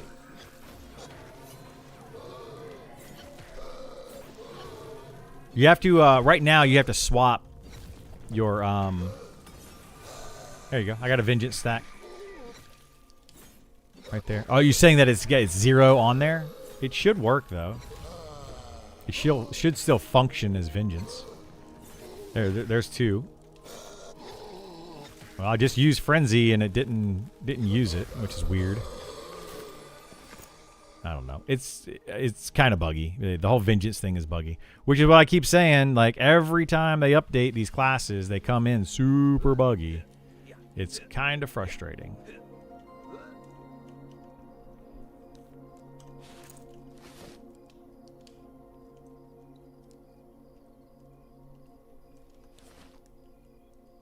The vengeance generation rate is abysmal. At low level, it is. Once you get higher level, it's fine. But at low level, it sucks. Absolutely. Because monsters don't attack that much, right? Like at low level, they do one attack. And then they wait, and they do 1 attack. And then they wait, and they do 1 attack. At high level, a monster is going to be quad attacking. So every, like, 3 seconds, they can do up to 4 attacks. All 4 of those can proc a vengeance. So you have a lot more chances at high level to get vengeance. So it feels really bad until you're like level 20 to 30 before you actually start seeing vengeance often enough. Will they implement a swapping macro for bard instruments, you think? I don't think they will. I think they're going to make bards just awful to play. They don't want to put melody. They don't want to have any type of instrument or item swapping macros. They don't want any of that stuff. And it's going to just make bards awful. I personally feel like bards are the worst class in the game. Even worse than rogues. They're just the worst class in the game as far as fun play. People are going to have fun, right? I'm not talking to you, one individual person that likes to play the bard right now. I'm talking on a whole, because somebody inevitably, every time I say something like that, I like the bard. I think it's fun. Cool. I'm glad that you do. Most people don't. Yeah, but anyway, where I'm going with this is bard is just awful to play. Terrible to play. It's not fun and is extremely tedious. And on top of all that, it doesn't bring a lot of power to the party. It doesn't make, like, you would rather have other classes than the bard. So it just feels bad. Whoop. Oh, moved. If only they had a tester on the team. I know, right? My low-level fighter paired with a shaman is major struggle. Oh, yeah. Yeah, it's a huge struggle. Yeah, that's the problem. That's another issue that they built into the game, and it's not fun, is if you play with a shaman as a fighter, you or an enchanter, which you want to do at higher levels. You want to slow the mobs because they deal significantly less damage when you slow them. But that ends up hurting your fighter because of the vengeance, which is not really a fair mechanic. Like, everybody wants to slow the mob because it makes it easier for the healer. Well, now the fighter does less because they don't get the vengeance. Like, it sucks. It's a really bad feeling, for sure. Even I don't want to play the bard as it stands. Yeah, nobody wants to play the bard. Devalue the agility. Yeah, it devalues agility as well on top of it. Yep, absolutely. You're not wrong. And that's something where the devs, they thought, how should the fighter play? Not how should the fighter play within the game with other classes. There's not a, I mean, I'm sure, and I'm not trying to pick on the devs with this, I'm sure there's a lot of thought that goes into this, but it feels like a lot of the times the devs are not thinking, how is this class going to play in a group setting? Since this is a group-focused game, what's the plan? What is your thought process? We're going to make this fighter work this way. Okay, how is that going to function in a group? And they're not thinking about that. How is that going to function? You know, like, I feel like if they're going to have the vengeance thing for the agility side, make it to where fighters get more armor class automatically, 10% more armor class than the other tanks do, because they don't want to stack agility. They would rather stack armor. They actually don't want agility at all. They want to just take lower, when they want to get hit a lot, they just want to get hit for less damage. So allow them to have more armor class, and that would help balance that out. And then, you know, figure something else out with the vengeance procs when you have a slower in the party, you know? You know, all of that stuff kind of is a factor. That's weird. I didn't know that any of these out here can spawn the named. Okay, I didn't know that. Why do fighters not want agility? So they do want agility, but a fighter right now, you get vengeance procs. Whenever you take damage, you have a chance to gain vengeance. Vengeance is then used for some of your abilities. So a fighter that has high agility is going to dodge or parry more attacks, which means that they won't take damage, so they won't gain vengeance, is the problem.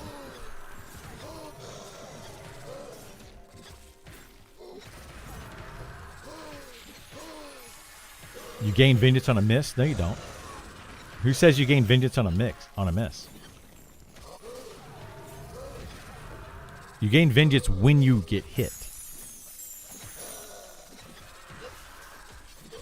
You tested it? Okay. I have not seen that personally.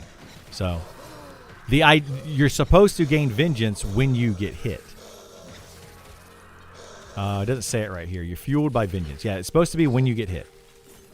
So it's either not working properly or something then if you get it on a miss.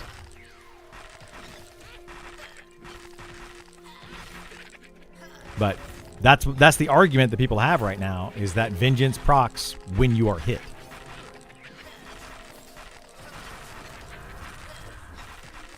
You are the first person to say that you get vengeance on a miss. I have not heard anyone else say that.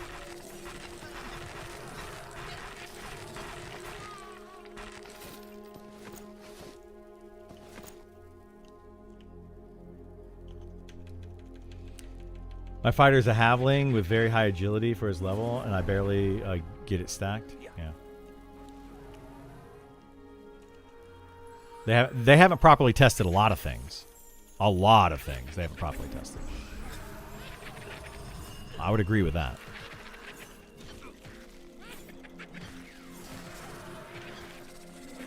Ah, jeez. Volts got feared. He came right in the room and feared him. Oh, boy. Oh, boy. Don't go that way, Volts.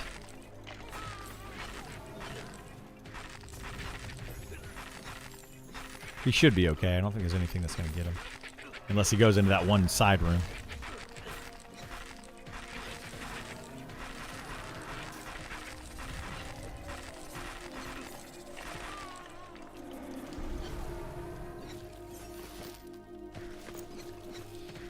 Testing is your job. Yeah, it is our job. We are the testers. The problem with this is when EA comes out in just a month and a half, we are no longer testers. We're paying customers. Who's going to test all of the stuff they do to the game going forward? We are going to still be testers, but we're paying to be testers. That is a huge problem that I have with all of these other MMOs. Ashes of Creation, Pantheon, any other game that you pay to play and you are just a tester. Like, I don't like that. I think that's terrible. If you're gonna charge for a game, you need to have your own testing. And I'll say that directly to the face of anybody on this dev team. You guys can't expect us to be testing your game starting with EA. Because we're no longer testers, we're customers. Are you using a two-handed? No, I'm using a one-handed.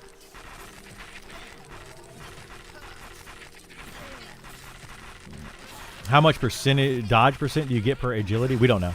Yeah, nobody knows that answer either. Like, that's just, we don't have the formulas. There's no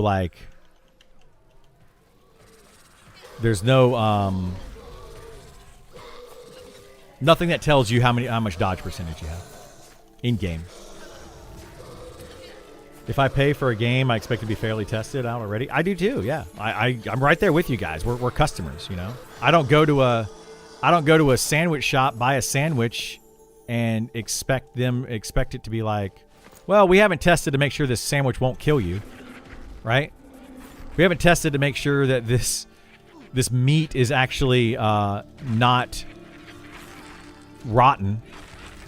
You know. We haven't tested this sandwich for taste. That's what you're here for. You buy the sandwich and tell if it's good. It could be terrible. We don't know. Like, no, if I'm paying for something, I expect it to be good. I expect it to work properly. You know, I expect it to be what I paid for. Even if it's early access, I still expect it to be, you know, I understand this game is always going to be a work in progress, but there's a difference between work in progress and, you know, dysfunctional, missing parts, and all that kind of stuff, you know? I buy a sandwich from a sandwich shop, I expect a full sandwich. I don't expect, you know, just the meat and cheese and no bread, or, you know, what, like, you see what I'm saying? Like, I expect it to be a sandwich. Don't give him money to an unfinished product. To some extent, yeah, but like, I don't mind early access. There's a difference though, right? There's, you know, pay for an unfinished product that it's being worked on. They've got to fund it somehow. So I don't mind helping fund it with the idea that it's not complete, but I do mind that I'm paying for something that is untested. Like, there's a difference there. Like, give me the game where the combat works properly, the classes work properly, the game functions properly, but it doesn't have necessarily like all the content, right? Like, EA should be about adding content, not about adding functionality, not about adding this is just my preference, by the way. Like, I mean, but it's not about, oh, we're gonna try this thing to see if it works. No, like, make it work and then give it to us. That's EA. I am paying you to finish the game, not to put the foundation down, if that makes sense. Like, I'm going to pay to build a house. I'm not paying you to figure out how to build a house. I'm paying you to build my house. Build it. Finish it. Like, you already know, you should already know how to do it. You should have the blueprints. You should have, you know, you understand how to build a house. So build it. You know, that's what I'm paying. That's me. That's, you know, I don't understand this whole, oh, well, don't pay for it. The best time to play this game is going to be early access. Not at 1.0, you know, not 10 years down the road. The best time to play this game is when everybody else is playing it. It's a social game. So you can't, it's going to be a really tough sell to say, well, don't play it until 1.0. Well, that's going to be a worse time to play it. Not as many people will be playing it then. And people will have already cleared all the content. And, you know, blah, blah, blah, blah, all that kind of stuff. It's not going to be as fun.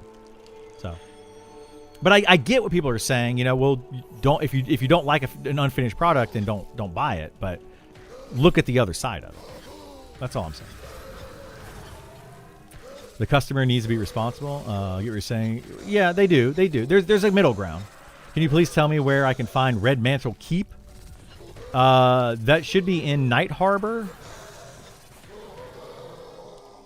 Like, I think the Red Mantle Keep, is that not where you go into the cemetery in Night Harbor? Like the entrance right there? I think that's where it is. A sandwich is not as complicated as a game, though. I mean, come on, you're getting to semantics now. That's semantics, right? I'm using it as an example. It's not a perfect one-to-one example. Like, be realistic.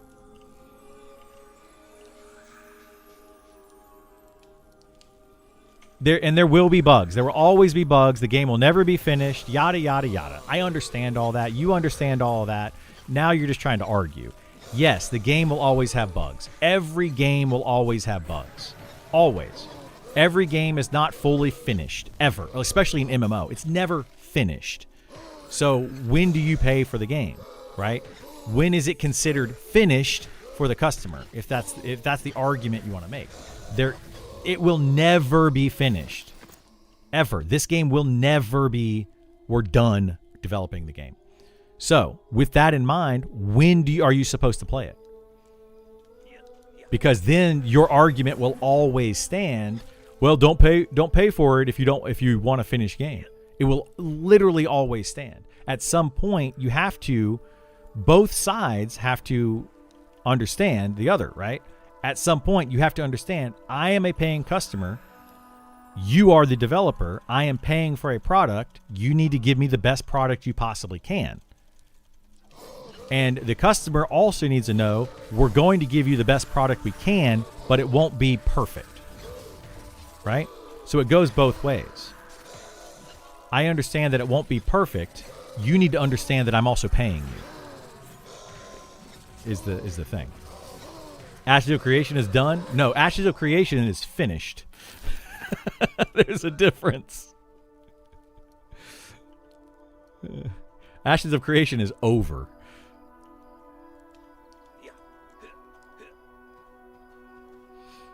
It's more overdone, actually. Anyway, you guys get what I'm saying, and I think people just like to argue this point. And I think it's silly that people argue this point. An MMO is never done, so when do we pay for it?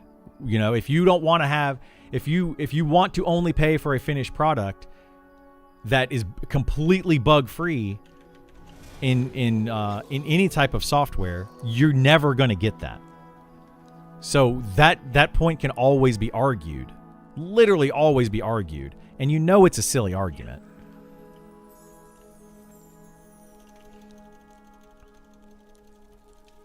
Close to the North Gate. Yeah, North Gate. If you go in the North Gate, you turn right and it goes to the cemetery. I believe that's where the keep is.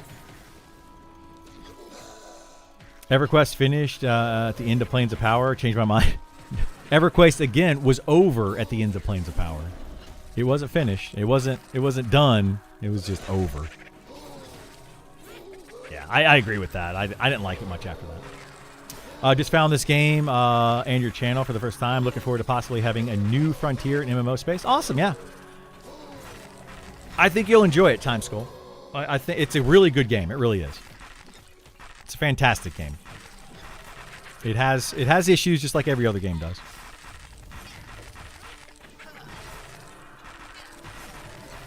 Not to mention when people like get upset with me for calling out things that are wrong with the game. Literally, we're beta testers. That's what we're supposed to be doing right now. Is saying here's where the game isn't functioning right, like properly. We need mobs inside, I think. It has potential to be great with passionate devs. Yes, it has very passionate devs who I think are very awesome. They're open to criticism, even though they sometimes get their feelings hurt by criticism, but it's okay. But yeah, it's a very passionate team of devs, and yeah, the game's great. I highly recommend it to anybody that wants a good MMO. Very highly recommend it. So, anyway. It's not about bug-free. A game is rarely bug-free. It's about balance, mechanics, working together correctly. Yeah, that's how I look at it. If they are transparent on what they want to improve, what are they doing to solve the problem, and what their vision is, I don't mind paying for an unfinished product. Transparency and proof for the community. Yeah, that's you're correct on that too, Six. Like I think this dev team kind of is that. They are transparent on what they want to do. Sometimes they don't tell us immediately. Sometimes they wait a little bit until they until they know themselves what they want to do. But it just all depends. I don't think you can unlink the figure it out and build it in game dev. Well, I mean, yeah, I guess, yes. Again, kind of semantics, right?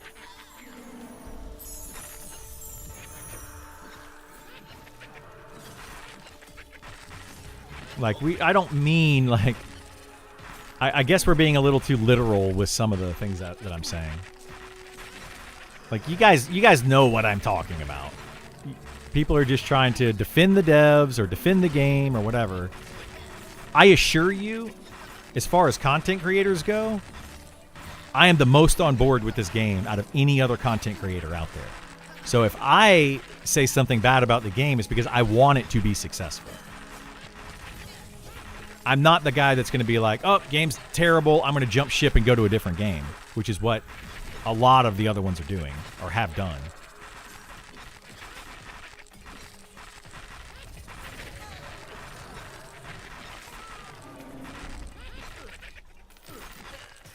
It also has zero pay to win, which is a big problem on nowadays MMOs. It is a huge issue, yeah. That's another thing that I love about this team is they're not trying to charge you for everything. They're not charging you pay-to-win mechanics. There's no cosmetics to buy. There's no box price. None of that. They're just $15 a month. If you like it, you're out 15. If you don't like it, you're out $15. If you do like it, then you have tons and tons of hours during that month of content that you can play. Right? Like, so. New here to this game. What class are you playing? I'm playing a fighter. This is a fighter. Yep.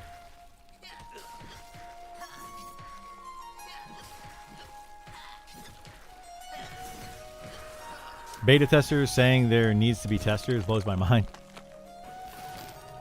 Yeah, but you got to remember most companies have their own internal testers to find the big bugs, right? Granted, this is a small niche company. Oh gosh, I got stunned. Small niche company that is volunteer basis to build, etc., etc., etc. Okay, please don't tell me that. I already know that. I guarantee you, I know more about it than you probably do, right? But people like to say that to me when I say what I'm about to say. Most companies, though, have their own internal testers that find these very easy to find bugs. And then they have the beta testers, which are more for stress testing the servers, testing it at scale, that kind of thing, right? That's what the beta tester is for. They're not for logging into a game to see if, this ability actually does what it says it does. It should just do what it says it does. Because that's how the developers developed it to do this thing. Why was it not tested?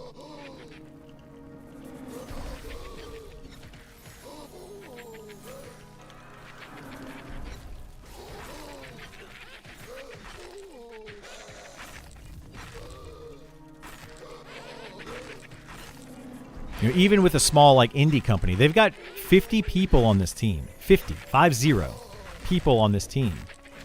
They should be able to develop something, and those 50 people, the 50 people, should be able to be like, oh, okay, you're putting in a new class. Let me go and play that class a little bit this weekend, or in my free time, I'm gonna make that character and just check it out, make sure everything's working properly, just to see how it plays and all that, so that the developers can talk about that internally and say, hey, this is how we're developing this class. Check it out. Let me know what your thoughts on it are. Should I change something? Should I not change? Get the opinion of your coworkers on that product. We'll go back to the sandwich analogy. If I'm going to make a new sandwich, I'm the head chef of a restaurant, right? And I'm going to sell this new sandwich. Don't you think I'm going to make that sandwich and give it to my friends, give it to my coworkers, give it to, whomever, and see if they like the sandwich before I start selling it? I'm just, spitballing here, but I think that might be a good idea. See if other people actually enjoy the sandwich before you put it on your menu.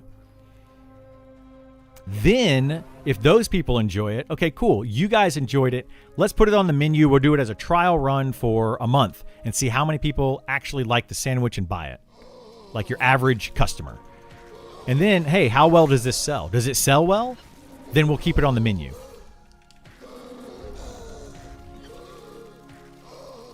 Oh, see AFK again? Jesus. I feel like he goes to the bathroom more than anybody I know. Oh, does he?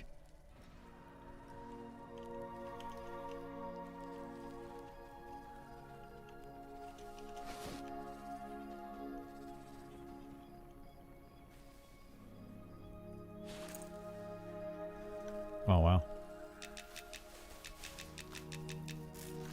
Yeah. Yeah, I'm trying to make a bandage.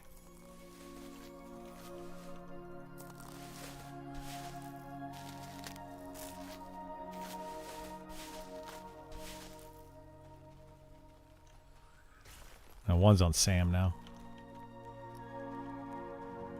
I don't know what he's doing. Yeah, I just didn't want, we don't want to get too behind. We're already behind right now on pulls. All of this stuff out here started to respawn. There he is.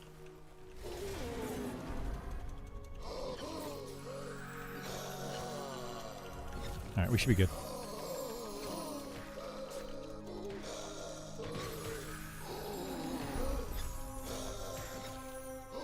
Now, hang on, guys. Sorry, I got to focus here. The healer went AFK for a second, ran to the restroom, and I didn't see it.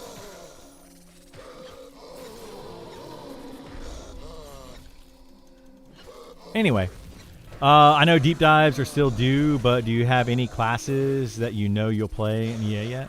That I know that I will play? The only one that I guarantee I will play is going to be a tank of some sort. I don't even want to say that I will play a fighter. I probably will play a fighter, but just a tank in general.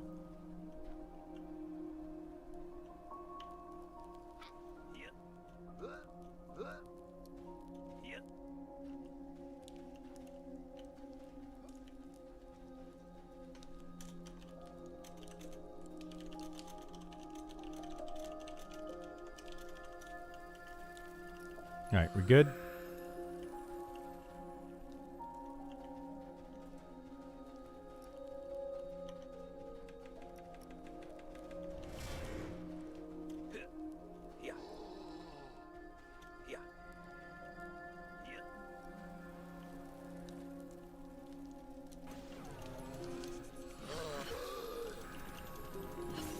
In the meantime, though, everyone in your restaurant is hungry and yelling for their sandwich. That's true too. Yeah.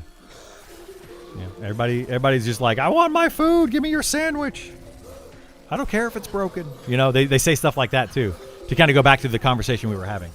Yeah, they all want their food. They all want something on their table. They don't care what it is. They just want something. So that's a whole other thing you have to think about and you have to look at. But if you gave them a poop sandwich, then are they going to be happy with the poop sandwich that you gave them? because they're yelling clearly. They're hungry and they want a sandwich. But if you gave them a poop sandwich, they're probably going to be upset about that too. So you gotta. There's a middle ground, right? There's just you gotta find that middle ground. I got 2 more coming. Yeah, we got way behind on those.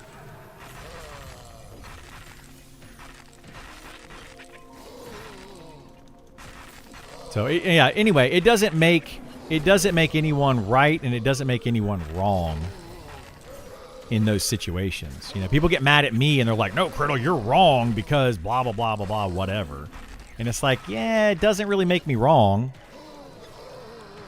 Just because you want to defend the devs or defend the sandwich maker or whatever, it's not wrong. You know, you don't want to give someone a poop sandwich. You know, like, don't do that. But, you know, get them a sandwich as quickly as possible that's edible.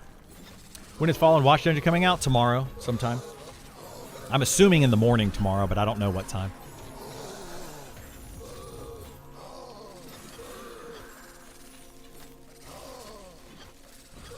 We got delayed. Yeah, the patch was slated for Tuesday. It was a whole thing. Yeah, they had planned a patch for Tuesday, and they found some issues, so they pushed it back to tomorrow. Yeah, slated for tomorrow.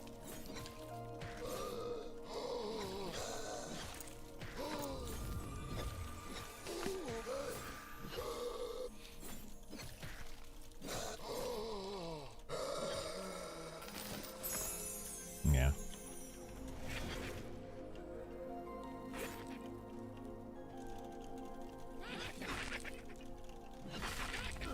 That's why I didn't want to get those the way they were. Trying to keep up with them, but it just didn't work out. I'm curious, now when you're level 60, what are you grinding? We are helping Sam and Volts level up and helping Sam get an item. That's what we're currently doing. This is a very social, it's a group-focused social game. It's about building relationships with other players. I think everything's done out here, so we should be getting inside mobs, I believe, right? So it's about building relationships so that later on you can. Oh, we got another spear. But yeah, it's about building relationships so that later on, when you need help, you have somebody that can help you. Yeah, it's. Anyway, that's what we're doing right now. Poor Sam, not lucky so far. No, we've been here for 3 days worth of grinding. And I haven't seen... We've now seen every item on this mob more than once. And we haven't seen the belt yet. Love that? Yeah, that's what I love about this game, is that it's a group-focused game. Yeah, that's something that Isar and I we do a lot. Is we like to help other people. We like to play with other people and do that kind of stuff. Just how we are. All right, did you looted the Fell Trident? That's good. You guys are welcome to keep them. Whatever, it's whatever. I have one. I don't think I have it on me though. So if I need to, I can loot one. But I do not need the item. Didn't you pick one up? Oh, did anybody pick it up?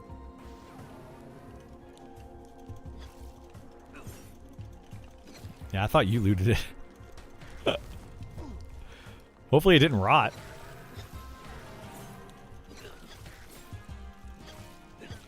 In my opinion, the middle ground is we are the beta testers. If there are obvious bugs that crop out, then so be it. That's what we are here to find out and report. Right now, yes. For another month and a half, yes. That's where the conversation is. We are currently the beta testers. We are supposed to be telling them what's wrong with the game. October 1st, we are customers. Who's going to tell them what's wrong with the game then? Because we're no longer beta testers. That was literally where the conversation was going.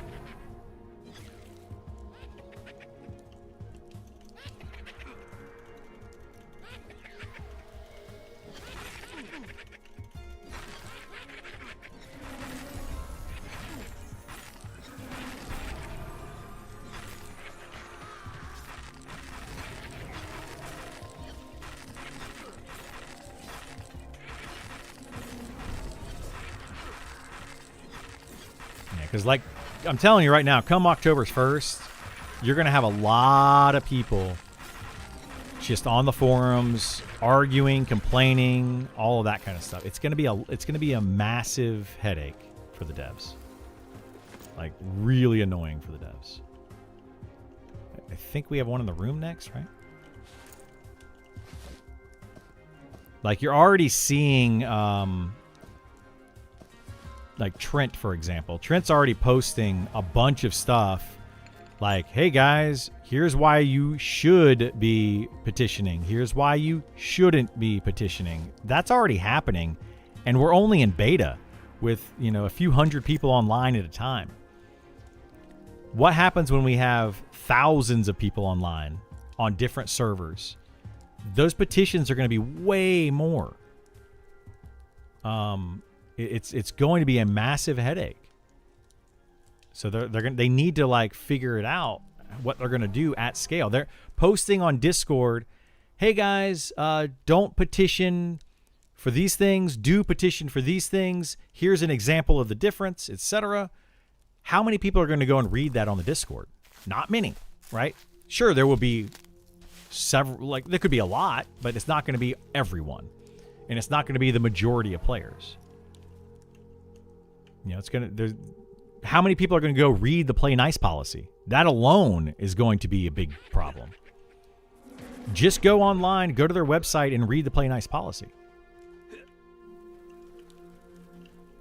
You know, these things are going to be a problem, guys. And you can get mad at me for calling them out on it, but, you know, I'm not the issue here. Can I change cantrips at any time, or are they permanent? You can change them at any time you want. Yeah. If you remove a spell from your spell bar, it will remove the cantrip from it as well. But you can just take off a cantrip and put it on a different one. Yeah. Anytime you want, you can change cantrips. Never read any policies in my life and about to start. I mean, exactly. Yeah. Like, how many of you actually read your user agreement to your phones, you know, your cell phones and different, like, your user agreement to Netflix or whatever you use, you know? Like, nobody reads those things.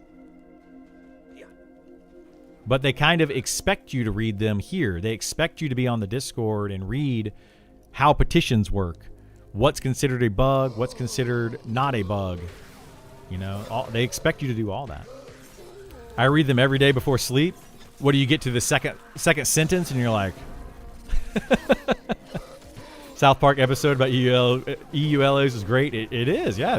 And it's true. It's very true. Very true. Like, South Park does a really good job of making things that we find just, like, silly.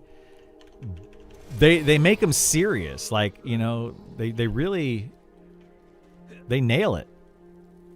They do a really good job. I like South Park. I mean, it can be crude and gross and all that kind of stuff. So I get it, people that don't like it. It's very vulgar for people that don't like that kind of content. But the substance, the subject of the actual episodes is on point, like, every single time.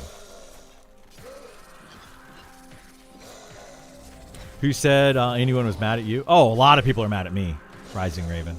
A lot of people get upset with me. They come in here, they tell me that I'm wrong and I'm terrible and I'm this and I'm that.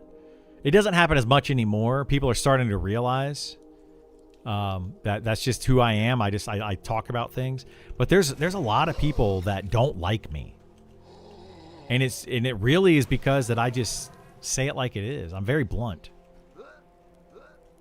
And they think all I ever do is just crap all over this game. And it's like, I don't. I love this game. I love the devs. I really appreciate everything about this game and the devs. And the community as a whole. But people just think that I'm just super negative. Like, why would I play this game this much if I hated the game? Like, I'm not that much of a masochist. But anyway, people think that. It's okay. What I don't understand, and all game companies make this fatal mistake, is limiting the population on testing. Break it now so you can fix it and make the appropriate fixes. But no, EA will drop probably won't be able to even log in for a week, and a third of the players will cancel because gamers are fickle these days. You're not wrong with some of that, yeah. I understand their rationale, though. If they were to open up this beta test to everyone and make it just a completely open beta test for the past, when did it start? March 1st? So, you know,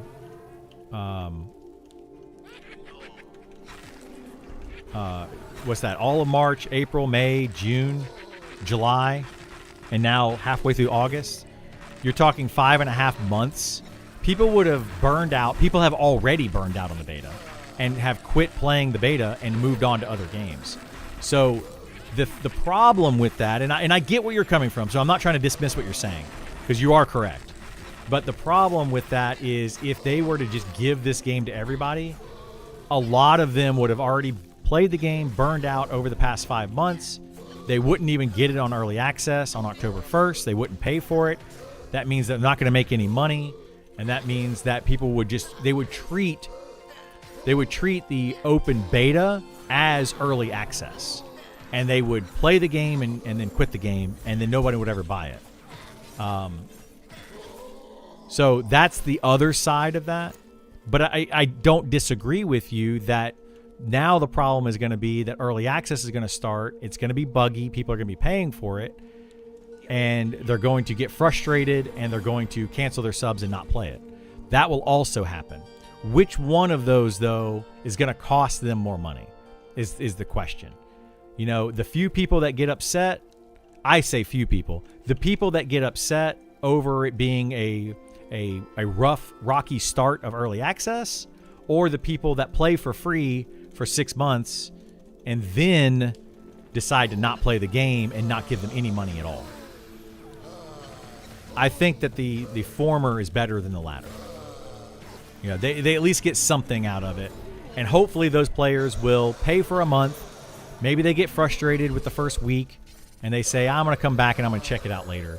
And then they come back second week because they've already paid for it and they like it and they continue to playing it. So I think that's the difference, really.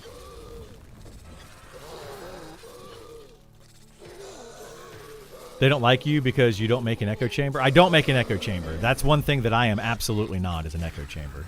Well, I don't know. I echo myself, I guess. This game actually looks good, but the character models are horrid. Guys look like Weeble Wobbles.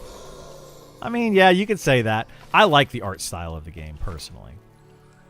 You know, like, I think the art in this game is great. They could use some more animations. They could use some more VFX. They could use some more of that. But I like the art. I think it looks really good. So that's just that right there is just a matter of preference, right? It's a matter of opinion. Some people are going to like it, some people aren't. I use a different artist. Are you a Picasso fan? Are you a Mona Lisa? Well, who did the Mona Lisa? Anyway, you know, are you more of a Michelangelo or a Picasso or a Da Vinci? Or I guess Da Vinci did more. Anyway, you get the point, right? People have different taste in art. And that's just a matter of preference. One person's going to love it, another person's going to hate it. That doesn't necessarily mean it's good nor bad. It just means that that's just a matter of preference. I'm glad you're here for the long run. I am absolutely here for the long run. I'm not going to be the guy that dips out after playing the game for a month and getting bored. Clearly, I have played this game through... I played it in alpha for 5 or 6 months. I have now played it in beta for 5.5 months. I'm literally just repeating everything that I've previously done. I'm going to do it again in the start of early access. So, yeah, I'm not going anywhere, as opposed to some other people. And I'm not going to tell you who. I'm not trying to attack those people or anything. But there are people that are just gonna dip.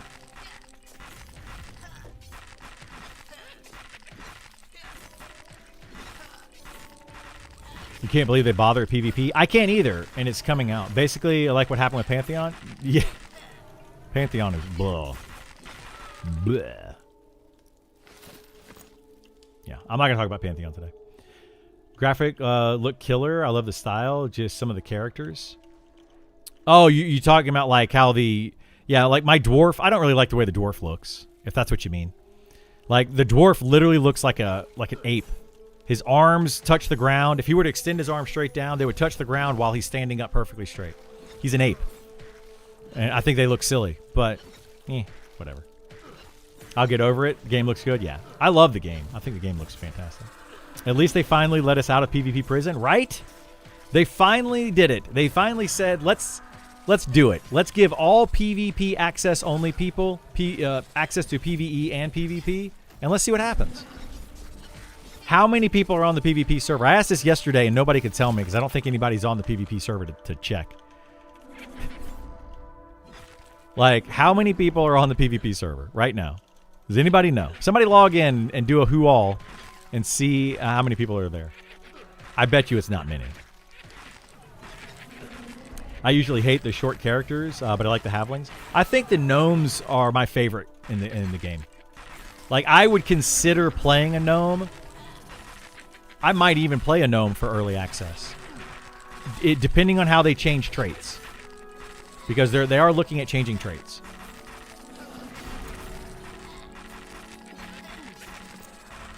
They were blown away by how active West Bank was. PvP players who were streaming in last night saying it was dying fast. Were they? Yeah. PvP is dying really quickly.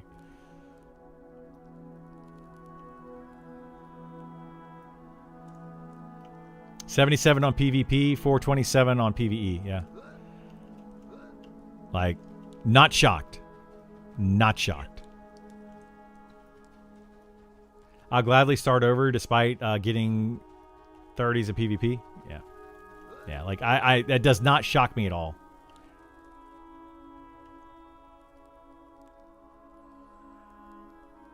You can who all on the PvP server, and it should still give you a number. You just can't find out like what zone they're in. Basically, everybody on PvP is effectively anonymous or role play or whatever. But you should still be able to who all. There's a server page on Monster Memories website. Oh, did they actually add a server page to show all that? I haven't seen that. What I would hope they do with the PvP is once they get the starting cities and faction content in, they do PvP faction. That would be great. Yeah, like if they want to make a good PvP game, they absolutely can. They need to do something like you're saying. They need to have faction-based PvP.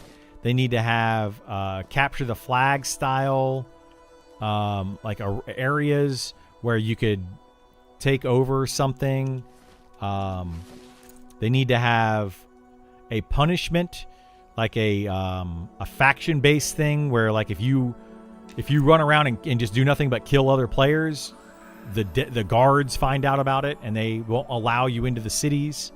And you have like a pirate city, which is where, like, they need to do stuff like that. That would be good PvP, and it would be a lot of fun, and it would be very popular. Like what they did in Ultima Online, right? Ultima Online, you kill another player, you become an outlaw, and then you're not welcome in cities. You have to go to that pirate city. That would be awesome. I would love that. You can just use server metrics page on the website. That's probably the best way to do it, yes. The server metrics page on the website. I didn't realize they actually had that up. Why did they force everybody to play on the PvP server? They didn't force everybody to do that. What they did was they had a PvE opt-in, which gave you access to both PvE and PvP. Then they had a separate opt-in that they created later because the PvP players were saying nobody's rolling on the PvP server. It's dead, and it's not fair because they're having to compete with PvE players, which are clearly the majority players, to get access to PvP. So they were saying that there weren't enough PvP players. So they made a separate opt-in for PvP exclusively. And what ended up happening is a lot of people that just wanted to play the game, they just want to try it out, they want to beta test it, decided to opt in on the PvP only just so they could get access to the game, even though they had zero intentions of ever actually being involved in PvP. So those people opted in, and they actually have now given out access to every single person that opted into PvP. They got access to PvP and they ran out. That's why they only do like 100 people opt in the last couple of times. They just don't have many people that are opting in for PvP specifically. And a majority of those players, I would say, are PvE players that just want to try the game. So they're like, well, I'll take whatever I can get. You know, I'll take the crumbs. So that's where people are saying they forced them to do it. They didn't force anybody to do it. Everybody had the option of opting in or not opting in to the PvP server. People that just happened to opt into it, not all of them cared for PvP, is what it was. Hopefully I explained that well. Pretty sure who is completely gone from PvP now. Is it completely gone? I thought they just changed it where you couldn't like who. Anyway, I don't know. I don't play on the PvP server. I just read the patch notes on it. And the patch notes said something about the /who being, you know, like changed or modified. So yeah, I could completely be wrong on the /who and how that works. You are correct. So if I'm mistaken on that, I apologize. I'm okay admitting that I can be wrong. I absolutely can be wrong sometimes. It happens to all of us. If you opt in PvP, like I foolishly did, they only give you PvP access. PvE got both. Yeah, there you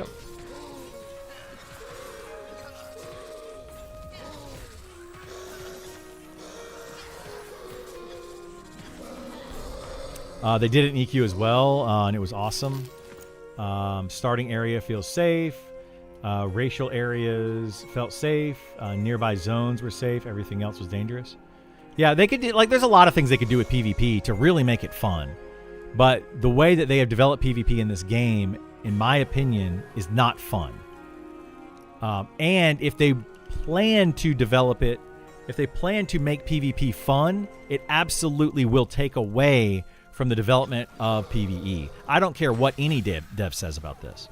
Devs can lie to your face all day long. I'm not going to lie to you about it. Anytime that they add a person to a team, it takes away from the PvE side because they could have always added another PvE person.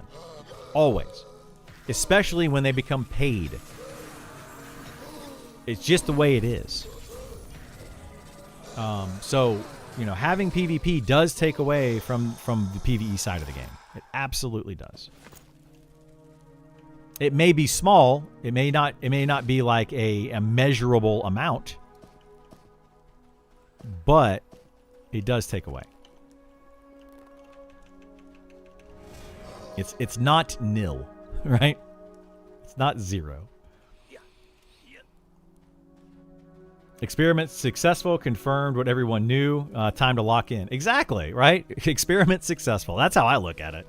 They're learning a lot. These devs are absolutely learning a lot. I do pick on them quite often, but they are learning from their mistakes. Some of these mistakes, I feel like, and people in the community feel like they're kind of silly.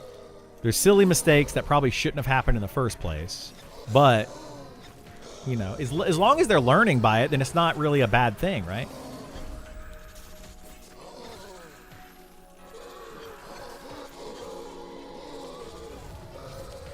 What was the experiment?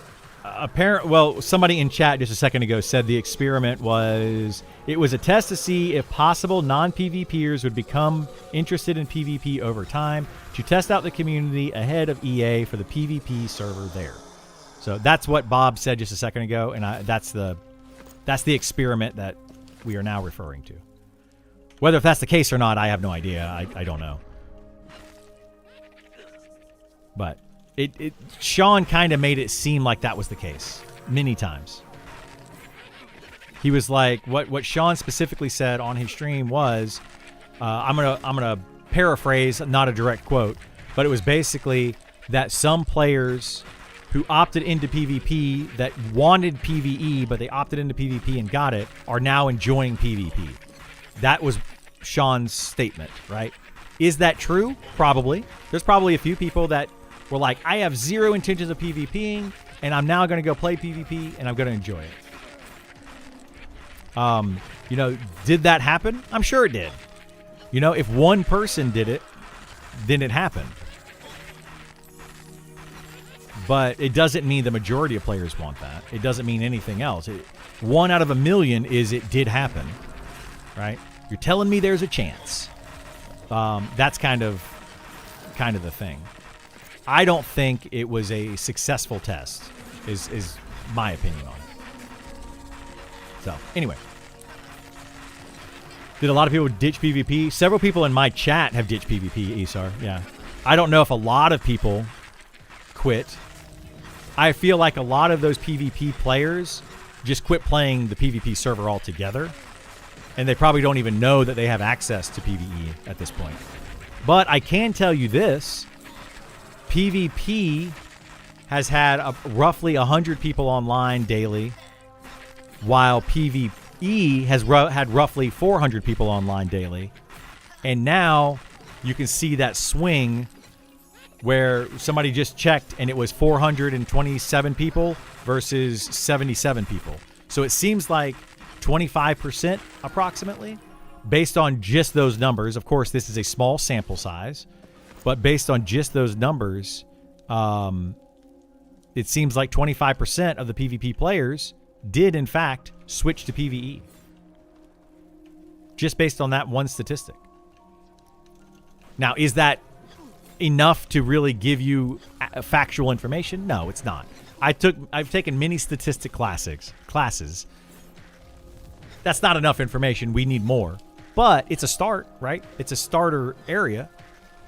And it's clearly people wanted to be on PvE. At least 25% in that case. Non-PvP rewards for PvP is something Black Desert does. I don't know if that's better or not, honestly. Hang on. Let me reread that and understand what you're saying. Non-PvP rewards for PvP. Yes, yeah. To me, that's bad. That's something that World of Warcraft does as well. If you look at the min-maxers in World of Warcraft, like you make a TLP server in World of Warcraft, and what do the min-maxers do? They go into PvP early on a TLP server to get the best gear in the game so that they can start raiding. And then they don't care about PvP anymore. But they only use PvP to start their PvE journey because it's meta. It's the min-max way to do it. I like to incentivize PvP. Yeah, I'm not a fan of it at all. I hated that. I always hated that in World of Warcraft. I thought it was awful because they did it with every expansion. At least when I played World of Warcraft, they did. Every expansion, I leveled up to the next level tier, the next max level, and then I went and I PvP'd for, a week or so, waiting for everybody else to get up to max level. And I PvP'd for a week so that I could get the best gear in the game to start raids. So that when everybody else hit level 60, I was ready to go.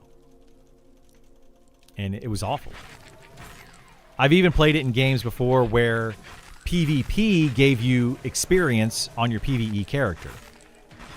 And it ended up being the best way to level up your character is by doing PvP. That one was really bad. I don't remember what game that was that I played. But I played some game where people realized that you could do that. So people would literally make groups and they would PvP each other and they would let the other team win. And then they would trade. You win one, we win one. You win one, we win one. Because overall it was faster XP. And like they didn't even PvP. They literally intentionally lost. I don't remember. What game was that? Does anybody remember a game that did that?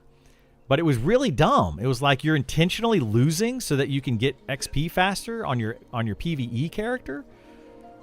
It was so silly. Yeah. That happened in WoW Battlegrounds for a while. Maybe it was World of Warcraft that I did it in then. That could have been it.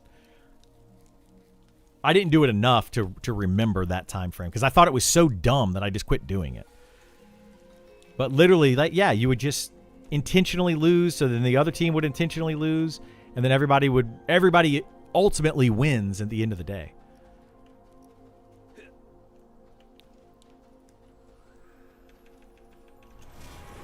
So again, it was another one of the situations where the players outsmarted the devs. Devs thought that they were programming something to get people to PvP more, to get PvE players into PvP. But what ended up happening was they just abused the system and then never PvP'd again. Battlegrounds killed PvE initially when it was implemented. Yeah. I think Star Wars, The Old Republic had that as well. Maybe I played that one as well. That might have also been, something I did in Star Wars, The Old Republic.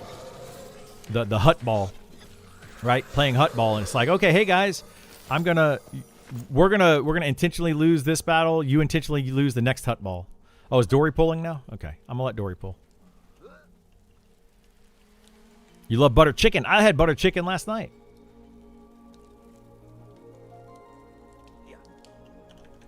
Yeah, that's literally what I had for dinner last night was butter chicken. Delicious. It was a frozen meal though, so it was probably not the best. If systems can be busted, they will be abused. Absolutely. Absolutely they will, yeah. Devs are, I hate saying this. Devs are not smarter than the players. They're not.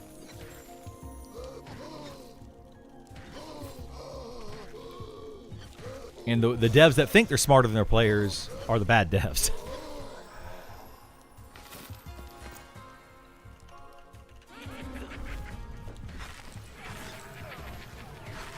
I just got my key like 5 minutes ago. Is there a preferred race that I'd get benefits from when going Shadow Knight? When going Shadow Knight specifically, it's not no. There's no race that's innately better than another race. I will say going Ogre as a Shadow Knight is good for one reason. Well, for a couple reasons, but the main reason being there is an Ogre-only usable... Well, it's Ogre and Troll usable, and there's no Trolls in the game. So it's an Ogre-only usable two-handed weapon, which is the second best two-handed weapon in the game. Well, technically third best, but only two of them are currently in the game. So, just a really good weapon that you can use. That's one benefit to going Ogre, but it's not the best weapon, so you can always still get a better one.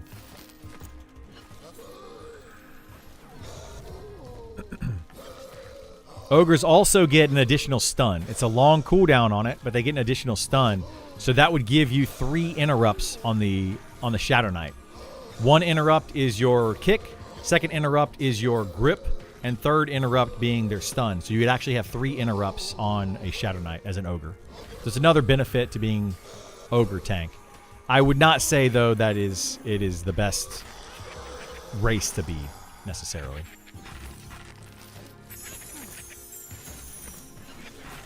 Respect to the devs, but they're not living in the world the way we are. Yeah, exactly.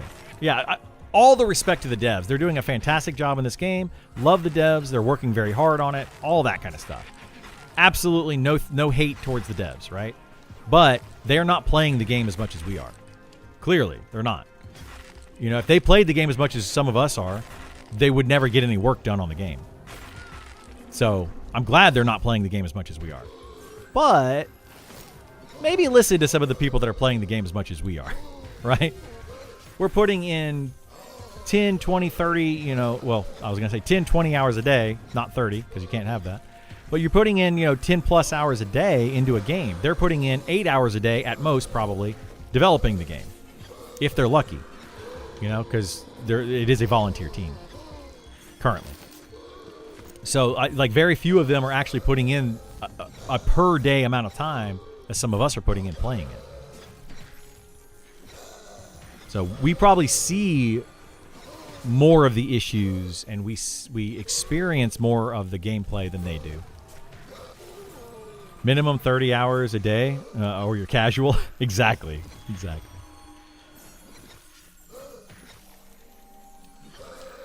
But no, I appreciate what the devs are doing, but I hope they appreciate what we are doing as a community, beta testing their game. We are volunteering our time to help them make a good game so that they can sell it and hopefully make money on it, right? Think about that for a second. They're volunteering their time to hopefully develop a game, to sell the game, to hopefully make some money on it in the future. We're volunteering our time to help them make a game so we have a game to play. We both are getting something out of this.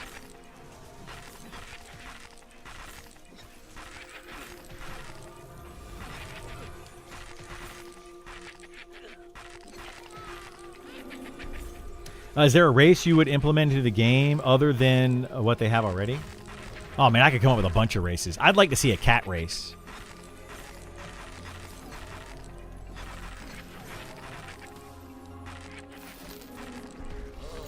That would probably be my first one, just off the top of my head. That would be kind of cool to see.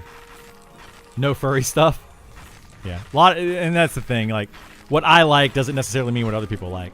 Cat race, a dog race, like an Ashira race, just like a dog type race, would be kind of cool. I think orcs would be fun to play because you can play as goblin. Why can't you play as an orc? So yeah, I'd be down with those. Trying to think of some other cool races. I'm on it.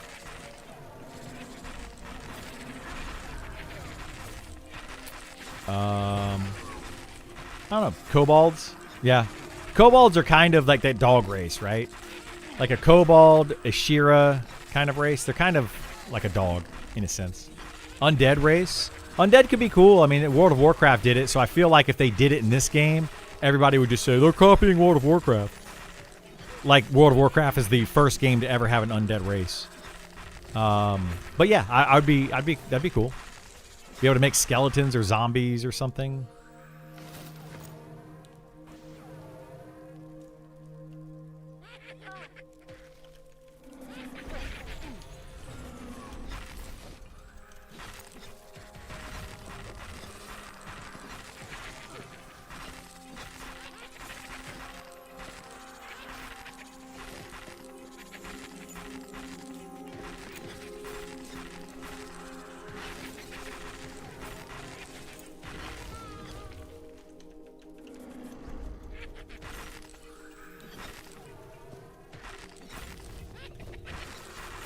I gotta do some inventory management here. Inventory is getting overflowed again.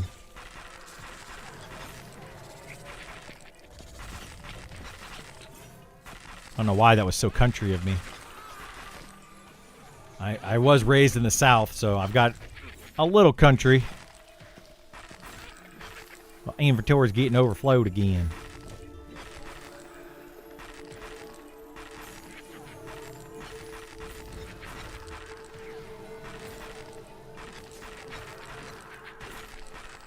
What do I want to do with the tailoring kit? I guess we could turn those into... I don't know what I want to turn those into. I kind of want to turn them into bolts. Isar needs a bag, another satchel.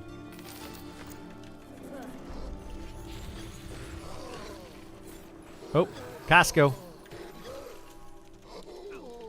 Costco. We're going to Costco.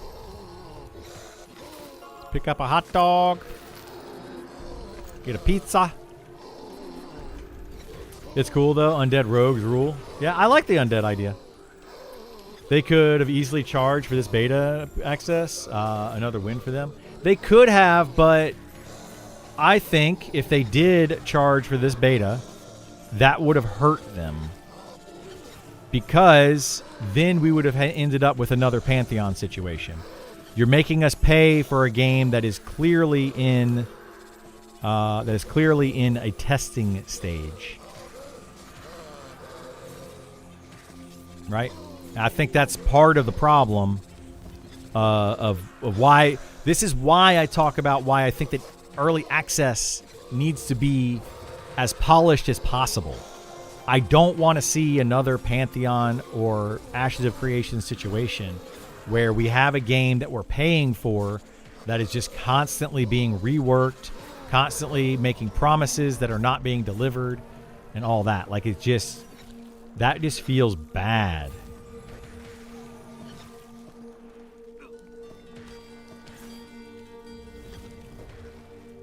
Look at that. I have all this space over here that I completely forgot about. That I could be using. I'm trying to... My goodness gracious. I'm such a dum-dum. Such a dum-dum.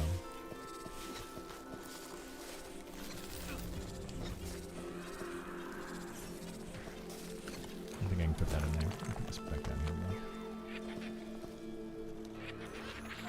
Oops. I want to get on this guy.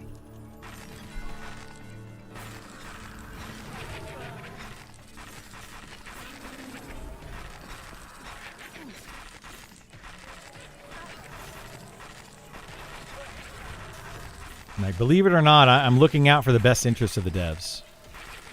You know, I really, really am looking out for the best interests of the devs with pretty much everything that I say.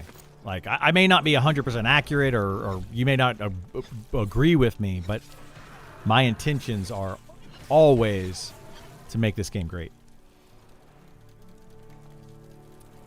I will always hate you guys for ruining Blue by waking the sleeper. Oh, I was a part of that, but yes, I know what you're talking about. I didn't meet up with the Rampage guys until Pantheon.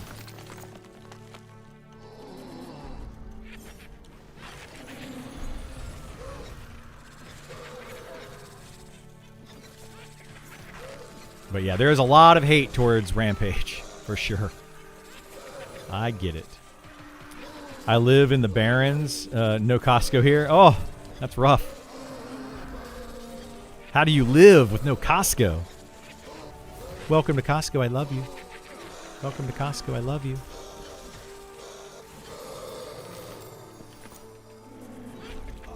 Haven't had so much fun in MMO since WoW, to be honest. I hope it will be a huge success. I do too. I really do too.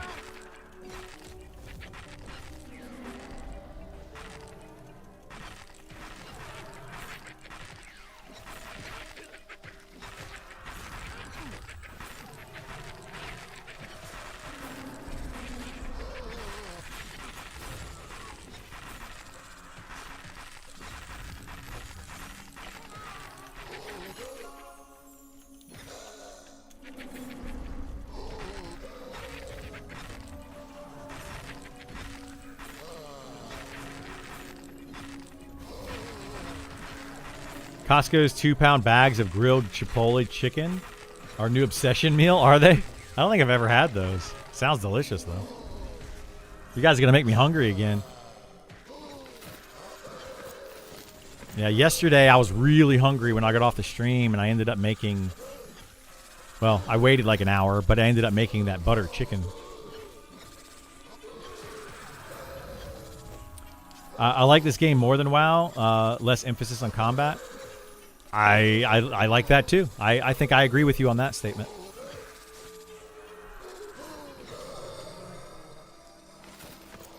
I will say that EverQuest was probably my favorite MMO. Actually, no. I'm going to say Ultima Online. I think I preferred Ultima Online over every other MMO that I ever played. But I didn't have the community feel that of the game. If I could have played Ultima Online with the same people that I played EverQuest, and we had that like community feel to it, that would probably be my favorite. But the way Ultima Online was designed was not. It was not very community focused. It was more, you know, solo player. You didn't really work together too much.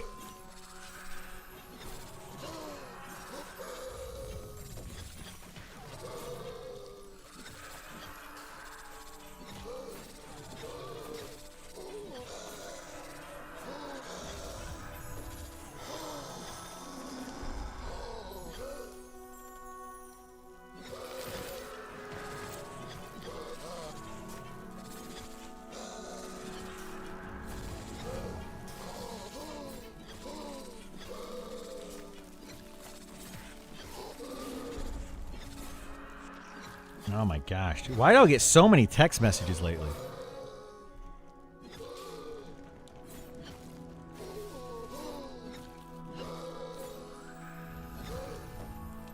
Spam, delete.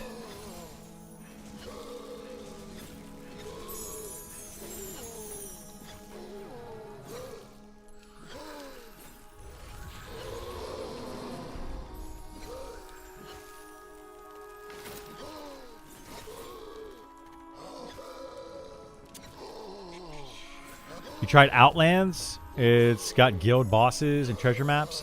No, I mean, that's the thing, right? Like, by the time Outlands came out, I was already way moved past Ultima Online. And, like, yes, it would be fun, but I've already played the game. I'm done with it. It's kind of like EverQuest. Re-releasing EverQuest for the umpteenth time does not make me want to play it again. You get tired of the same game. I missed out on all the old school MMOs. Started with Final Fantasy XI and Ragnarok Online. Then WoW. Destiny took over for 12 years. Ouch. Yeah, Destiny was fun, man. I love Destiny. I really enjoyed it. A friend of mine basically quit gaming because of Destiny. He's about as bad as I am with games. He gets super... I'm going to use the word addicted to them. Because there's really not a better word. But, yeah, he gets really into them. He was playing Destiny every day, like after work. He would stay up late, constantly playing Destiny. And at one point, he's like, why am I doing this? And he stopped playing, and he basically doesn't play a lot of video games anymore. He kind of stopped playing video games altogether, really. He got to a point in his life where he's like, I have to choose video games or something else. And he chose the something else. Which is, I totally respect him for that. You know? Like, he decided other things were more important to him.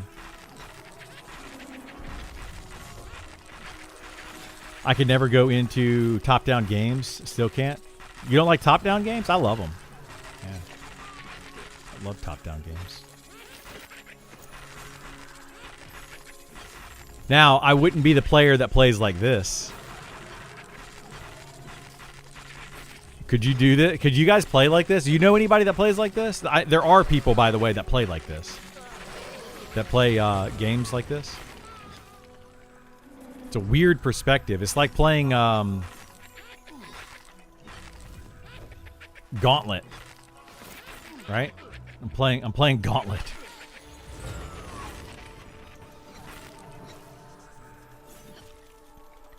What about some Asian-style MMOs? Really got into Silk Road Online and Metin 2. I haven't played either one of those. I played Arcade, which is a Korean-based MMO originally.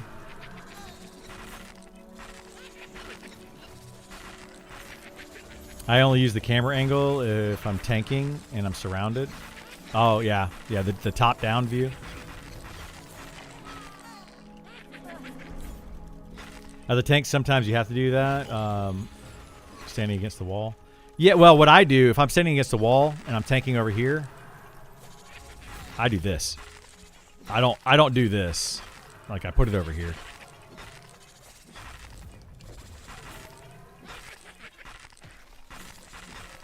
But just a matter of preference.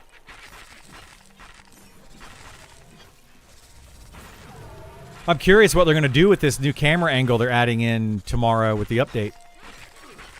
Very curious what that's going to be.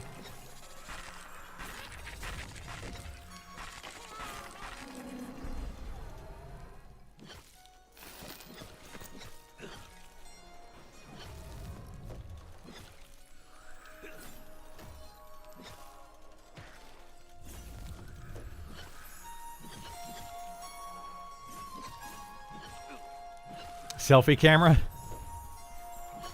I mean, maybe. Maybe we're getting an in-game camera tool so we can take pictures and screenshots. And people are just going to use it. They're going to abuse it to find, like, named mobs and stuff. They're going to go into screenshot mode, and they're going to go, like, out the room and around the corner. I'm just trying to get a good angle. I swear. No, you're not. You're searching for named mobs.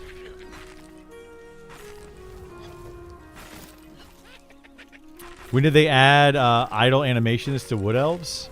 I don't know. I have no idea. They're adding a camera angle. They're adding new camera settings. I don't know that they're necessarily adding a new camera angle.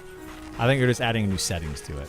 Like maybe your distance your camera distance from your camera to your player.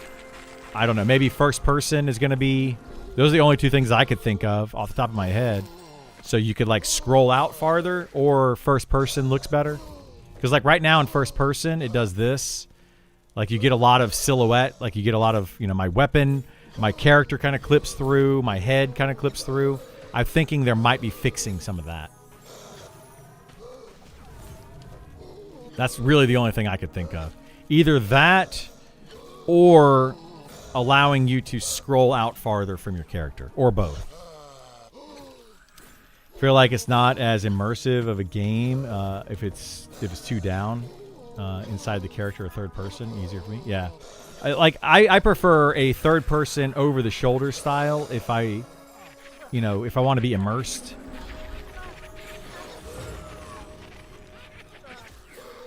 Holy moly. Oh my gosh. Dory coming in with the trains. This might be too big of a train. What the heck?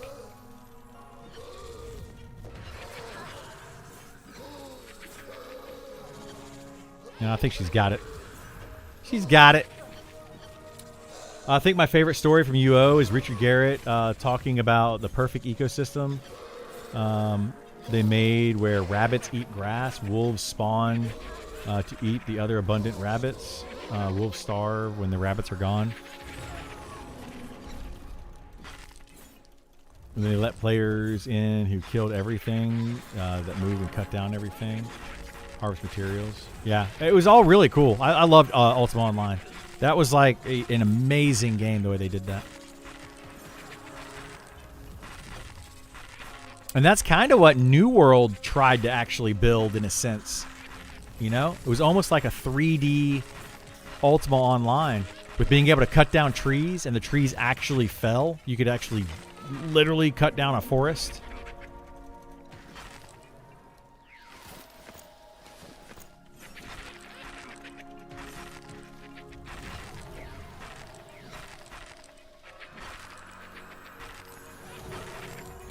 I like to play zoomed out pretty far. I like to for 10-15% increase in zoom distance. That's nice, except for when you're in a dungeon, you can't really do it. Like, I don't even think I can get max zoom distance in this room right here. I don't know that it's possible.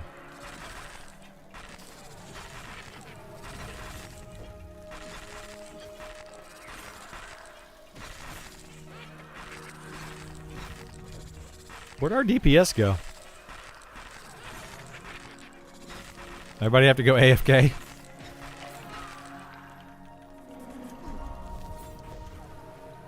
Did this happen yesterday?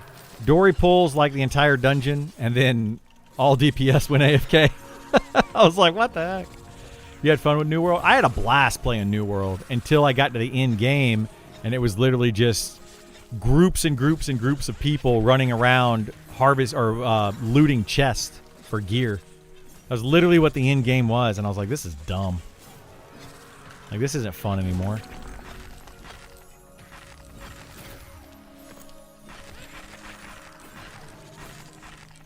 That's why you always have to have end game. It doesn't have to be the focus at all, but you have to have it. You have to have some game loop for players. Oh my gosh. Sorry, I think I broke all three of those. That's my fault. You have to have something for players to do once they've reached max level. Anything. It doesn't matter what it is. The chest runs was fun for like a few runs. Then it was boring. It was fun while you were getting upgrade gear, right? And the first few runs you're doing, you probably got a piece of upgraded gear every run. Then after a while, it became you have to do a dozen runs before you get one piece of gear that gives you a higher gear score than what you previously had. And you had to continue to do tons and tons and tons and tons of runs to get your gear score higher. Then you had to get an item that was better than the one you had with the higher gear score. So even if you had a higher gear score, you didn't necessarily get a better item. It just had a higher score value to it. And it was just like, this is awful. Terrible. It sounds miserable. It was miserable. It was all gear score based. So the idea of New World at one point, I think they changed it from this later, but like as you got higher level, you would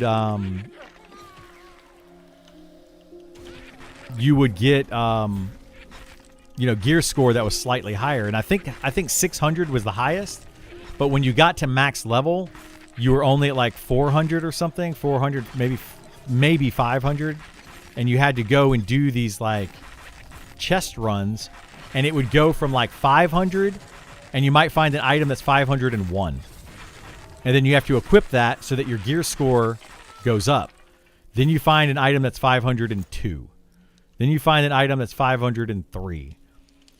And you have to keep doing that until you get to 600.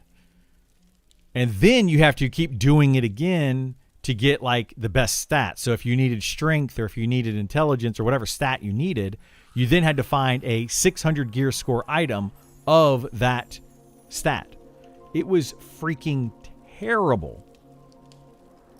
Absolutely awful. Like whoever came up with that was a terrible game dev.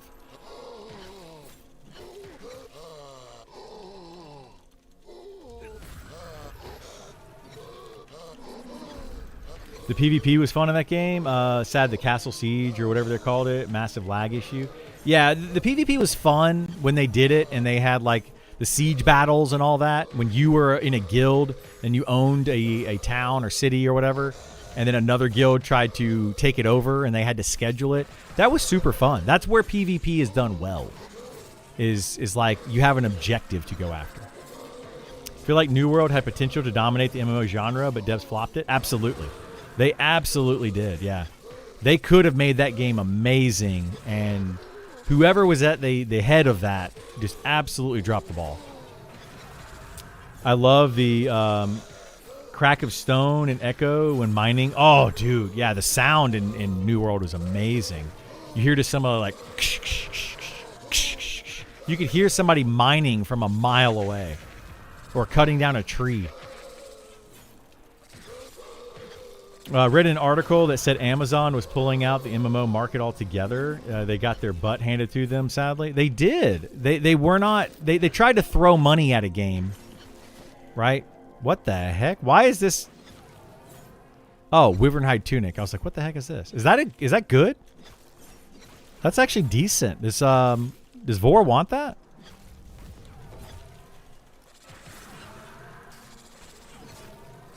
Does he have one? Yeah, that's actually pretty good. Nine wisdom on a chess piece. That's solid. You don't want it, Vor? Okay. Well, I'll hold on to it. I won't disenchant that one. But yeah, they had potential to do a lot. But that's a case of throwing money at a game and not passionate, not having a passionate group of people making a game. Right? So throwing money at a game doesn't make a good game, and also just passionate people may not necessarily make a good game. It's having both the money and the people and a good combination of the two. How are Beastmasters for soloing versus Druid and Necromancer? Necromancer is better than Druid, which is better than Beastmaster. At level 12, they seem amazing and clearly the best, but not sure if that holds true at higher levels. They start to fall. Beastmaster starts to fall off around level 15 or so. Between 15 and 20, their solo ability definitely goes down considerably. They can still do it, but it goes down considerably. And the PvP battleground was broken for weeks. The output rush or whatever it was called. Yeah, that was broken for a while. Amazon canceled Lord of the Rings MMO, leaving Lost Ark and Throne of Liberty. And of course, what happened in New World? They're hanging up their spurt. Yeah. They just don't need to be making games. Saw Guild Wars 3 get 95 million extra funding after they reached number 2 on the Steam list page. Wow. I think Guild Wars, I'll play Guild Wars when it comes out. But I will not be like crazy into Guild Wars. I don't think it's going to be the next big MMO by any means. It's going to be fun, but it's an action RPG. It's an online action RPG. It's more akin to Path of Exile or Diablo than it is to EverQuest or World of Warcraft. It's a 3D version of Path of Exile or Diablo. That's my guess. That's where I think it's going to end up. Of course, we don't know a lot about Guild Wars 3 yet, but that's what probably will happen. Now Criddle considers Beastmaster solo ability when you're not fighting Herbalist. How is it then? Oh, when you're not fighting Herbalist? That's what I'm talking about. It's a good solo class when you're not fighting Herbalist. But a Necromancer and a Druid are both better soloers than a Beastmaster. Let me put a big asterisk on here. If they are played well.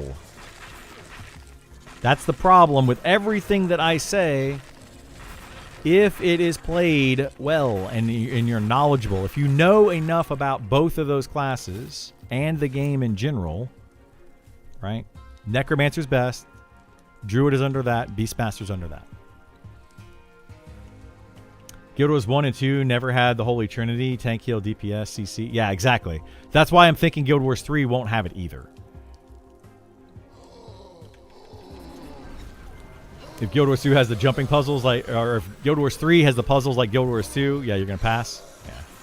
Yeah. That's kind of what I'm getting at here, guys. Like, Guild Wars 3 could be a fantastic game, and I will probably give it a shot. I'll probably play it for funsies. But it is not going to be a true MMO. Just like Guild Wars 1 and Guild Wars 2 were not true MMOs. It's going to be Unreal 5 as well. Ooh, it's going to look beautiful then. That could be really good, but also really bad. It could be, yeah. Well, I've heard that Unreal Engine is not great for MMOs because it doesn't do well with large scale. Like, what is Fortnite Battle Royale? Like 100 players? You know? Okay, so you have 100 people, and that's about, where it's like, okay, we got 100 people running around in a giant map together. We probably shouldn't do much more than that. Whereas a true MMO can have thousands of people on the same server playing together and chatting together and all that. I've heard that. I don't know. I don't design games. I'm not. That's outside of my expertise. But I've always heard that that's the case.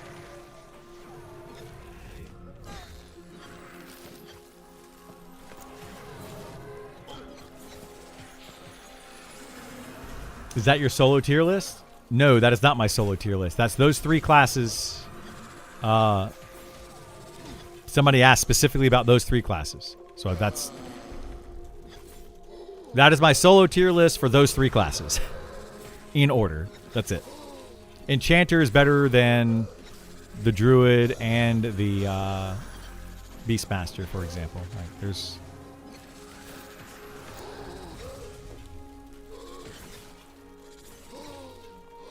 One thing that I really appreciate about Guild Wars is their very fair, in my opinion, monetization. Let's see. They're notorious for being very generous, supporting their games with tons of content, and being very fair. Yeah, I mean, I think that about action RPGs in general. Diablo, you buy it, you buy the game, and that's it. You don't really have to pay for anything else, Path of Exile is free to play and then has some microtransactions, but do you need to spend a lot of money on that game? No, you don't need to. I feel like action RPGs are, generally speaking, you get more bang for your buck.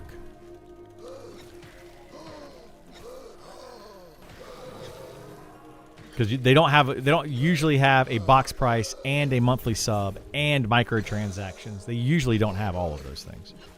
They pick like one, and that's it. Acid of Creation to make so many new tools for UE5. Make it work. Sadly, ended the way it did. Had a blast in alpha. Yeah, I mean, the game looked good, and in some parts of it, ran really well and it was fun and all that, but yeah, that's another one of those throw money at it doesn't make a good game. A good game can easily be mismanaged. ARPGs follow the seasonal model, so they have continued pumping out content to make you want to purchase the cosmetics. Yeah, exactly. That's what I appreciate about a lot of the ARPGs. They have to keep doing content. Now, the newest ARPG, EverQuest Legends, is a different animal altogether. They're trying to charge you for box price. They're charging you for sub. They're charging you microtransactions, and they're charging you for every season, effectively. They're just charging you every time they can. And I'm like, why are people playing this game? Why are people actually like, what? But if we keep giving them money, they're going to keep doing it. So good luck. It's a little predatory. It's extremely predatory. I cannot stand Daybreak. MMOs usually don't follow a seasonal model. They don't. This game will, by the way. It's going to have kind of a seasonal model. It's not going to be like, I would say the seasonal is every 3 months. You kind of know when the next season's going to be, right? It's literally like every 90 days kind of thing. This game is going to be a little different than that. It's going to have modules that are going to be approximately every 3 months to 4 months. They're going to come out with new content, at least through EA. This is for EA specifically. That's their plan. So there's going to be a lot of content that's just new every couple of months. So I love that. And they're not charging any more for it. Like it's $15 a month. And if you pay $15 a month in October and you play for a month and then you don't play and you don't pay anything at all for November, December, January, and they release something in February for their module or their season or whatever you want to call it, you pay $15 a month for that month, and then you get all the content. You don't have to like go out and you don't have to be subbed the whole time, or you don't have to buy it separately or anything like that. It's just you pay when you want to play and you cancel anytime. I personally love that model. It's to me it's like watching Netflix or HBO or Disney Plus or one of those. Like, while you're watching it, pay for it. As soon as you don't want to watch it anymore, stop paying for it. And then as soon as you want to watch it again, pay for it and you get all the content. Love it. Did you ever try Fellowship? I did, yeah. It was a group-centric, dungeon-based instant game. Yeah, it was basically Mythic Plus. It was World of Warcraft, Mythic Plus dungeons all day long. I played it when it first launched in its early access. I haven't played it since. It was a fun game. I streamed it a bunch. I played it a bunch. I did all the content in it. And then ultimately I was like, okay, I'm kind of done with this. It is one of those games that you play every once in a while. I would have much preferred that game if I had a static group to play it with every night. I would have much preferred it. Trying to play that game in pickup groups, pushing in the higher content, became extremely toxic. It was basically World of Warcraft Mythic Dungeons. And you had to watch some video to know how to do the content, or somebody in the group would be like, I don't like you, and they would quit out. Then you had to queue up again, and it was just really toxic, and I hated that. But the game, I felt like, was a lot of fun. Module release is slated for 3 months. Yes, they are slated for 3 months, every 3 months after early access starts. I wish it'd be $10 per month, but in modern world, it's not enough. Pay $15 anyway. Well, yeah, but if they did $10 a month, this is what EverQuest Legends did. EverQuest Legends is $10 a month, but you have to pay the box price every however many months, right? And there's microtransactions. So that's why, like, I don't mind the $15 a month, personally. I mean, I wish everything was free, but, you know, it's not. But I feel you there. I feel you. I found that there was a lot of toxic behavior, people leaving groups after a wipe or whatever. There was a lot, yeah. It was a crazy amount of toxic behavior. It didn't happen until you got into, like, the third tier, I feel like. Like, the first tier, everybody's kind of on the same footing. Everything was really easy. Then you had that one dungeon, the Citadel or whatever you had to do, and that's where people started to get a little bit of that. And then you get into the next tier, and it's like, okay, You know, it's still pretty easy. You can still get through it without too much hassle. And then going into that third tier, it was like, did you watch a video? Are you spec'd perfectly? Do you know your exact rotation? Because if you don't, we can't win. And then, like, yeah, one wipe and everybody would quit. You had to, like, flawlessly kill every single boss.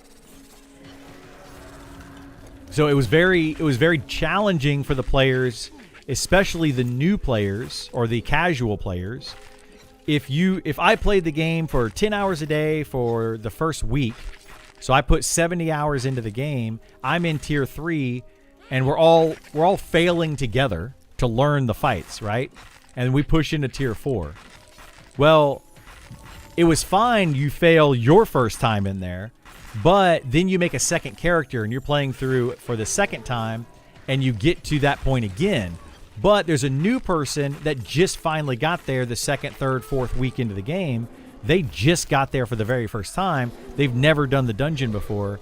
They mess up and you're like, oh my God, like, what's wrong with you? Do not know how to play the game, and you freak out. And it's like, you realize you failed on this the first time. No one in that game went into the fourth tier of that game without failing on previous bosses. No one did. And if anybody says otherwise, I don't believe you. Like, I just straight up don't believe you. I guarantee you failed on one of those bosses at least a couple times. You probably failed dungeon runs at least a couple times before you were able to get it right. Because that was very, like, the tier 3 in that game was very challenging. Tier 4 was, like, brutal. I know that I failed several times trying to get from tier 3 to tier 4. And I had to go, I think I had to go through that dungeon probably 10 different times with random pickup group people before I finally got it down and I understood, you know, the fights. So, yeah, that's what I don't like about those games. It's very, very toxic. And that's kind of what I want about this game, what I really like about it. If you're not good at your character, you can still play, right? Like, you don't have to be the best min-maxer in the game to contribute to a party. So I personally love that.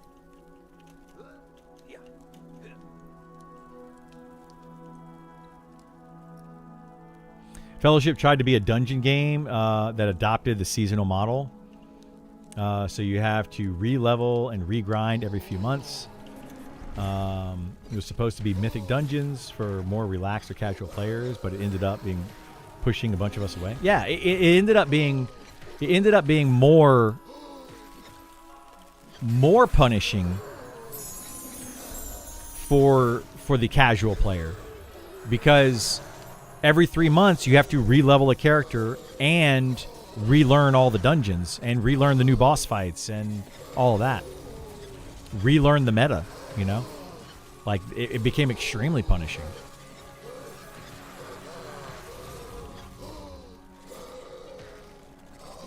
You know, I still think that Fellowship could be a good game, but they need to refocus. Like, what, I don't know how to say it. They need to change their target audience. You know, it's not a casual player's Mythic Plus dungeon crawl.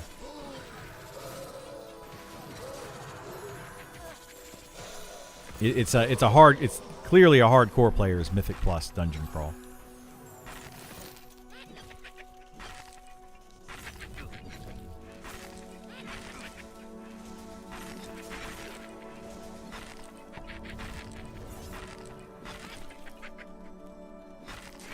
But yeah, that's kind of where I'm at, though, with Fellowship. I won't go back and play it again unless I had a static group to play it with.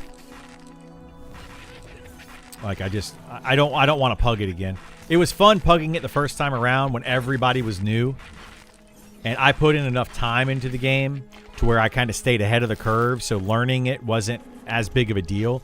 Making mistakes and failing here and there was not a big deal.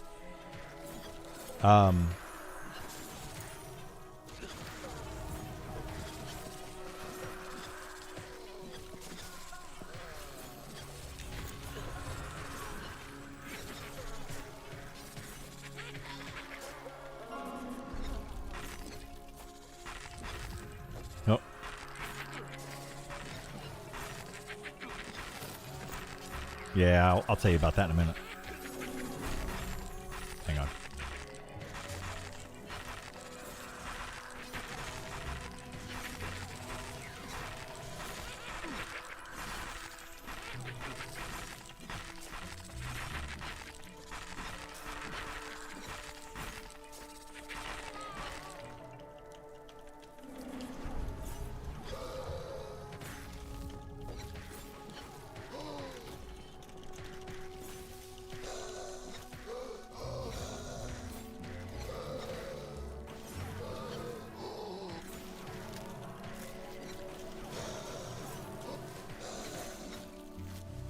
We'll be playing Classic Plus. I might try Classic Plus. It depends if it depends on how engrossed I am with this game when Classic Plus releases.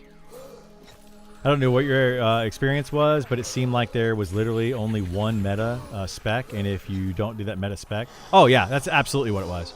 Yeah, I played Miko as my main character in or Mako, whatever, the monk.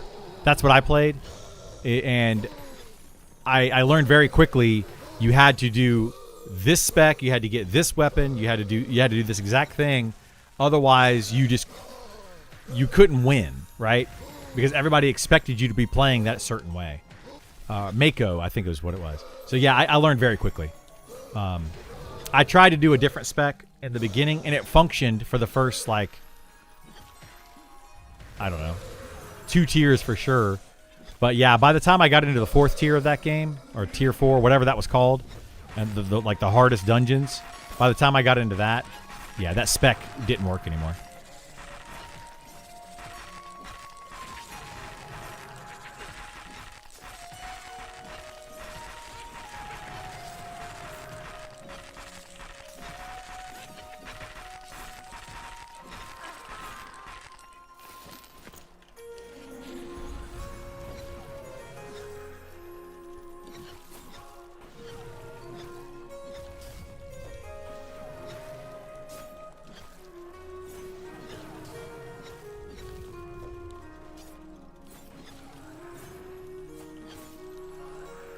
Yeah, they're gone at that point.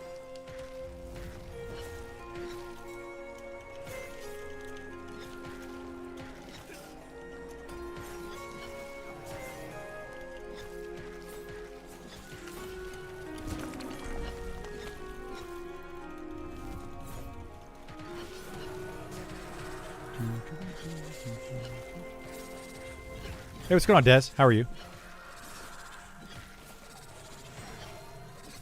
Is there a reason why the Enchanter isn't using Charm Pet? Yeah, I mean, kinda. They don't want to, but they're also pulling currently instead of our monk pulling. She wanted to pull, so that's what she wants to do. These are also pretty easy mobs, so we're just kind of blasting through them. It's not really a big deal. Hey, thank you so much for the sub, Des. I appreciate it. Helps keep the channel going. Helps keep me energized and going. So thank you so much.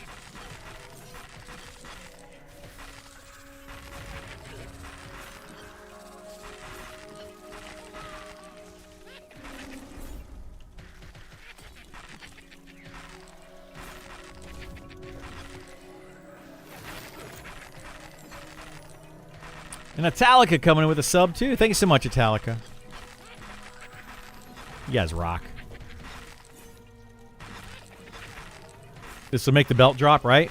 Well, yeah, because of that sub, I will contact the devs and tell them to make sure to drop the belt on the next named. This is actually the placeholder right here, so we can't get it right now.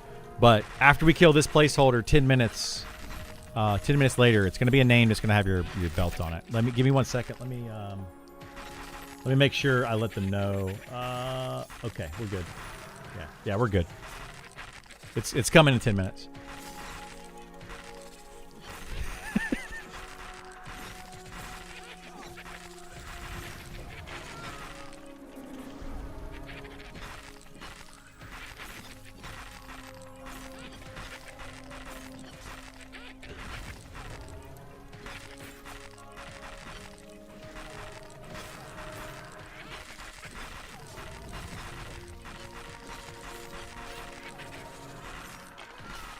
All right, here's the placeholder. So after we kill this, you're golden, buddy. You're golden. I got you.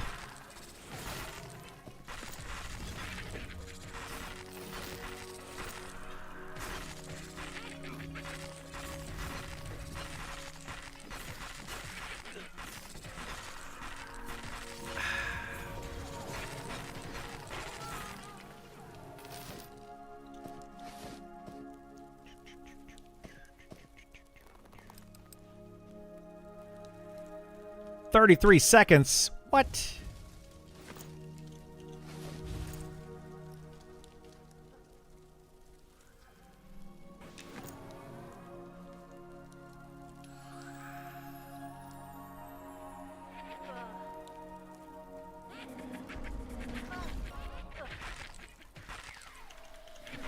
Oh my gosh, interrupt. What the heck? Barely got that interrupt off.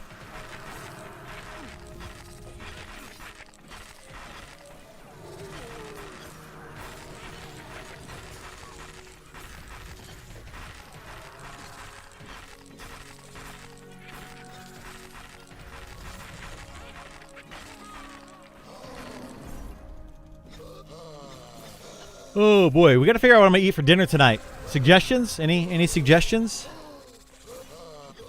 Any and all suggestions are welcome.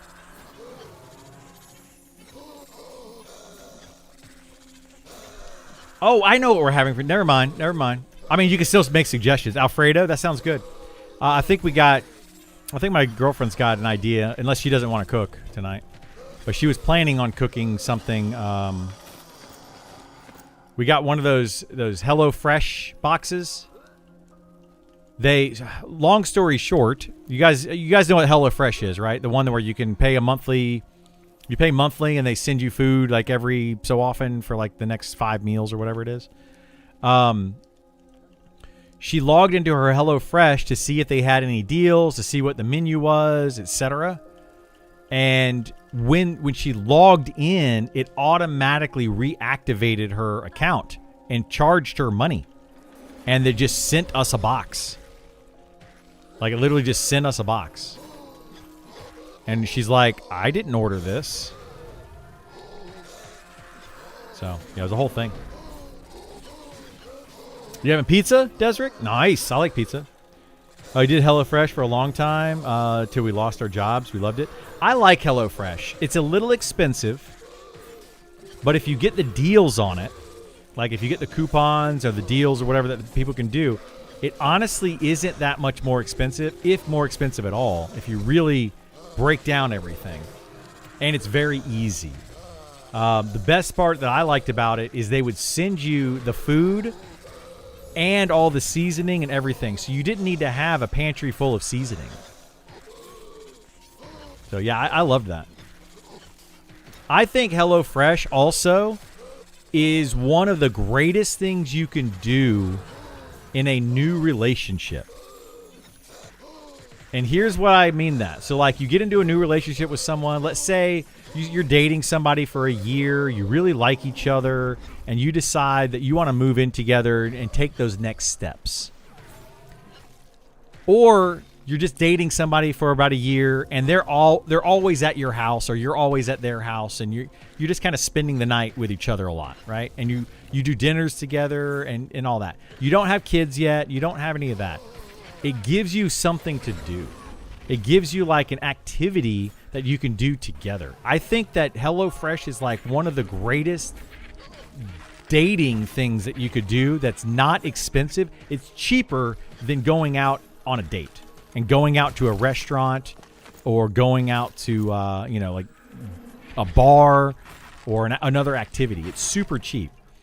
Do the HelloFresh, make it on a Friday night, watch a movie at home, boom, perfect date night. I'm telling you guys, I'm telling you right now, if you're in an early relationship, that is your cheapest date you're going to get. Load up Netflix. Be like, hey, come over to my house. We're going to make dinner together and watch a movie. And she's going to love it. She's going to think that's the greatest date she's ever been on. Go ahead and buy some flowers as well from the grocery store. You know, buy some flowers. She walks in, hand her some flowers, and give her a kiss on the cheek, and say, "Hey, don't do this. Don't hand her the flowers, give her a kiss on the cheek, and say, food's in the kitchen, go cook it, and then you go sit on the couch. No. Don't do that. Invite her into the kitchen to help you cook the food. You cook the food, she can help if she wants to. I guarantee you that is going to be the greatest date she has ever had. Telling you right now. You heard naked on a Friday night? Naked on a Friday night's good too. Yeah. Or have a girl who loves cooking go shopping together and help her out in the kitchen cooking. That's another one. Yeah, you could do that. Like, hey, that's another really good date night actually is, hey, let's go up to the grocery store and we're going to pick out what we're going to make for dinner. We're going to pick out a dessert. We're just going to pick out all the food. And then we're going to go back to the house. We're going to make it all together and bake some cookies, you know, make a little cake or whatever for dessert. Make a little appetizer of some chips and dip or whatever you want to do for an appetizer. Make that. And then actually make the meal and sit down and watch a movie together. Telling you, man, I'm giving you guys the greatest dating advice you're ever going to get. It'll win them over every single time. The problem is you do that a couple of times and then they're like, this guy's wonderful and swell. Then you move in together, you get married, and you stop doing it. That's where the problem comes in. Every time. I'm bad about that. Like, I'm good at dating in the beginning. I am terrible at dating later on. My girlfriend will tell you all day long. Dating in the beginning with me, super fun. It's adventurous. It's, you know, well thought out. All of that kind of stuff. And then you start getting into the mundane, the everyday, and then you're just like, Life Advice Twitch channel. Thought it was Eminem. Wrong. We talk about adult things here. We do. We talk about everything. I do our family's cooking now. I landed my lady. Nice. I love that. Dating advice, another service provided by Criddle. Absolutely.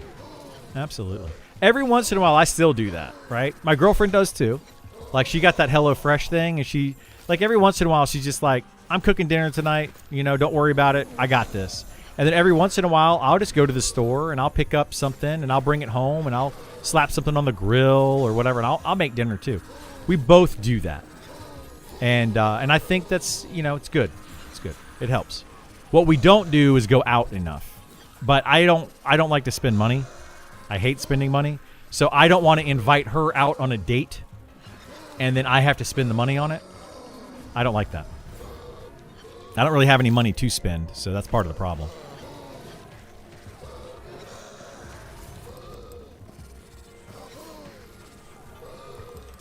Chase is better than the catch. It sure is. Cooking together is always fun. Married 15 years and still do it. I'm in charge of prepping everything that requires knives, and then I leave for the cooking to happen. Awesome. Yeah, if that's what you guys have worked out, that's great. I think some of the most fun I've also had is like baking with somebody. Like baking with the kids or baking with your significant other is awesome, because then you can get like the powder or the flour everywhere, and it's just, you know, make it fun, make it messy, you know. Expect to have to clean it up. That part sucks. Don't get me wrong, it sucks. But enjoy it. It's good times, man.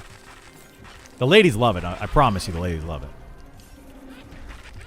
Criddle watches Hallmark movies?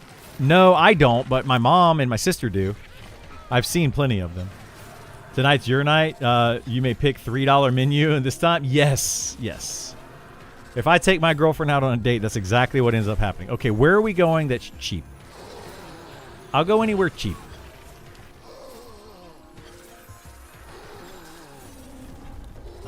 No, I don't mind going out. I love going out and doing stuff, but yeah, I do not like spending the money. I think spending money going out is awful. You watch them? You watch Hallmark movies? Yeah, I've seen plenty of them, like plenty. Actually, funny, in college, I when I was in a college class one time, the professor asked Twilight movies. He goes, how many people in here have seen, and he named some movie, and it was like a James Bond movie or a Mission Impossible or something like that. And every dude in the movie or in the class raised their hand, and like most of the women also raised their hand. How many people watch this movie? And again, everybody raised their hand just about. And then he goes, how many people watch Twilight movies? I was the only guy in the entirety of the class that raised his hand. I was the only guy. And he kind of looked at me and he's like, what? And I was like, it was for a girl. I read all of the Twilight books and I watched all of the Twilight movies, and that's because I had a crush on a girl who loved them. Literally the only reason.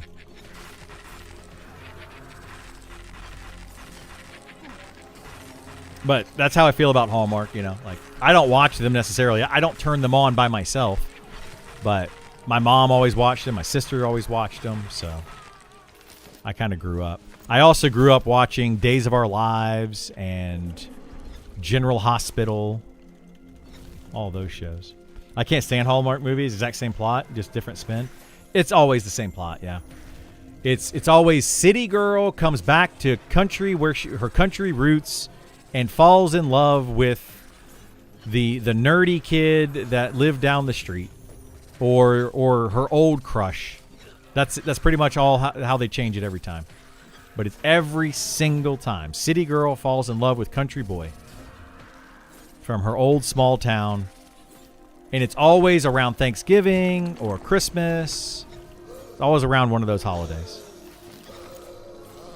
They change it up. Sometimes the guy comes home and falls in love. Man. Yeah, the guy comes home and he had that big city slicker New York job, and he goes back to the girl who stayed in town, and she's the waitress at the local diner. Right? That's the opposite. But she's happy, and he realizes that she's happy, and all she wants is him in her life. Every time. Guy deceives, messes up, totally redeems himself. Yes, that happens. Yep. You've totally redeemed yourself. Oh, Dumb and Dumber. I used to joke about cheesy Hallmark movie titles. My favorite was A Cry in the Dark. Then they made one called that. Hallmark movies are like country songs. They're extremely predictable. Like, extremely predictable. He gives it the $500K. Yes, every time. Yep. Every time. He's making tons of money, but he gives it all up to be close to home, to help work in a diner with the girl of his dreams. The problem with all of those, though, is every single time the guy and the girl are always way too attractive. You don't go home to a country town where a girl's working in a diner and she's just knockout, like 10 out of 10, perfect in every possible way. That doesn't exist.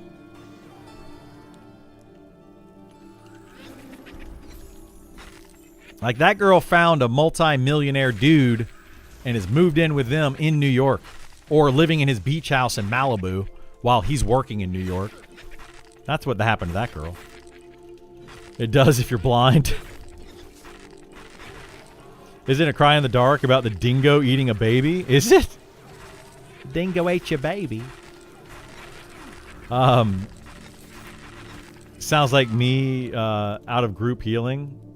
The group's in the Night Harbor Cemetery. Oh my goodness. Yeah, that never happens. Like, here's the thing, and I hate to be the bearer of bad news.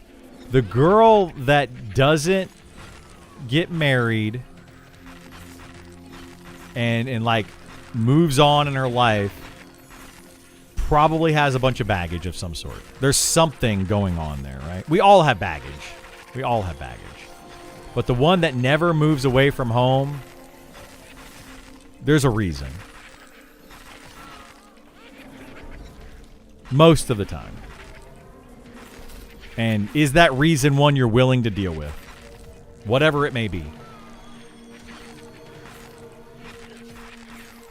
Usually they're WoW players. Yeah, exactly. She's broken, probably. Same thing with the guy. The guy's probably broken. Right? If the girl moves away and then comes back home and falls in love with the guy, and he's a random rancher, you know, he still lives on the ranch that he grew up on, and he just never moved away, there's probably something wrong with the guy. It's the exact same thing.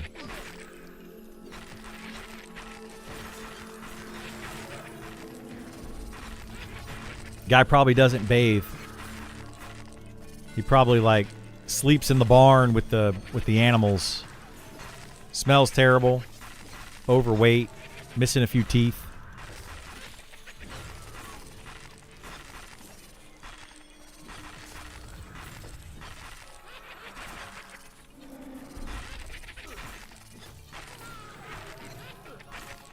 Just saying.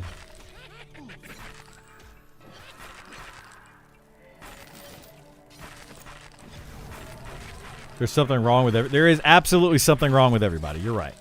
There is. Everybody has something. I know I have plenty.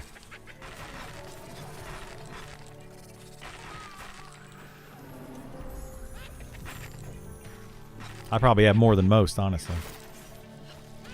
Got a lot of things wrong with me.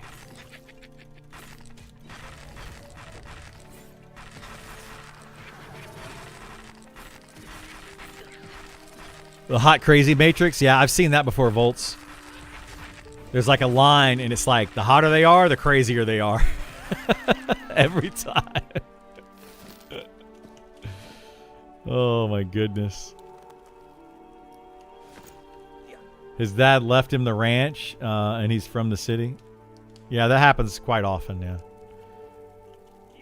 Dad left me the ranch. I gotta move back. I'm stuck in a zone in Crash into Fallen Pass. Yeah, keep trying a little bit. If it doesn't work, log in a different character and petition the devs. I had to do that once. I zoned into Fallen Pass, and it crashed, whatever happened, and it crashed multiple times, over and over and over, and I had to log in a different character and have them move me out of Fallen Pass.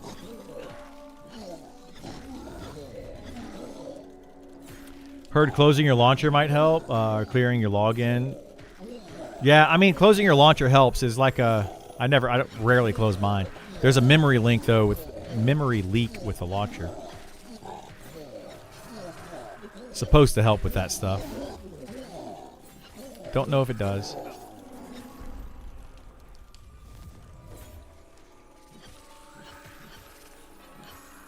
Dev said they did find something in the code that caused the zone crashing. They're working on a fix. That's good.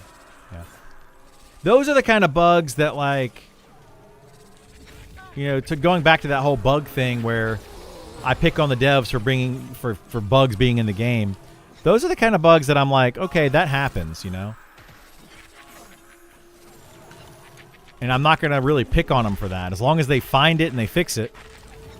You know, I'm not upset about those. I get irritated by the smaller bugs that are like, did you even test the ability?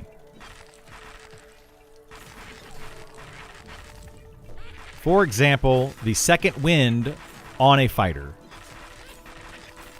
doesn't do what it says it does.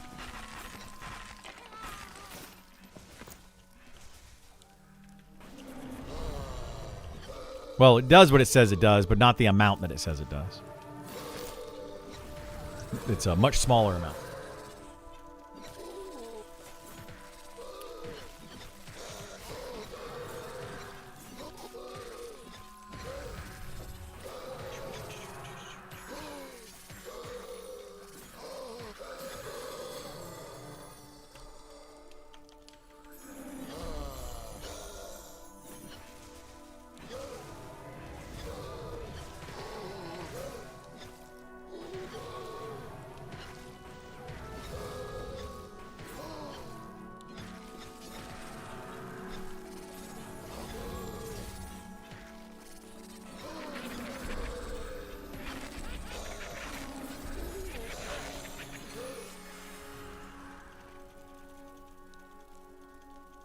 Lag.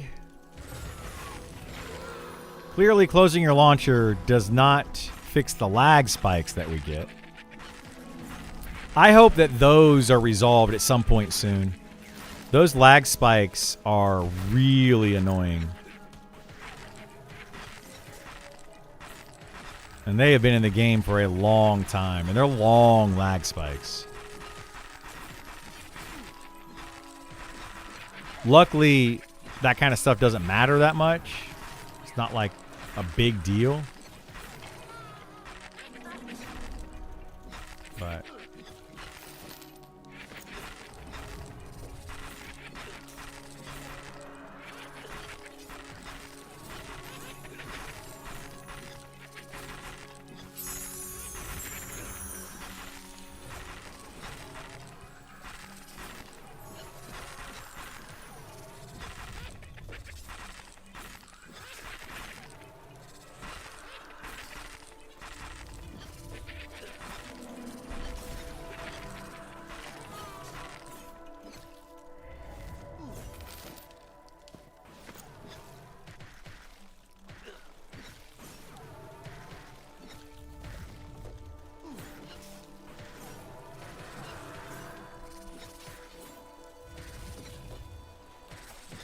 dude, this belt is driving me bonkers. This is bad.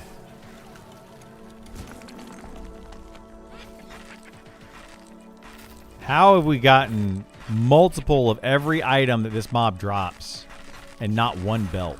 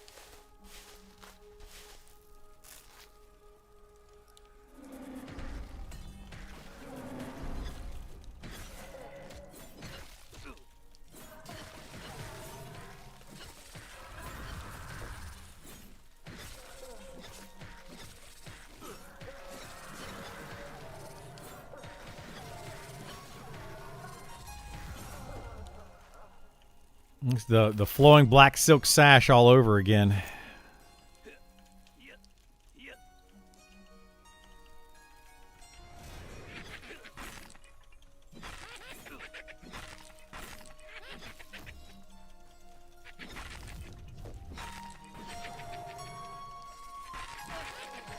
You got your work planned off, Cam? Work planned to take off for October?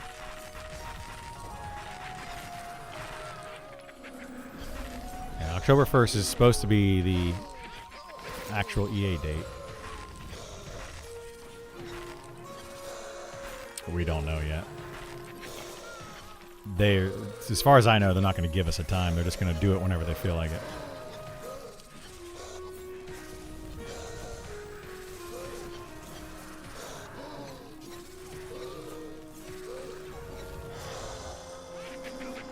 It sure does.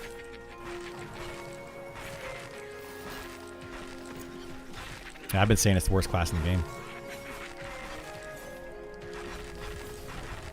Do we think it's actually going to be October 1st? I think it will be, yeah. I remember a group saying he has the sash. He's hitting faster. Oh my gosh. Like you could really tell.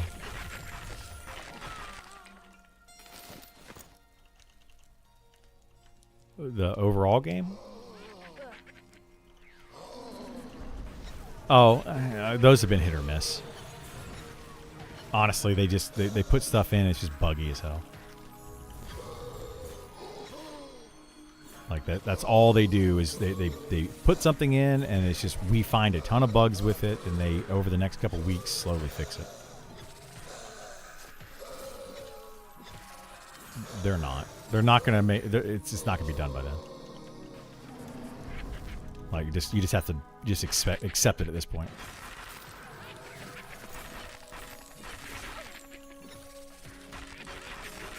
It's slated for October 1st. It is.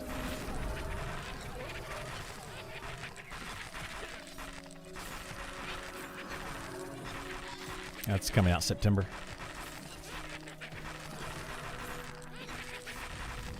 Hey, thank you so much for the sub. I appreciate it. That's it. Just Rot Hold, Fall and Watch, and then 3 raids.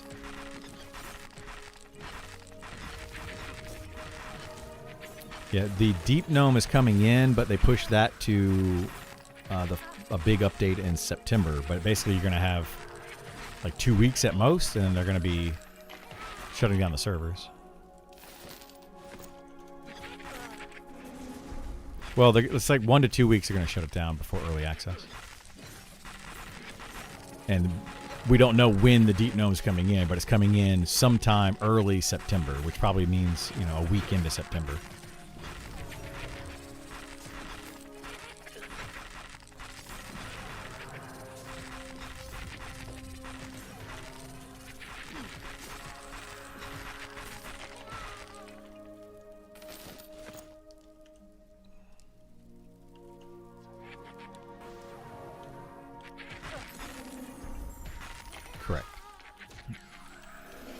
They will release 1.0 servers, and you could play on those. But no, like whatever server you start on is going to stay.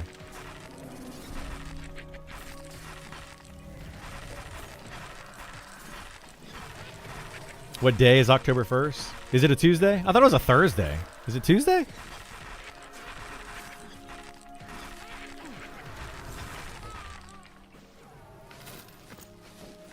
I don't know. I haven't looked at it recently.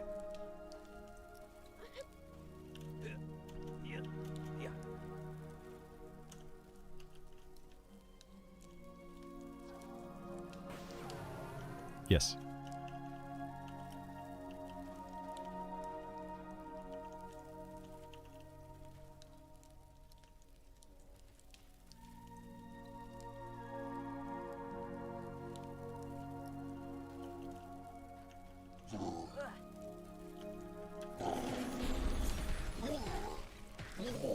Now you have to look it up? Yeah.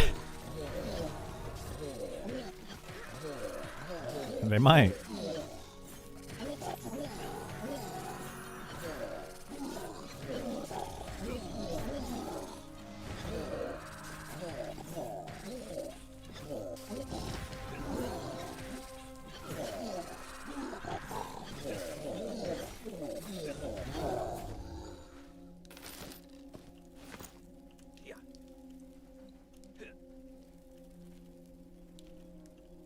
Needs a train? Oh, like just a way to get around.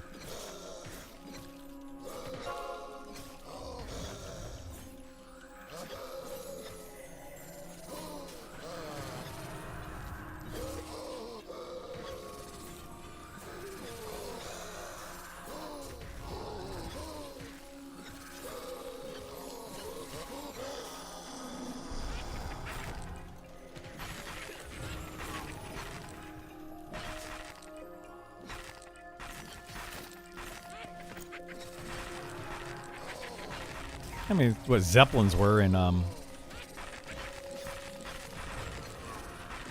yeah, it just crashes. That actually would be funny. Just go wherever the wind takes you, I guess.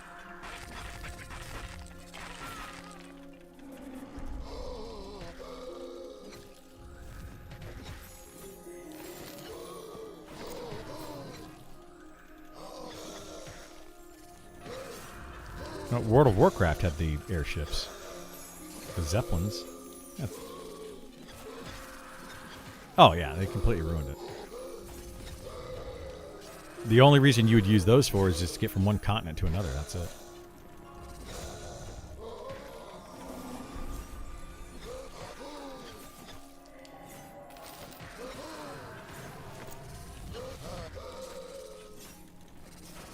You start training anyone today? I trained a couple people, I think.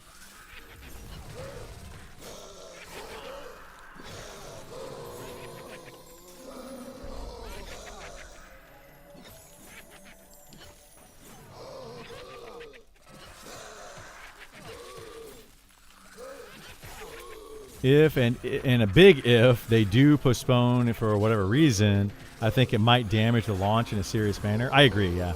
Losing out a potential visitor revenue due to well, not so good. Yeah, I think if they at this point, if they delay again, it will be a double. It'll be a double issue. The first issue will be people will be like, oh, they're doing the same thing as all these other MMOs. They're just delay, and it's never going to come out. That'll be the first issue. And it could potentially kill the player base. The Hovarth. The second issue is if they can't pay some of their employees soon. It has been volunteer basis up to this point. And some of those developers need a job. The way that Sean's talked about it, they need a job, and they're currently kind of strapped for cash to where they can't afford their bills. They're going to have to stop working on Monsters and Memories, which is going to be another negative to it. Like, that would be two big jabs that are going to potentially kill the game. Will it kill the game? No. It's not going to completely kill it, because you're always going to have people like Sean who are willing to build this game for free because he's having fun building it. Until what time? Like, how long is that going to last? At some point, Sean's probably going to be like, I'm done. I don't want to build this game anymore. I'm done. Like, it was fun for a while. I'm tired of it. So at some point, they have to start making money to be able to pay people to be on the team to continue working on it. People won't work for free forever, you know? They're just not going to do it. And if they don't do it, it'll be at a really slow pace. So that to me is, if they push it again, it's going to have a double negative to it. And that double negative could be a nail in the coffin, right?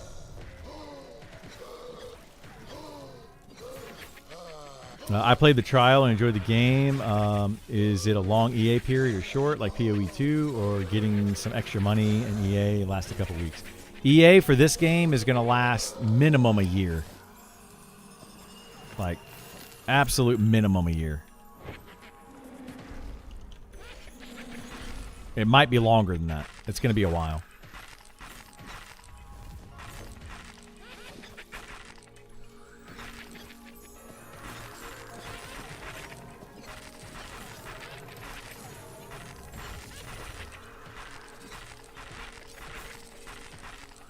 A double negative is proof positive. It's true. It's true.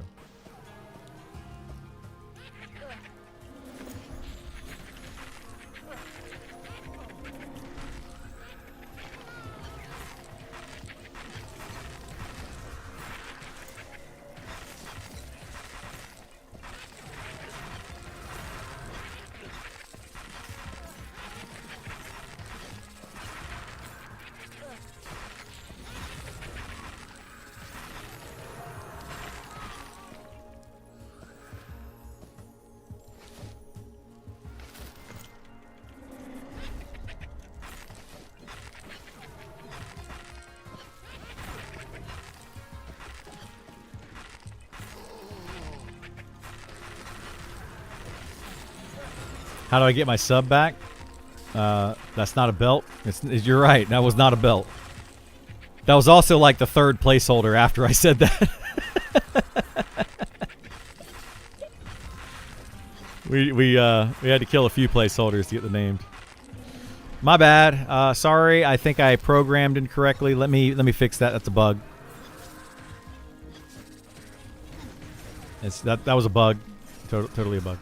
Also, for better or worse, it's going to have a complete with September's Classic. It has to compete with September's Classic Plus announcement at BlizzCon. For better or worse, like it or not, it will affect the numbers at least at first. Oh, absolutely, yeah. A lot of people will go and play Classic Plus over this game, and then there will be some people that play this game over Classic Plus, like myself. But more people will play Classic Plus and ignore this game and let it continue to cook. Right? So yeah, I think that, but it's more about when Classic Plus actually releases. They could announce, BlizzCon could announce Classic Plus is coming, which is rumored to come, right? But when is Classic Plus actually gonna start? What is Classic Plus? They're looking at doing World of Warcraft Classic Plus servers. And that's going to be World of Warcraft when it released in 2004. And they're taking away, I believe, correct me if I'm wrong on this, but they're taking away a lot of the accessibility and things that people have created over time, like all of the add-ons that people have made. They're like not allowing those to be used. So it's just going to be like the game was, a lot more like the game was when it launched back in 2004. It will never be the exact same as it was, but they're going to try to make it as close as they can. In before they announce Classic Plus is for Android. That would be hilarious. Classic Plus on your phones, on your cell phone, for Android and iPhone only. My gosh, dude. I wonder how many people would play that. Like, how popular would that be? People would just end up hooking their phones up to a monitor and a computer and like a mouse, keyboard, and everything, and they would just play it normally, but their phone would be running it. That's what would end up happening.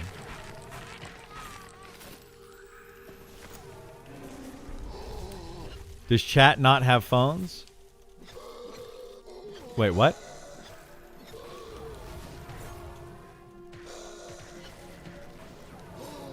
They're going the route of old school RuneScape. Instead of progressing to the Burning Crusades, they would develop new content for the game if they never left Azeroth as the idea for Classic Plus.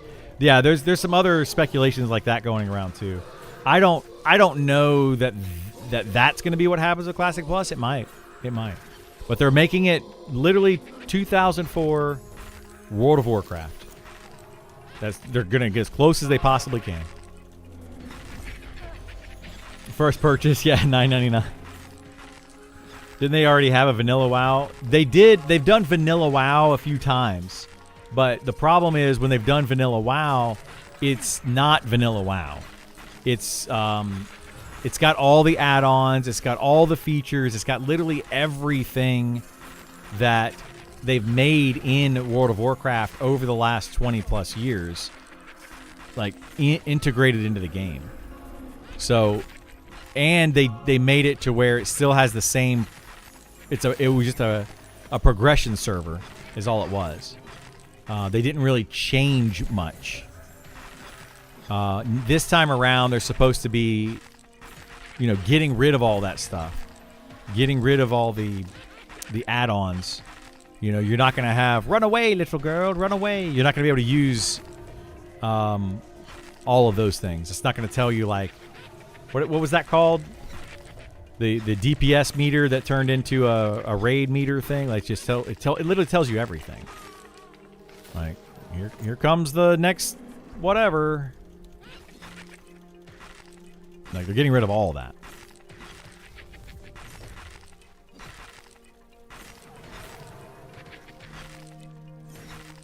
I want to play Classic WoW, but with the original content. Season of Discovery, but without the extra abilities. I thought Season of Discovery was super fun. I loved the first bit of Season of Discovery. It just kind of fell off. And they kind of did it backwards, too. They, like, made all the content... I don't know. Like, it was something about the raid sizes and changing that. And I don't know. Season of Discovery was fun. But it died very quickly.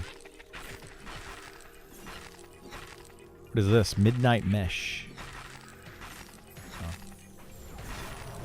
When Blizzard got booed for announcing Diablo Immortal Mobile... the guy said, do you guys not have phones? Oh, yeah. Like, that was such a stupid idea. Stupid idea. Do they even still, like, support Diablo Immortal? Is that still a thing?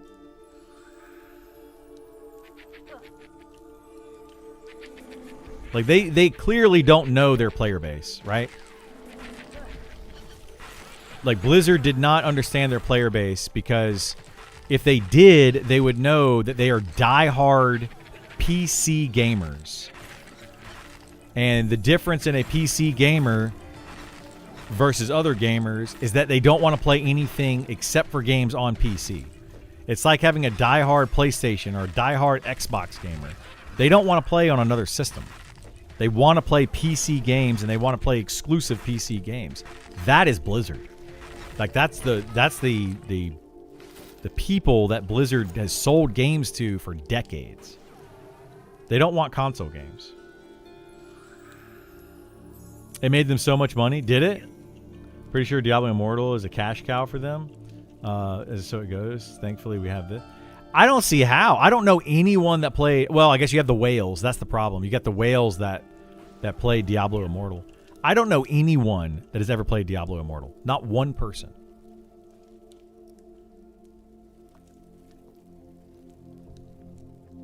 China? Yeah. Did anyone in this chat play Diablo Immortal? One person. I'd be surprised that one person in this chat did. A streamer spent $100,000 to buy BIS in Immortal just to uninstall right away to prove a point. Well, I wish that I was that streamer and I had $100,000 to throw away. That'd be nice. But I like that they proved a point.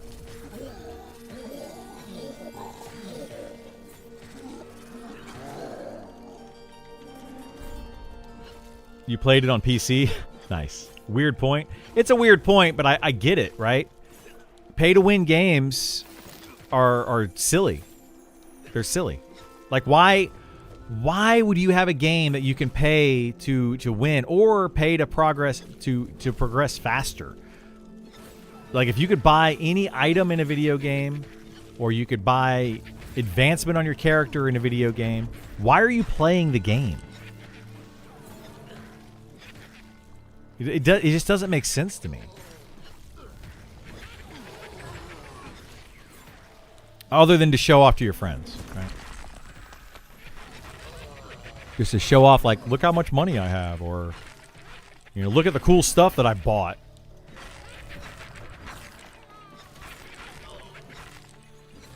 I did play Immortal. Didn't spend any money on it, though. Yeah. To prove what point? The point that they're trying to prove is that why, what I just said, why play a game if you can just buy everything? That's the point they're trying to prove.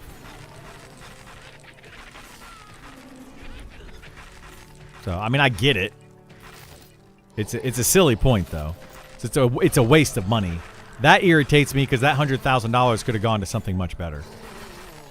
If they had $100,000 to burn, they could have done the Mr. Beast route, right? They could have gone to did 10 different people and given them $10,000 each, and made 10 separate videos on giving those 10 people $10,000, and probably made their money back. They could have done that, and it would have helped out those people. I'm not even a big fan of Mr. Beast. I don't really like him that much as a person, but you know, at least he tries to give back to people sometimes. Although some of his stuff is fake and he's not really giving back to anybody. But that's a whole other story. I'm not going to get on Mr. Beast bandwagon right now. But yeah, like give it away to somebody that needs it. If you're gonna do stuff like that. Maybe it's for a 22-year-old making $300K a year and has zero time to grind in game. Well, yeah, it's for people like Elon Musk, right? Like that's literally what Elon Musk did. He had no idea how to play Path of Exile 2, clearly because he streamed himself playing it and was completely clueless on what he was doing. And claiming he has the world's most powerful character on Diablo 4. No, you don't. You just have a bunch of money. And you paid somebody for it.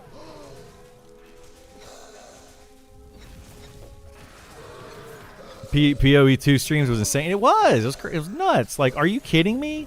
You have no idea what you're doing. There's no possible way that you made it this far into the game without buying this stuff and being as clueless as you are.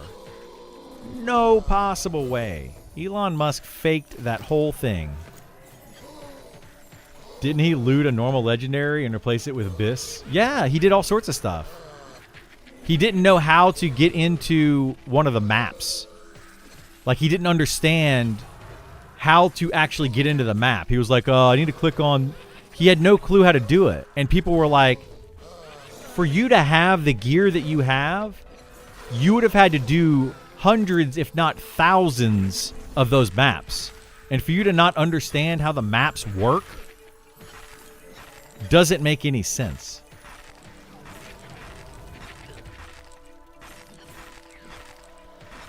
They complain when Mr. Beast dug wells in Africa. Yeah. The Mr. Beast thing is a whole other thing. I'm not going to get into that. Diablo Immortals was Tencent basically leasing the IP from Blizzard. Probably made more money than Diablo 4. Yeah. They make a ton of money. That Tencent game, whatever. Yeah. They make a ton of money. Those microtransactions, because they find whales. That's all it is. They find whales that give them $100,000 to prove a point. You know, they do stuff like that all the time. He does have kids. He probably played his son's account. No. He claimed, that's the thing about Elon Musk. He claimed he was the top player in Path of Exile, and he claimed he was the top player in Diablo 4. There's no possible way that he had the time to be a top player in either of those games in the amount of time that he said and run these multi-billion-dollar companies and not know what he didn't know in those games. It's not possible. Like, it's completely impossible. He would have had to put in, like, hundreds of hours into those games. Like, when Path of Exile first launched in its early access, he would have had to play that game for, like, 80 hours a week. Or, like 15-plus hours a day to be able to be where he was in that game when he streamed it. And at the same time, he's somehow running multi-billion-dollar companies and doesn't know how to play the game and doesn't realize that his best-in-slot item was not as good as the item that he picked up. Like, come on. Let's just think about it. Yeah, there's no possible way. He does have kids. Yeah, he does have kids. He's got like 8 kids or something. 2 of which have disowned him, supposedly. That's why I like these old school MMOs, no cash shop. Absolutely, yeah, no cash shop. But it's going to happen here too. I guarantee you it's going to happen. Somebody is going to open up a shop in, you know, some other country where it's not illegal to sell video game items. They're going to sell items. They're going to sell character power leveling. They're going to sell all that stuff. And the devs are going to have to fight against it if they don't want it to happen. Even cosmetic cash shop is not preferred, but is a lesser of two evils. Yeah, I'll take a cosmetic shop. Like I'll take that if they to help the game develop further and to keep going. If I really like the game, cosmetic shop's fine.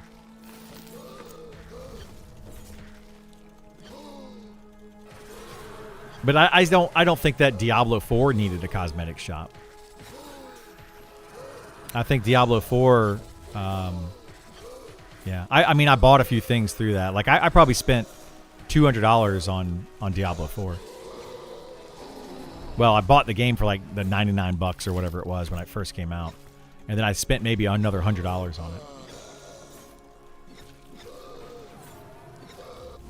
14 kids? Is it 14 kids? I knew it was something crazy. Like, you knew it was a bunch, yeah. This is my BIS gear solo only fighter in M&M. Let me show you what I got. And then forgot how to open the map. Yeah, exactly. That would be like me going, hey guys, this is my BIS gear fighter. Wait a minute. How do I loot this thing? Hang on. I gotta loot it. That's basically Elon Musk playing the game. Like, you don't know how to loot a mob, but you have BIS gear on your fighter? Are you kidding me? Like, what?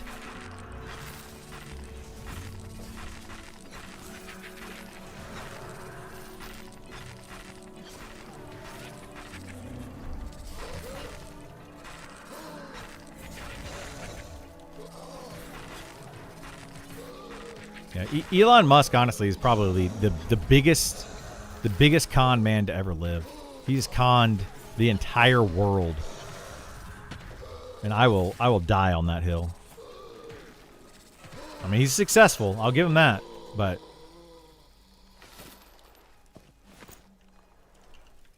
he's a con man.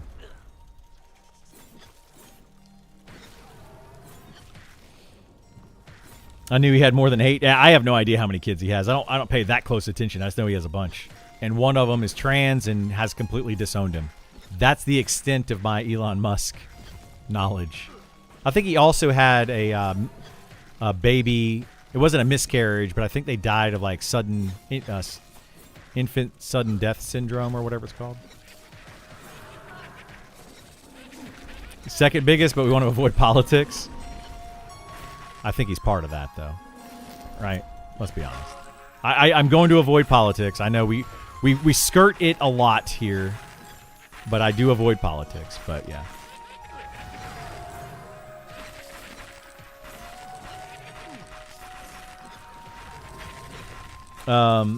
Studies does show that a majority of all successful CEOs are on the brink of being classified as psychopaths. Oh yeah, they certainly are. But I guess you can't actually be successful without being able to throw away emotions. Yeah, it's not just that, but it's like they clearly, a lot of them clearly don't care about anyone else. You know, they have zero empathy for anyone. They only care about making the next dollar. Or being the most important person in the room. It's very sad. You can be born rich. You can be. But you can't be born the richest person in the world. That doesn't exist. But you can be born in money. For sure. And he was. He had, like, his family had money. Which definitely gave him a start.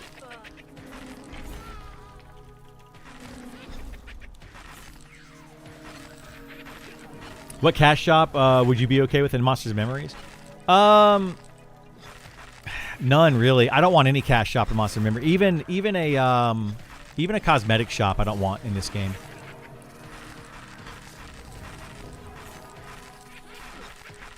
Like I don't want any of that stuff.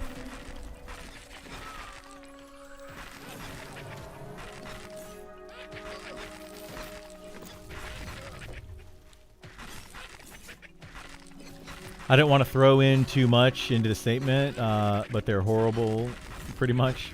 They are, yeah, a lot of them are. I mean, you don't just because you're a CEO doesn't mean that you're rich and a horrible person. But CEOs oftentimes become rich, horrible people.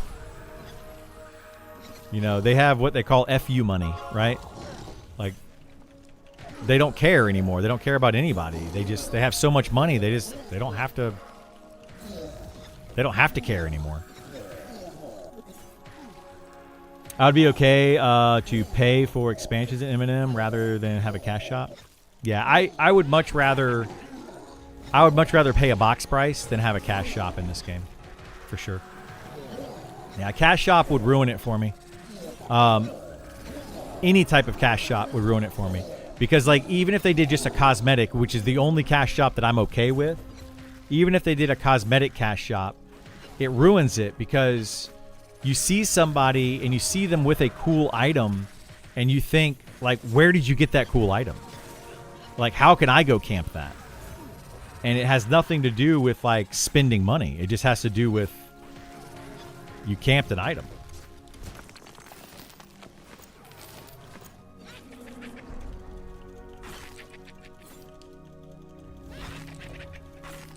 If you're a CEO making more than 500 times the amount of money your lowest employee, you're a horrible person. I mean, I agree. And you know they're doing it in shady ways. They're like, I'm a CEO of this company, but I'm only going to pay myself, you know, a minimum salary. I'm only going to pay myself like I'm, you know, 40. I'm only making 50 grand a year. So I'm right there with you guys. No, you're not, though. You're not just making 50 grand a year. You're the CEO of the company.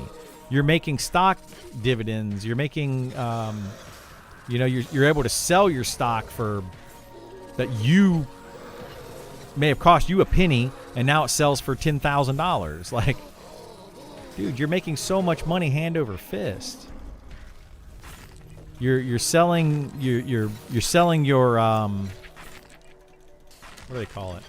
You're like going in public speaking and making $100,000 for public speaking. You know, all that kind of crap. Like, you're not making the same money that everybody else is. But that's what they do. Pokey cookies? What is a pokey cookie? They become extremely rich and then they die? Woohoo! Yeah, exactly. Exactly. Like, I just want to have enough money to be comfortable. That's it. Just so I don't have to worry about having a food over my head and a roof on the table. No, I don't have to worry about having a roof over my head, food on the table, being able to take care of my family, like, you know, food, and, you know, be able to do some entertaining things every once in a while, you know, go out to a movie or go out to dinner or take a small vacation. That's all I care about being able to do. That's it. You know, I don't need a $1 billion yacht. Who needs that junk?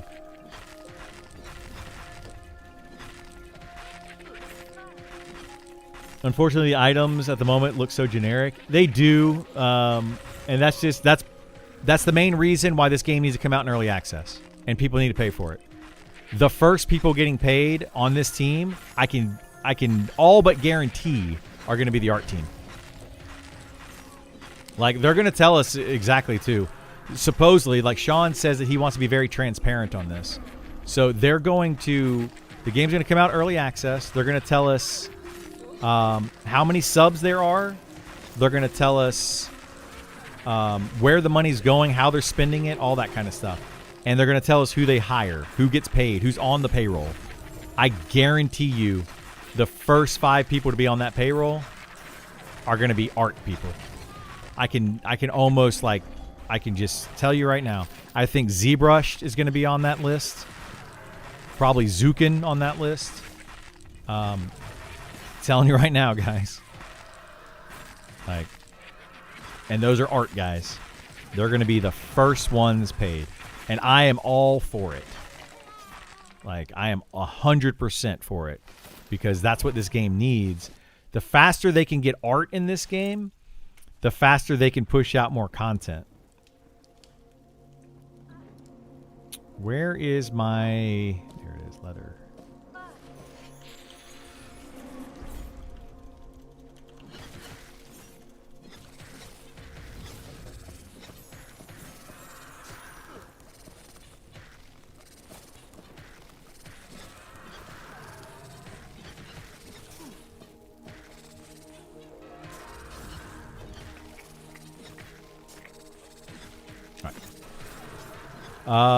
You camp an item for 2 weeks, and it looks like another item that would depress me. I mean, they don't. They usually don't. Items do look different, but you kind of have to look at the details on them. But they do look different. They look very different. Like, we camped Isar's chess piece for, I don't know, 60 hours or something. And it's clearly a very bright blue chess piece. Looks different than any other chess piece in the game that I know of, that I can think of. My sword that I'm currently holding looks different than any other sword in the game. It's a unique graphic. It just takes time to make. It's going to take a lot of time. Because it's not AI-generated garbage. It's actual, like, hand-drawn, hand-done art. Yeah, please pay the... I'm all for paying the artist, yeah. Absolutely. Please pay the artist. Yeah, I love the art in this game. And I don't mind that it takes a while. What sets this game apart from WoW? A lot. It's more group-focused. It's more social-focused. It actually has CC classes that are needed. It's more about building a community than soloing and being a complete jerk to everybody else around you. That's the main things. More sandbox. Way more sandbox. Yeah. Way more sandbox. Like, Final Fantasy XIV kind of pushed WoW into the storytelling thing, right? You're not the main character in this game. You're just a character in this game. Whereas Final Fantasy and World of Warcraft has made you the main character in the story.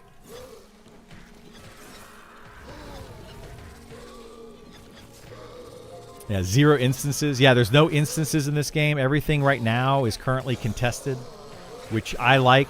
Some people won't like that, but I prefer that kind of gameplay. Yeah, there's a lot of differences between this and WoW. It is not a WoW killer or a WoW clone or anything like that. Storytelling, but really bad stories. Well, you're saying that World of Warcraft has bad stories, or this one? Yeah, you're not the hero. That's correct. You're not the hero. You are one of many heroes in this game. You can't win the day by yourself.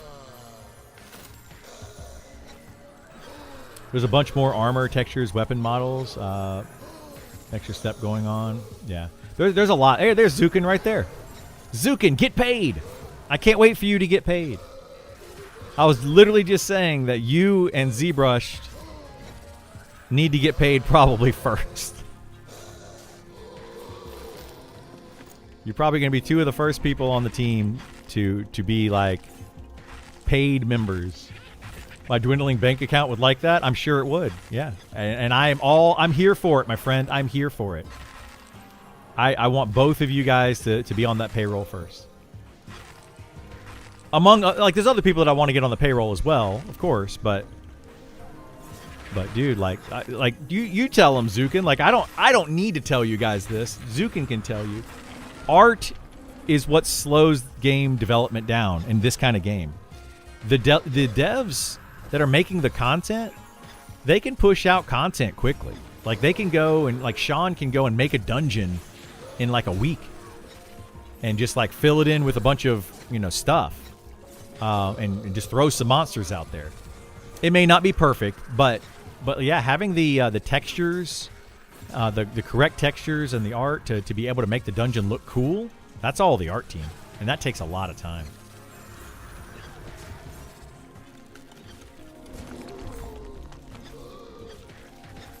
And Goblin. Yeah, Goblin does a lot of the still art. So when you think of like the character art and all that kind of stuff, that's more Zukin and ZBrush, I believe. But these icons up here, all of these icons, that's all and like the splash screen, when you like the zone screens, all of that stuff I believe is Goblin, I think. Not trying to be mean, but at a glance, it does look very much like a WoW clone. Even the interface looks very close to WoW. It's meant to be old school. So You look at it and you say it's very much like WoW. Somebody else might look at it and say it's very much like EverQuest. Somebody else might look at it and say it's very much like RuneScape. And that's because it is. It's supposed to look old school like those games. So if you look at this and you see that, then they did a good job. So, and it's not being mean. You're actually complimenting the devs because that was the intent from the beginning. I don't know if you saw my previous message. Would it be rude to ask Dorencia about robe and staff she uses? No, it's not rude. It's fine if you feel like it's appropriate. No, it's fine. She'll link them to you. Her staff that she uses, I believe, is the gemless staff. And then the robe is one we actually just got the other day. It's a super duper rare robe from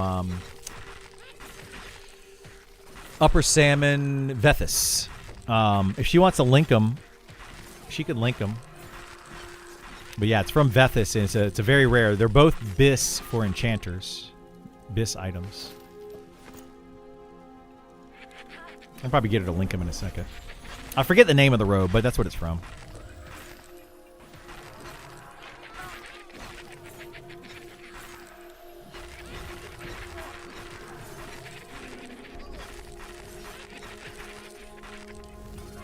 Also, website art, I would say, yeah, I think website art is also Goblin. True. I agree, old school look, and I can understand that. Yeah, that's what they're going for. Okay, there you go. She just linked them. So the gemless staff, which is one I told you about. And then the other robe, hang on. And the robe is called the Plague Carrier's Robe, which is this one right here. They're basically, both of those are bis for enchanters.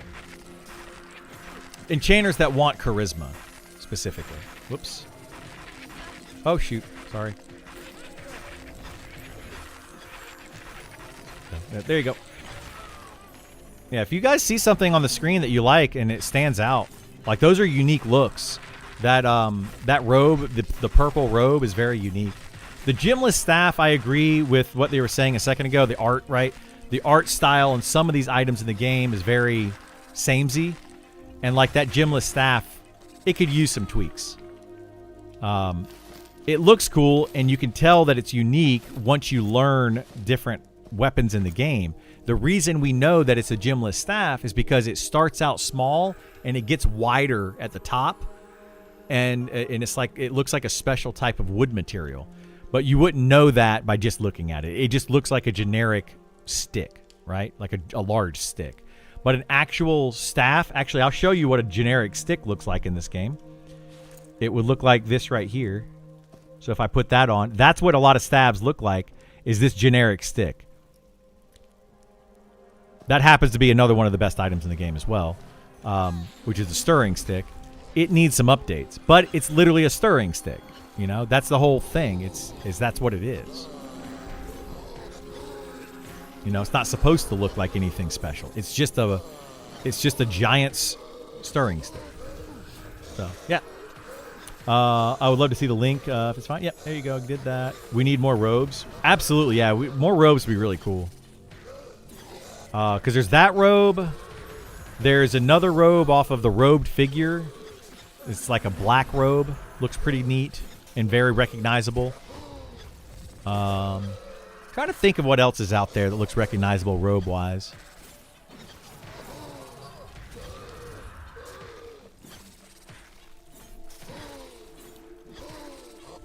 But some of these are just like old placeholder items. They're just there from placeholder from a while ago. Sure, they would tweak more items as time goes. Yeah, they're going to get a lot more. That, like I said, get those artists paid, and they will have more time to be able to pump out more art. Like, I don't know, I don't want to speak for Zukin here, but I'm imagining Zukin is probably not spending 8 hours a day, 5 days a week, so 40 hours a week, making art for this game. You know? There'll be a few things that'll look different with the Thursday patch. Ooh, Malik's toothpick got changed to one of ZBrush's newer swords. Awesome. I've got a Malik's toothpick in my bank right now. We'll check it out. Is this okay? Nobody wants those adept trousers, right? I think those are pretty good. Oh, nobody wants that garbage. That's junk.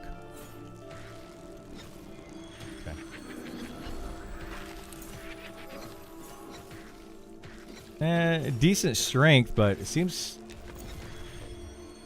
like that's all it has. Actually, does Sam want it? Actually, yeah, I was gonna say my Beastmaster might actually use those, but yeah, Sam needs them. Sam can have them. There you go, Sam. Did you? I don't remember the. Yeah, I don't remember the other pants. Oh, whatever. The purple robe looks similar to mine. You got in Glinting Hollow. Yeah, it might look similar. Yeah. A lot of it's in the fine detail too. Like it might look similar at a glance, but if you like zoom in on it, you might see like an adornment on it somewhere or like a clasp, something like that. Something that a lot of people don't realize is items that you have on your belt. Here, I'll zoom into Isar here. Look at Isar's belt. Oh shoot, where? See, if you look at Isar's belt, see how he has the pouch on there? He's got a key ring and he's got a lantern. Those are actual equipable items that you actually have to equip. That's just not like on his character automatically. Those are literally equipped items.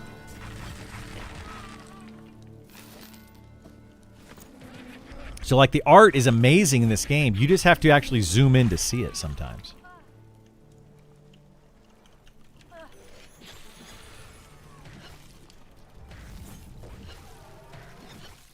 You have a skull? Yeah, and Vor's got a skull on his belt. And he's got the purple lantern. And look at it. Look, this is how detailed it is. You guys kill that for a second. See, he's got the lantern right here, and it's got the purple flame. That's because it glows purple. Like, it's super detailed. Crazy detailed. I need to pay attention here. I'm getting us killed, probably. And then he's got the skull as well. The skull is this right here. I've got the skull. I just don't wear it. But it's this skull right here, which goes on your belt. That's what he's using. So when you put it on your belt, if you see here, I'll show it again so you guys can explain it. So you see how here it says belt slot? That doesn't mean it goes on your waist slot. That means it goes on your belt slot. So on your bags here, if I lift up this, see right, well, you can't really see it, but it says belt.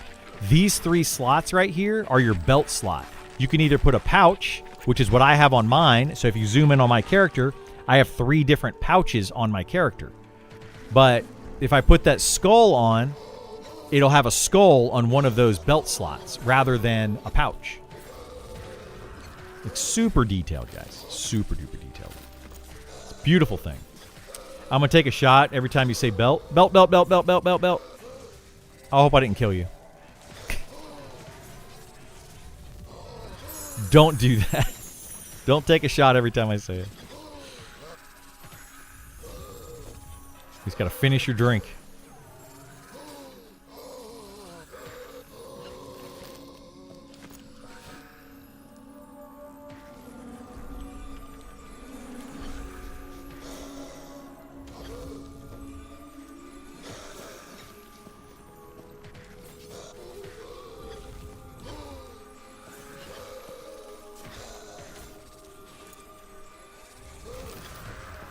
Oops, wrong one.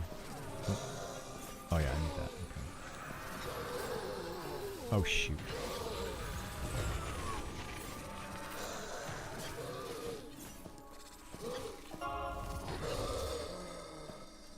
This is part of the game that I don't like, is the inventory management part of the game. This is freaking awful. Oh, dang it.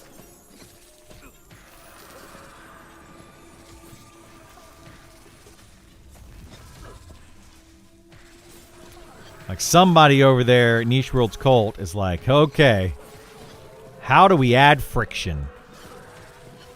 Inventory management. Yeah, there's a little too much friction added to this game.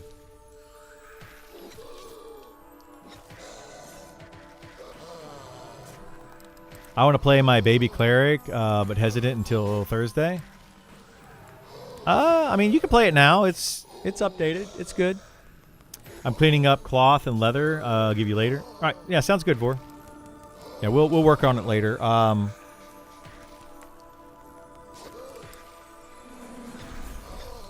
Yeah, I'm trying to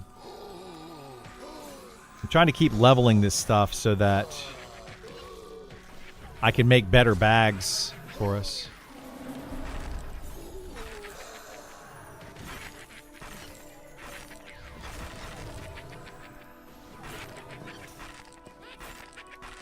Okay. What are the 2 large bags you have in the bag slot? So I have backpack, a cotton backpack. The largest you can make is the padded leather backpack. Then I have linen satchel. This is my trade skills slot, but you can also put a linen satchel. And then these are all linen pouches. So 3 linen pouches. And those are the largest bags you can make in the game. Are the linen pouches, linen satchels, and then the padded leather backpack. You need some bigger bags, yeah.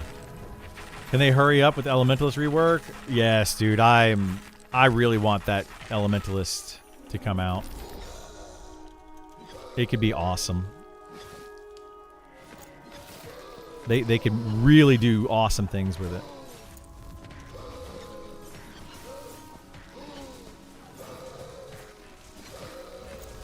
Oh, shoot. Well, now we got all these things to loot again. Oh my god, I did it again.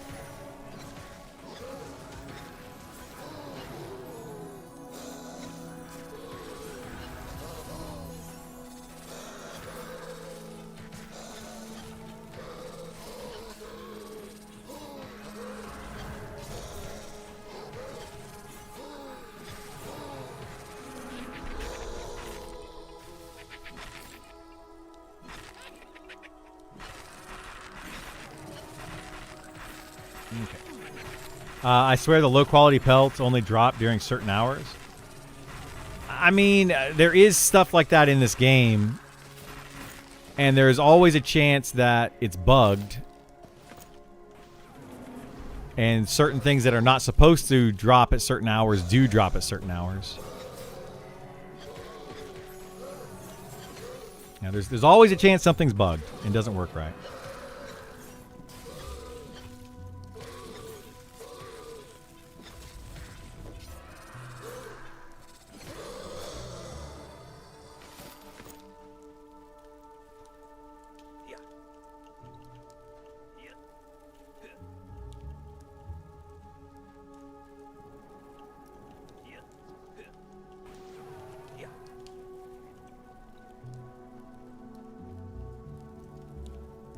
Uh-oh, did my YouTube chat disappear?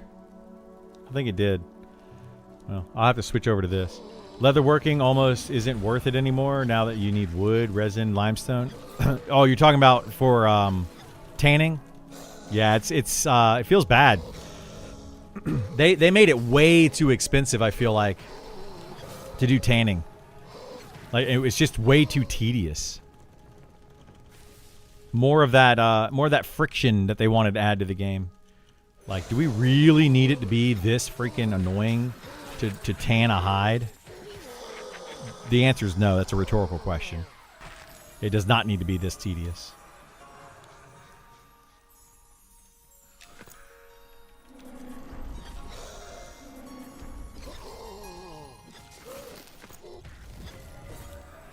You get more canvas, but still, yeah. You get more. You get like several canvas out of it, but dude, like seriously. Ever since they made that change, I haven't done any tanning. Not one tanning.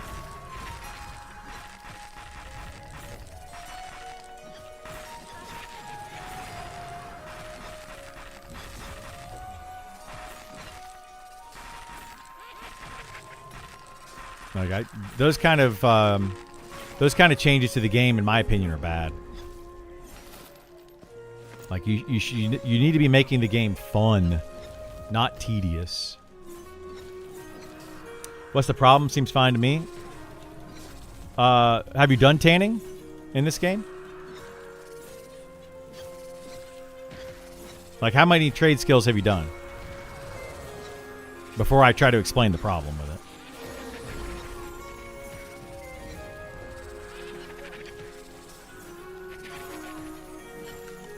So, okay, you have done it. Okay, so you know that you need wood, resin, and limestone. And you have to kill enemies to get the pelts. So you have to run around and do wood chopping or wood cutting, level that up, and you have to level up mining to then get the pelts to be able to do the higher level tanning. It's the only one in the game that requires that. And you need a lot of it. It's 1 pelt, 3 wood, 3 resin, 3 limestone. Why? It's just too much. It doesn't make sense. It's when you go and you compare it to any other trade skill. You know, if I do alchemy, I just need herbalism. You know, if I do blacksmithing, I mostly just need mining materials. And sometimes I might need some leather. Right? Or actually, I think it's cloth and for blacksmithing. So sometimes I might need some cloth, but not all the time. For tanning, you have to do all of that. You have to do leatherworking and mining just to do tanning, and that doesn't even make the finished product. You still, on top of that, have to still have leatherworking as your final thing. So you have to level up 3 trade skills to get some of the components for leatherworking. It's just too much. It's just, yeah, it's way too much. It's tedious to be tedious. Now, was it before? It was just literally get 1 pelt, put it in a tanning vat, and make it, and that was probably too little, right? I've been working on cloth, leather, metal, and I'm gathering materials for alchemy. That's not far off from real life tanning. Is that the point? This isn't real life. We got fireballs and dragons and, you know, like if we're trying to make a realistic game, then sure. This isn't a survival game. It's different.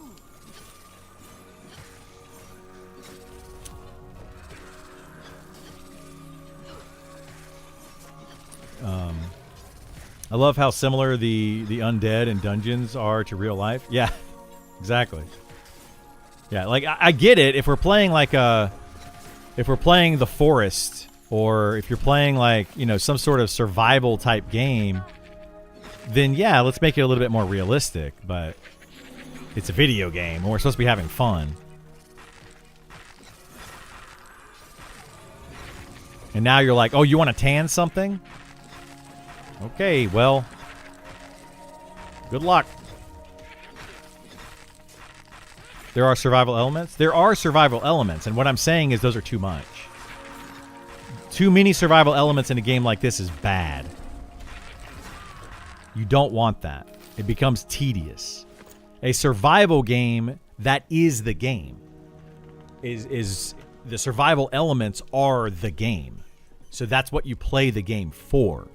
This game, I want to adventure on my character, and I want to explore new areas and go on this grand adventure to slay monsters and dragons and gain loot.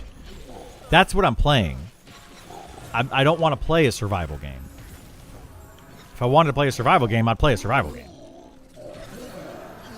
If I wanted to play a Mario game, I'd play a Mario game. It's, I'm not playing that for that reason. Or playing this for that reason. Food, water, resting. You don't have to. Neither of those, food nor water nor resting, is needed. Well, water is needed or drink is needed if you're a mana class. Otherwise, you won't gain mana. But you don't need those other things. It's not. It doesn't completely stop you. Like it's. And having those things are not really tedious. You just buy them, put them in your inventory, right? I don't have to click on them every 5 seconds.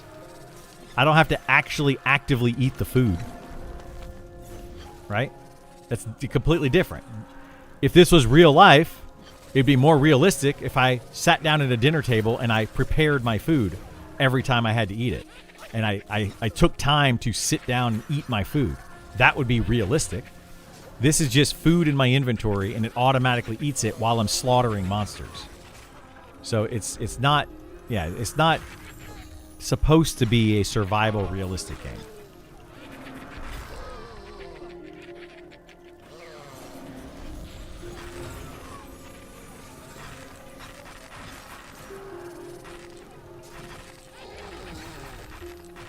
I'm less interested in the immersive aspects. I'm interested in the immersive aspects, but not when they're tedious and unfun. Like, not when they just take away the fun out of the game. No, I'm not interested in that. Not at all. Not in the least bit. If I want to do that, like I said, I would play a game that does that. And I have. I love the forest. It's extremely immersive. You got to build you got to cut down trees, build your shelter, make your food, all that. Inventory management. That's the game. And that's fun when I'm playing that game. But that's not what this game is. They're trying to force that into this game, but only sometimes. Only when they want it to be that way. Not because that's what the game is. It's just like, oh, let's see, how can we make this more tedious? So let's make it more tedious. Like going back to the food, water example.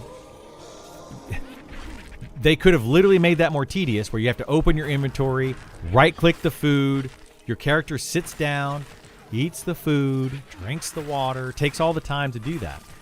If they did that, that would be an immersion thing, right? But they didn't do that. So why didn't they do that, but they do want to do it over here on this other thing? And it's because it's tedious. It's extremely tedious. People would hate that. People do hate that, in fact.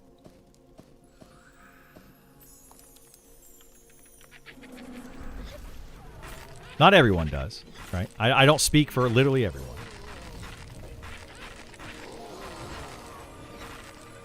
Yeah, I disagree that it's fun. I very much disagree that it's fun.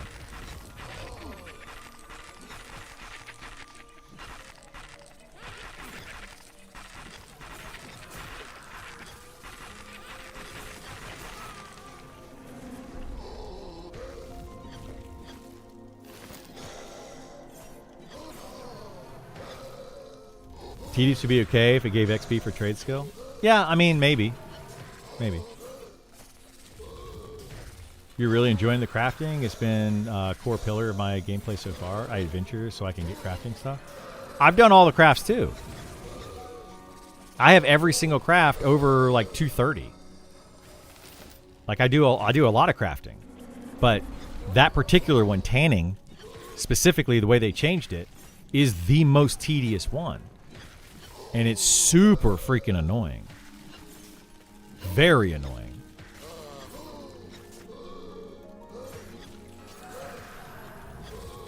To the point where I just won't do it. I just don't want to do. Like, why would I?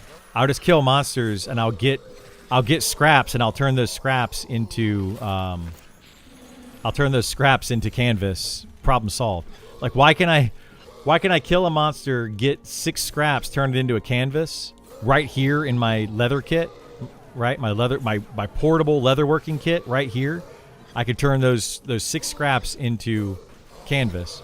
But if I want to take a pelt, I have to then go cut down some trees, mine some ore, take it to town, put all these things into the thing, and then it's just like, what am I doing? Why are we making it so complicated just for tanning? To me, it's just like, it's a balance thing, really. Why is one way extremely easy and the other way extremely difficult?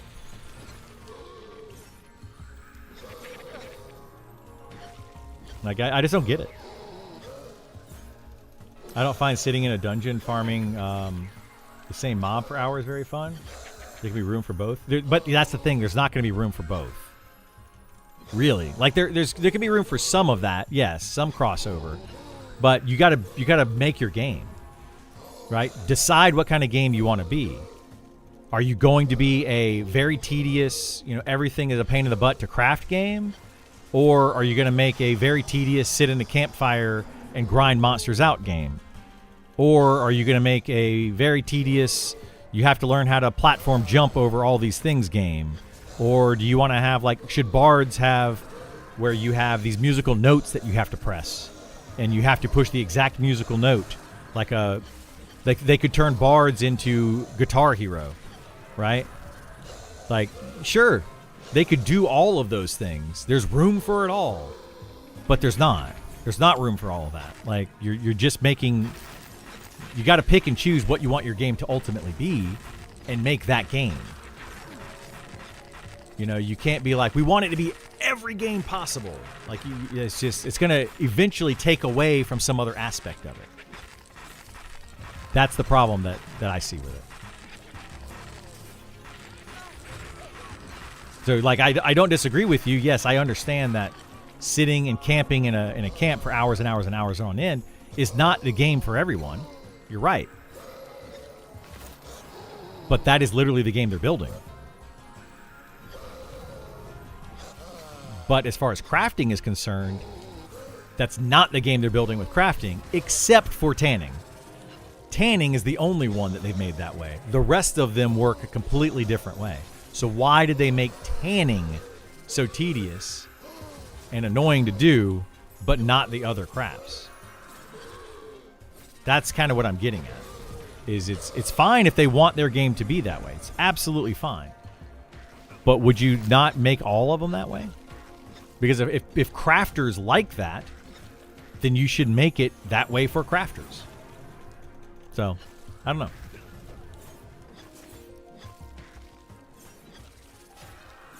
That's why WoW was so popular. They took good stuff from EQ and made the tedious parts non-tedious. That's exactly why WoW did so well. They took the tedium out of the game and they made the fun part the forefront, right? They said, what was not fun in EverQuest? Let's remove that. What was fun in EverQuest? Based on the majority of players, right? I'm not saying that everyone's going to find the same thing. What one person, for example, right now, you find that one aspect of the game fun. You might be 1 in 1,000 players that finds that aspect of the game fun. So, yeah, sure, there are people that do that. But the majority of people don't want that.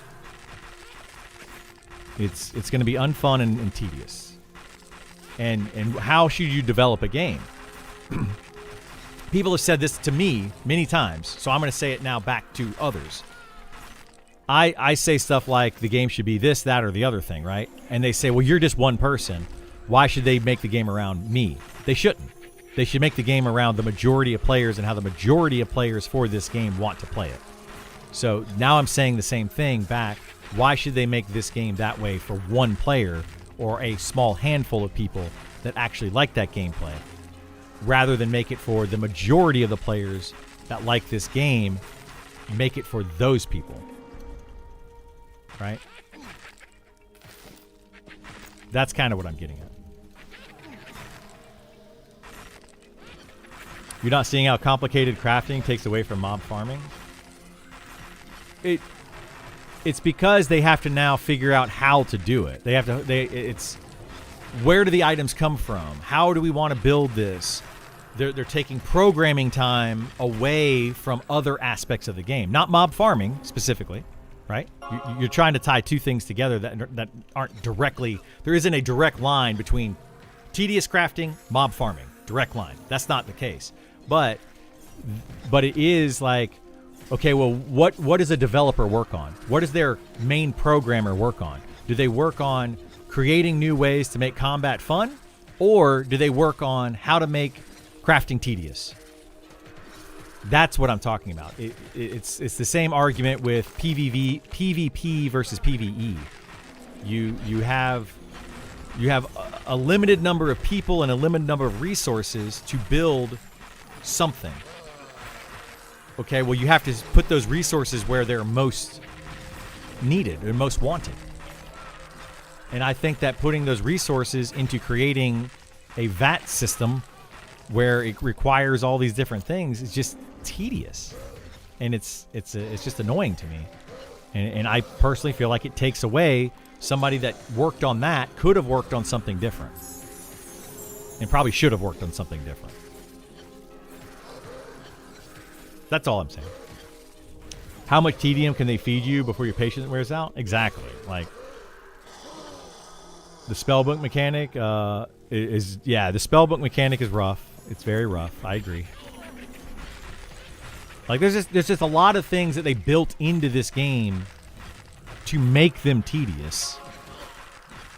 And it's like, why would you spend the time and effort? It's not just the crafting, right? Like somebody said, the spellbook. That's another one. The darkness in the game. That's another one. The mounts, the way that mounts work. That's another one. The sandstorms. There's so many different things that they built into this game that are just super tedious. And it's like, why?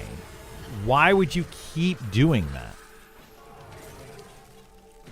It doesn't make sense to me. Not tediousness in the grind. I agree. Yeah, the grind by itself is tedious. Just like the majority people didn't play the massively successful Diablo Immortal. Apparently a lot of people played that, but that wasn't tediousness. That was a different reason altogether. So I don't know. I feel like you're trying to jump to a completely different topic to prove your point of a different, like, that they're not the same. They made a phone game, so they should put tedious stuff into Monsters and Memories. I don't follow that logic. But anyway, that's just my opinion. I mean, if you want your opinion, I want my opinion. Like, you know, put both of us put that out on the forums, and we'll see what happens. But I am pretty sure, I'm pretty confident that most people, majority of players, don't want a tedious crafting system in this game.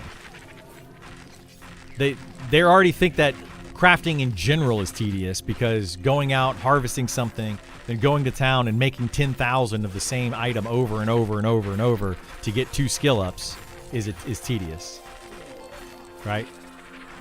People already don't want that.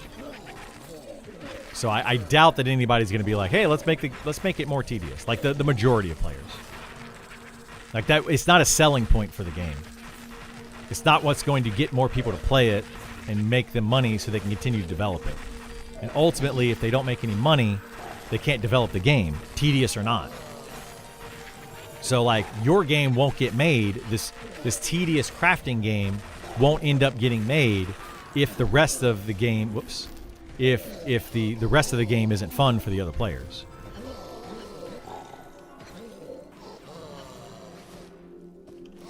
So that's kind of what I'm getting at. Like, I'm all for them doing all sorts of crazy things that different types of players like, but at some point you gotta.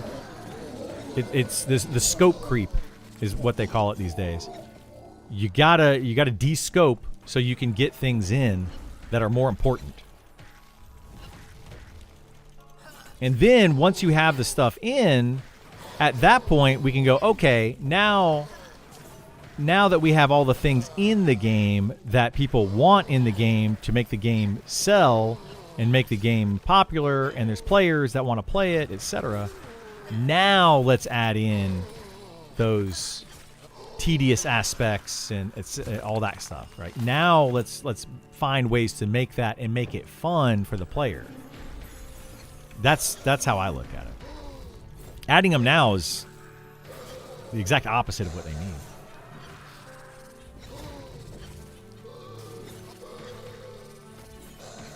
I'd rather my tedious be the grind, figure out waiting for a specific spawn that is rare. Yeah. I mean, and that's the difference in one player to another, right? Some people are not going to find what we're doing right now fun. They're going to find it tedious and annoying. And I totally get that. Like, I'm not disagreeing with you. It can be very tedious and annoying to grind the same mobs for hours and hours and hours and hours and hours. But that's the thing. Should they focus on this aspect of the game and making it more fun? Or should they focus on the crafting aspect of the game and making it more fun? You kind of have to pick, like, which one do you want to focus on and do that. Trying to focus on both is going to be worse. It's going to make both of them worse, right? After failing 10 crafts in a row, I decided to ignore this feature. Yeah, that's going to happen. Why have all the stress if not knowing how you get your items back? Loss of XP if you're drowned after dying. Long run back is enough. Then rebuffing, etc. Yeah. Yeah, a lot of that stuff people find tedious, I think. Absolutely. Just saying that speaking about majorities without data, making generalizations, might not be accurate. I may not be accurate, but it's... What I'm speaking of is based on what people have said.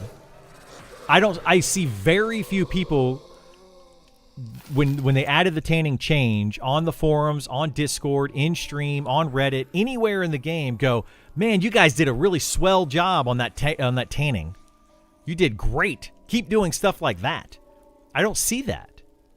But I do see people going, hey, this new tanning is boring, and it's tedious, and it's annoying. I do see that. So that's kind of what we have to base it on. Is we have to base it on what people are actually saying. So you're not wrong. There isn't a lot of data on it, but the only data we have access to is telling us a different story. It's telling us that, like PvP. How many people are playing on the PvP server? How many people are playing on the PvE server? That's the data points we have. It's clear that PvE is more popular than PvP. Just like this same thing. How many people are wanting to do tanning and talking positively about it versus how many people are not doing tanning and talking negatively about it? Those are your data points. So, if you can show me some other data points, then we can factor those in. But I just don't know of any other data points that I can use. So.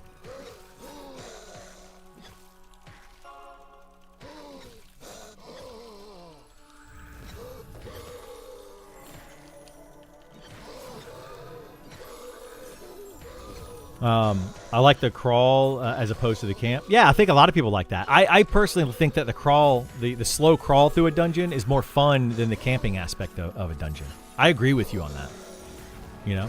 But that's, again, not the kind of game they're trying to develop. They're trying to make a camp game, that's what they're trying to develop. And clearly, they're trying to, based on all other trade skills, trying to develop a certain type of game for their trade skills, except for tanning.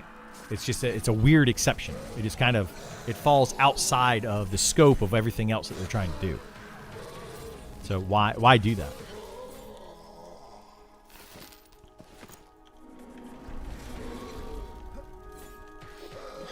I would like to contribute data to that, but I can't get a key to save my life. There's going to be a huge influx of data when EA launches, one way or the other. You're right. Yeah, there will be a lot of data.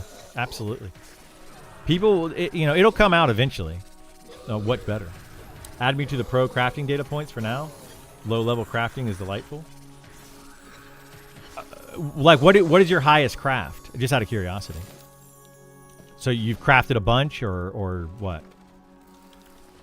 I find the crafting in this game to not be fun, not be immersive, not fun. It's literally You know, like you want, if you want to talk immersiveness, I put up some cloth into a kit and I hit a button and it crafts it. Like, okay, cool. You know, it's not fun. It's not immersive. It's just a tedious chore. And if it's already a tedious chore, adding more tedium to it is not the correct approach. If it's already tedious, doing it that way, now you're adding more layers to that tedium. So,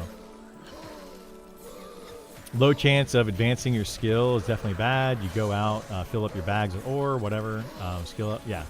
How many times have I gone back to town recently with all of this linen scraps, and in the last like week doing these camps, I have gone out, I've gotten pretty much all of the leather and all of the cotton or all of the cloth from these groups, right?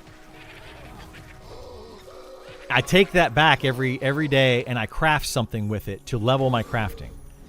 And in, I don't know how many hours of doing all of this, probably 50 hours or more in the last week of grinding this out and getting all those materials, I may have gained a total of 10 skill points.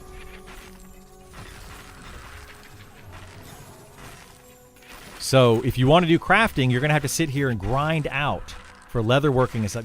Or buy it from other players. But you're going to have to sit here and grind out hours and hours and hours and hours and hours, assuming you are looting 100% of everything that drops. And if you're in a pickup group, that means that your fellow players in the group are also going to want some of that. So that's going to increase your time doing this. To be able to get the materials, to be able to craft the items that you want to craft. That's tedious for you because you don't like to do this part of the game. And that's kind of what I'm getting at. Right? So how do we make it more fun? How do we add to that fun? I don't know the answer to that. All I know is that it's not fun. It's tedious. One of the devs really hates leather. Sure do. I see tanning like smelting. It's there to be there. Doesn't really add anything for me, but any extra headache. It is like smelting. But how easy is it to smelt items, to take the ore, smelt it into an ingot, boom, you have your item, versus tanning. Right? One is super easy compared to the other. Why do we have one that's just really, really annoying and tedious, and the other one that's just like, buy some molds, throw in some ore, press a button. That's it. That's all it is. Like I just, yeah, that's kind of what I'm looking at. If they made smelting, if they made all trade skills that direction, and they put a lot of effort into them to make them all balanced that way and make them all the same level of tediousness, then it wouldn't be a big deal. It wouldn't stand out that tanning is really annoying and tedious. It wouldn't be an outlier at all. It would just be the same as all other crafts, in which case we're building this crafting system for a certain type of player that enjoys this style of game. But they're not doing that, or they didn't do that. They created a crafting system that crafters are going to like and other people will at least tolerate and do, and then they made tanning. And it's just like, what? Why? Like, it's just weird. It just doesn't fit, right? It just doesn't fit. EQ2 and Vanguard nailed the crafting. EQ2, I didn't do a lot of crafting in EQ2. They did a pretty decent job with it. It was like, make this item. I think that's where people didn't like EverQuest 2, is that it was like, make this item, put those two together to make this item. It had multiple different combines, to do it. New World, I did a lot more of that type of crafting, where you had to take different items to create other items, and then those items to create another item, and those items to finally make the finished product. And I think if you're going to do crafting, like if you're going to make it tedious like that, then at least make it tedious for those types of people. and make it, more fun, I feel like. But they just, I don't know. Years ago, I built a boat in Vanguard. Your character screamed nonsense as you played the crafting mini games. My wife laughed at me when I set the crafting bench on fire from failure. Nice. Isn't that what Final Fantasy does? Final Fantasy 14 has that like little mini game that you can do. I personally like that. I think that's fun. And I know other people are going to be like, that's tedious, but at least it's an entertaining, like, you got to do this, and then you got to push this button, and you got to do this other thing and do this. It's not just throw items into a thing and hit combine. And now I got to just go get a bunch of items, So, yeah. We can buy the molds now, but there is a pottery and clay working shop just across the street. I fully expect us to have to mold and fire the ingot molds eventually. Maybe, but they're not doing that yet, right? And that's my point. Is maybe way down the road when they have all of that stuff implemented, it's going to be good and it's going to be fun. But right now, it's just tedious. It's just annoying to have to do. So maybe that is the idea, is that pottery was going to be a thing. But again, de-scope, right? When their scope is so big, and that's what they had to do. They don't have pottery in the game. They don't have those things in the game because it's too much extra work for the small team. So we have to de-scope until they get to a point where they can add that stuff into the game.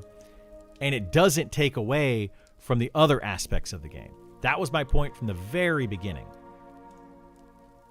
So you just proved my point from the get-go of this whole thing. You have smithing at 19, cooking at 20, fishing 33, fletching at 9, herbalism at 14, leatherworking at 20, lumberjacking at 35, and commerce at 25. And you're trying to talk to me about crafting.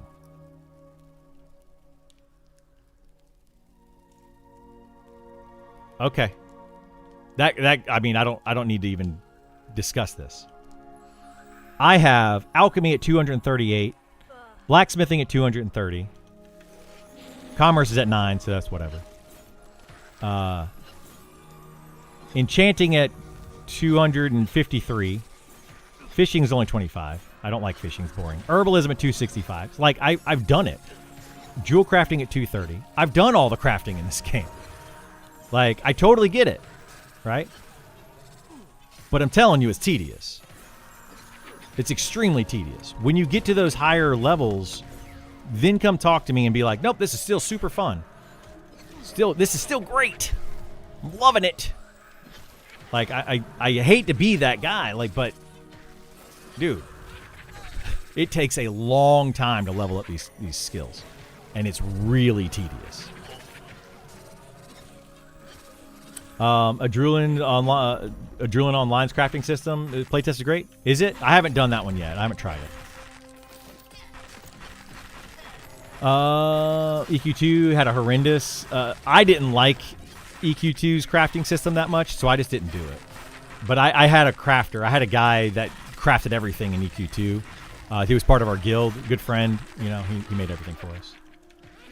The Pinnacle of Star Wars Galaxies crafting. I heard that one was really good. Again, that was one that I only played a little bit of, and I didn't really get into it. You like EQ2's crafting system at launch? The best. It was cool, and you took damage. You died at a forge. Nice. Yeah, like I feel like those are kind of similar to Final Fantasy XIV's crafting system. I actually liked Final Fantasy XIV's, and then I realized you could just kind of not macro it, but you could basically follow a script for it or something. Like, you could macro it, actually. And when you copy paste that macro and you just push the button, it was kind of annoying. The process was hands-on. You had to adjust certain aspects of the crafting. That to me is fun and cool. That is tedious, but it's tedious in a fun way. You know, I feel like that's a good way to do it, and that's going to resonate with certain types of people that want to play the game in that way. This game is all about go out, collect items, come back, press craft. Go out, collect item, come back, press craft. That's all this game is. And when you get to tanning, it's literally go out, collect 4 different items, come back, press craft. So it's the same thing as the others, but it's just more tedious. It's just worse. For like zero gain. You know? Like at least those other games, you have something you can do. You have like buttons to press and you have, you know, all of that. So that's what I like about it. No need to, I'm not copping an attitude. I'm just saying like play the game more. Like that's all I'm trying to say. I'm not trying to have an attitude or anything like that. But it's like the people that come in, I get this a lot. People come in, I played a fighter to level 10 and it's overpowered. Okay. What other classes have you leveled up? None. I just played a fighter to level 10 and it's clearly the most powerful. Okay. Well, play more of the game. Right? Like, I'm sorry. Like, I don't want to be a jerk about it. I don't want to sound like a jerk. And I'm trying not to come off as a jerk. But you really haven't put in enough time, in my opinion, to really assess if something is fun or tedious or not. Because once you put in, you know, thousands of hours into the game, and then you realize, oh, crap, I still haven't maxed out a single craft. And all I've ever done is go out and pick flowers and cut down trees, and I literally haven't done anything else. Then it's like, okay, this is boring. That's all I'm trying to say.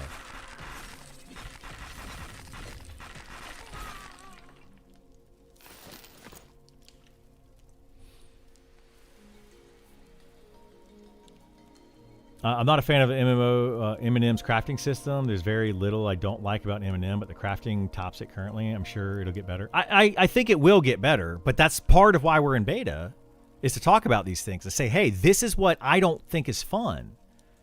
So hopefully they can improve on it in the future.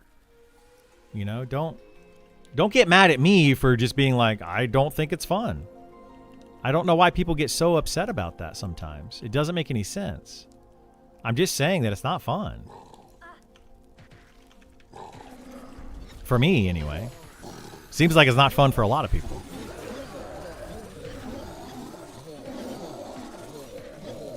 And the whole don't talk to me is pretty strange to take for a streamer in a social game. Dude, I'm probably the most social streamer of this game that you're going to find. I will talk to everyone. I read every single line of Twitch chat. And I respond to everything, probably to my detriment. I'm extremely social. And I appreciate when people come in and talk to me about stuff.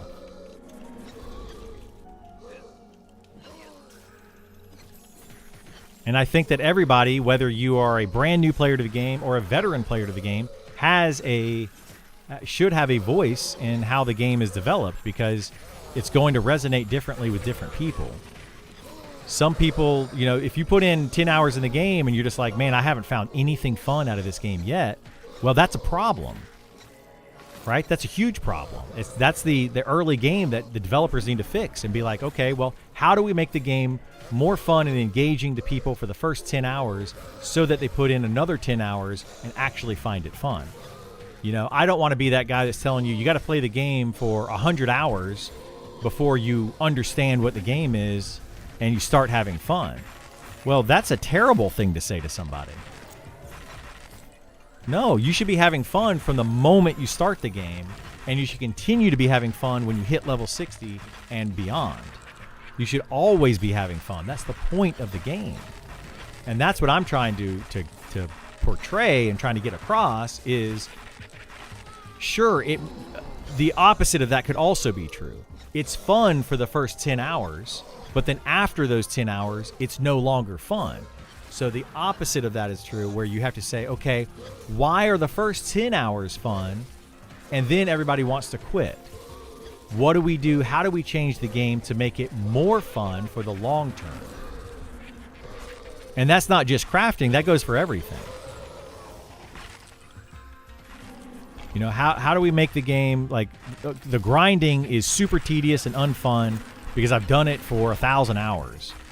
Okay, well, you know, the first 10 hours is fun.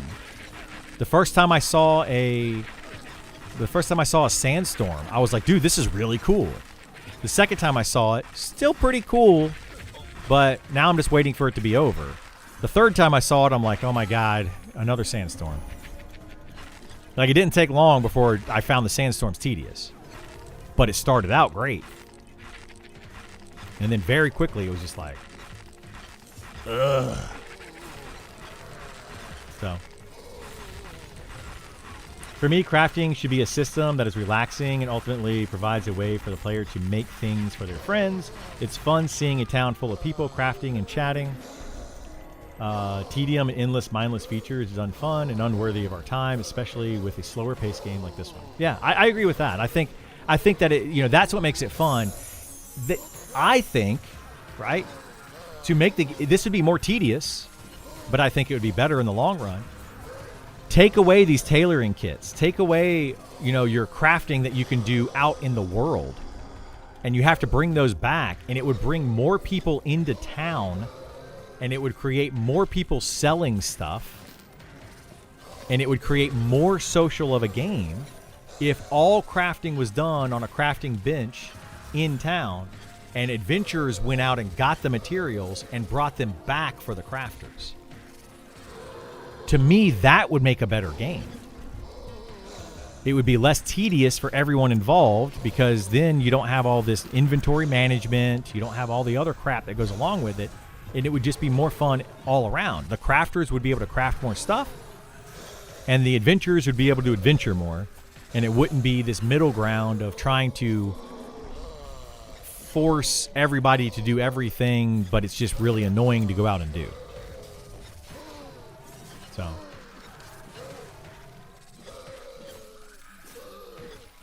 those other games probably have more people working on just trade skills, bigger team. Yeah, they do, exactly, and that's why I say de-scope, right? Like the crafting in this game is very rudimentary at this point, and it's unfun and tedious, but it doesn't need to really be worked on that much. And I say when they're ready to work on the crafting and they can make it fun and enjoyable, then work on the crafting. Until then, you don't need to make tanning annoying. Is it's kind of my point. In all honesty, Monster Memories or any EQ like is tedious at the game. They are, yeah. But that's why we play it. Else should we stand in the same spot killing? It is tedious. I agree with that. But like we've been saying, what one person finds tedious, another one finds fun. I talked to Isar about this recently. He loves fishing. I find fishing to be very boring and tedious. It's just annoying to me to go fishing. I don't like it. But that's why he can sit and camp a mob for hours and hours and hours and hours and hours. Clearly, I can do that too, but I'm doing it while chatting and doing other things at the same time. So. I don't like it either, but I've heard people who enjoy the system, the crafting system. I mean, yeah, there's certain people that will enjoy the crafting system for sure. Like, I'm not saying that there's not. There clearly are people that enjoy it. This game is all I have done since I got the email on Friday, and I've been having a ton of fun with the crafting. Sure, okay. That was on Friday, so that was 4 days ago. And I played the game for about a year. Non-stop. So those are two different data points, right? Okay, so now we need more data points. Like, yes, it is a data point, just like I pointed out earlier. The only data point we really have, the largest data point we have, are what people are saying on the forums, on Discord, on Reddit, in-game. That's the biggest data point. It's not me versus you, right? It's all of us in a big pool together talking about it.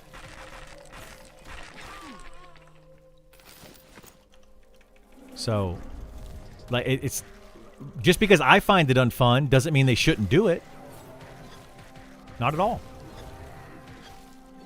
Just because you find it fun doesn't mean they should do it. There's a much larger group of people that we're talking about here. To be honest, even when I disagree with some of your takes, I can confirm that you justify them and use logical arguments to support them. So I don't understand why people get mad about hearing a different opinion. I don't understand it either. Like, I'm giving you very, very logical points, and I'm agreeing with some of your points, right? Like, I don't understand it.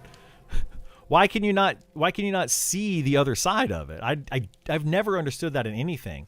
If someone can articulate one side of something well enough, okay, cool. I understand that side. I may disagree with that side, but I understand your perspective. Just like in this case, I understand the perspective. I just disagree with the perspective. These interactions need to happen now before the floodgates open. Absolutely. Absolutely, they need to happen now. Yeah. Being immovable on keeping things old school and hard is not getting paid. Yeah, I don't think they should do that.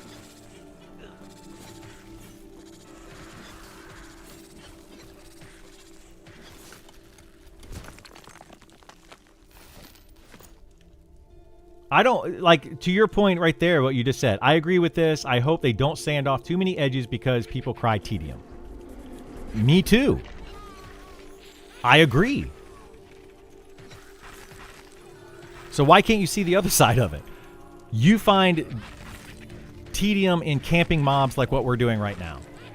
I don't. So I would hate for somebody, one person, to scream, oh my God, this is so tedious, and they completely remove this side of the game. I would be upset with that. But I'm also one person. So my one opinion doesn't matter in the grand scheme of things. It's what the majority of players want. If they don't build this game in the direction that I like, then I just won't play the game. But I'm not going to tell the developers, hey, you need to make the game for me. No, make the game for who you want to play the game. And I will decide if I like it or don't like it, and I want to play it or not play it.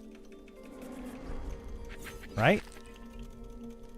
That's the whole point. It's the whole point of the conversation.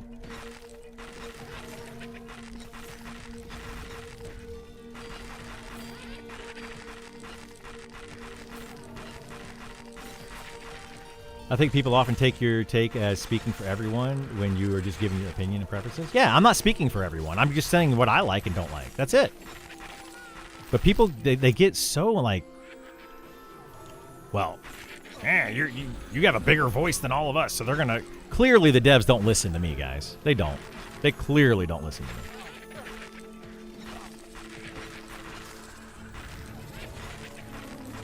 People say you can't leave a negative review if you have hundreds of hours of gameplay. Yeah. That's the thing, like, that kind of Sean brought up on one of his streams, and I kind of chuckled at it. Because it's kind of true. People are like... People play this game for hundreds of hours. They do all the content in the game, and then they're like...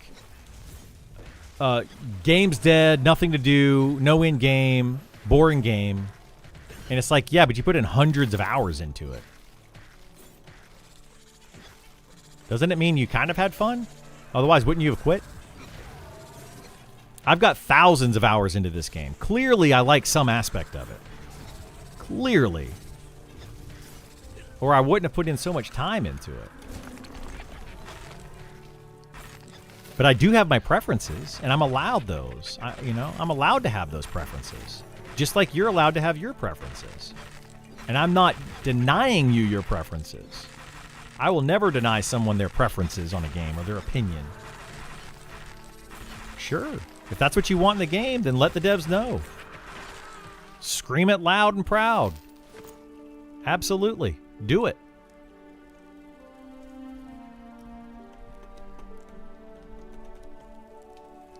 Good thing is they're making the game for what I do like. Exactly. They're making the game. 99% of this game is kind of what I like. I just don't agree with some of the tediousness of the game. The so-called friction that they like to talk about. Should friction be there? Yes. Some friction is good. Too much friction is bad. Sometimes the honeymoon phase of a game hides all of its flaws, like Pantheon, for example. Yeah, that's another thing. You're absolutely right. I loved Pantheon for a long time, and I kept defending it. 3,000 hours later, I'm like, guys, I can't defend this game anymore. And then I stopped playing it. I now have more hours in Monsters and Memories than I ever did with Pantheon. And I still want this game to be successful, and I can't wait for it to come out. So clearly I like the game. Clearly. Even with the friction, even with the tediousness.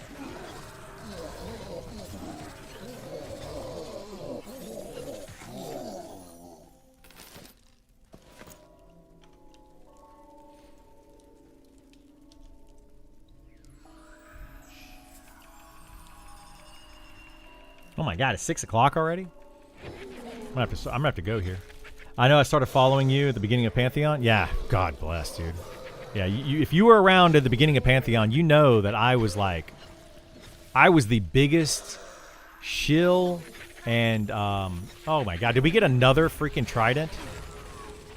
A third trident before we got a single belt? This is nuts.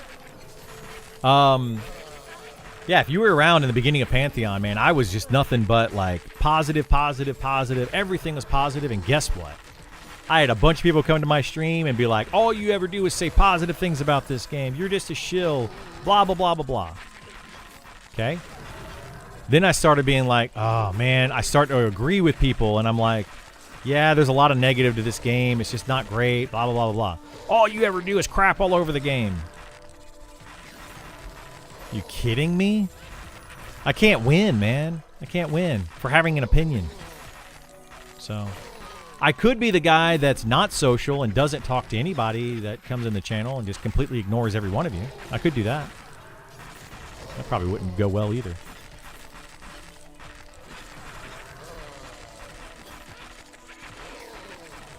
In my case, I appreciate tedium. I don't need to experience everything in the game if I'm not going to put the time into it. That said, I have my own issues with some world... what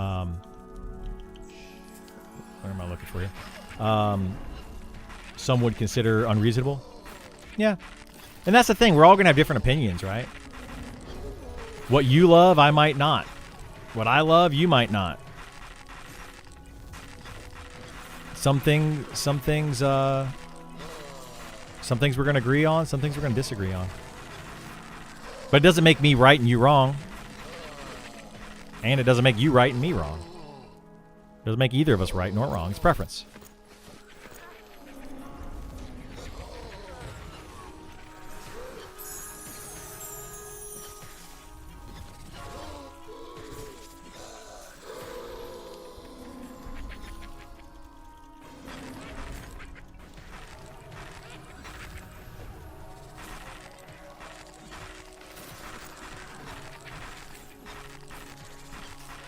But I do appreciate everybody that's played this game and has continued to play this game and continues to give feedback. I appreciate all of you, even if I disagree with you. Seriously, I do. Because your opinions matter, ultimately. All of our opinions do. If we want to have a good game.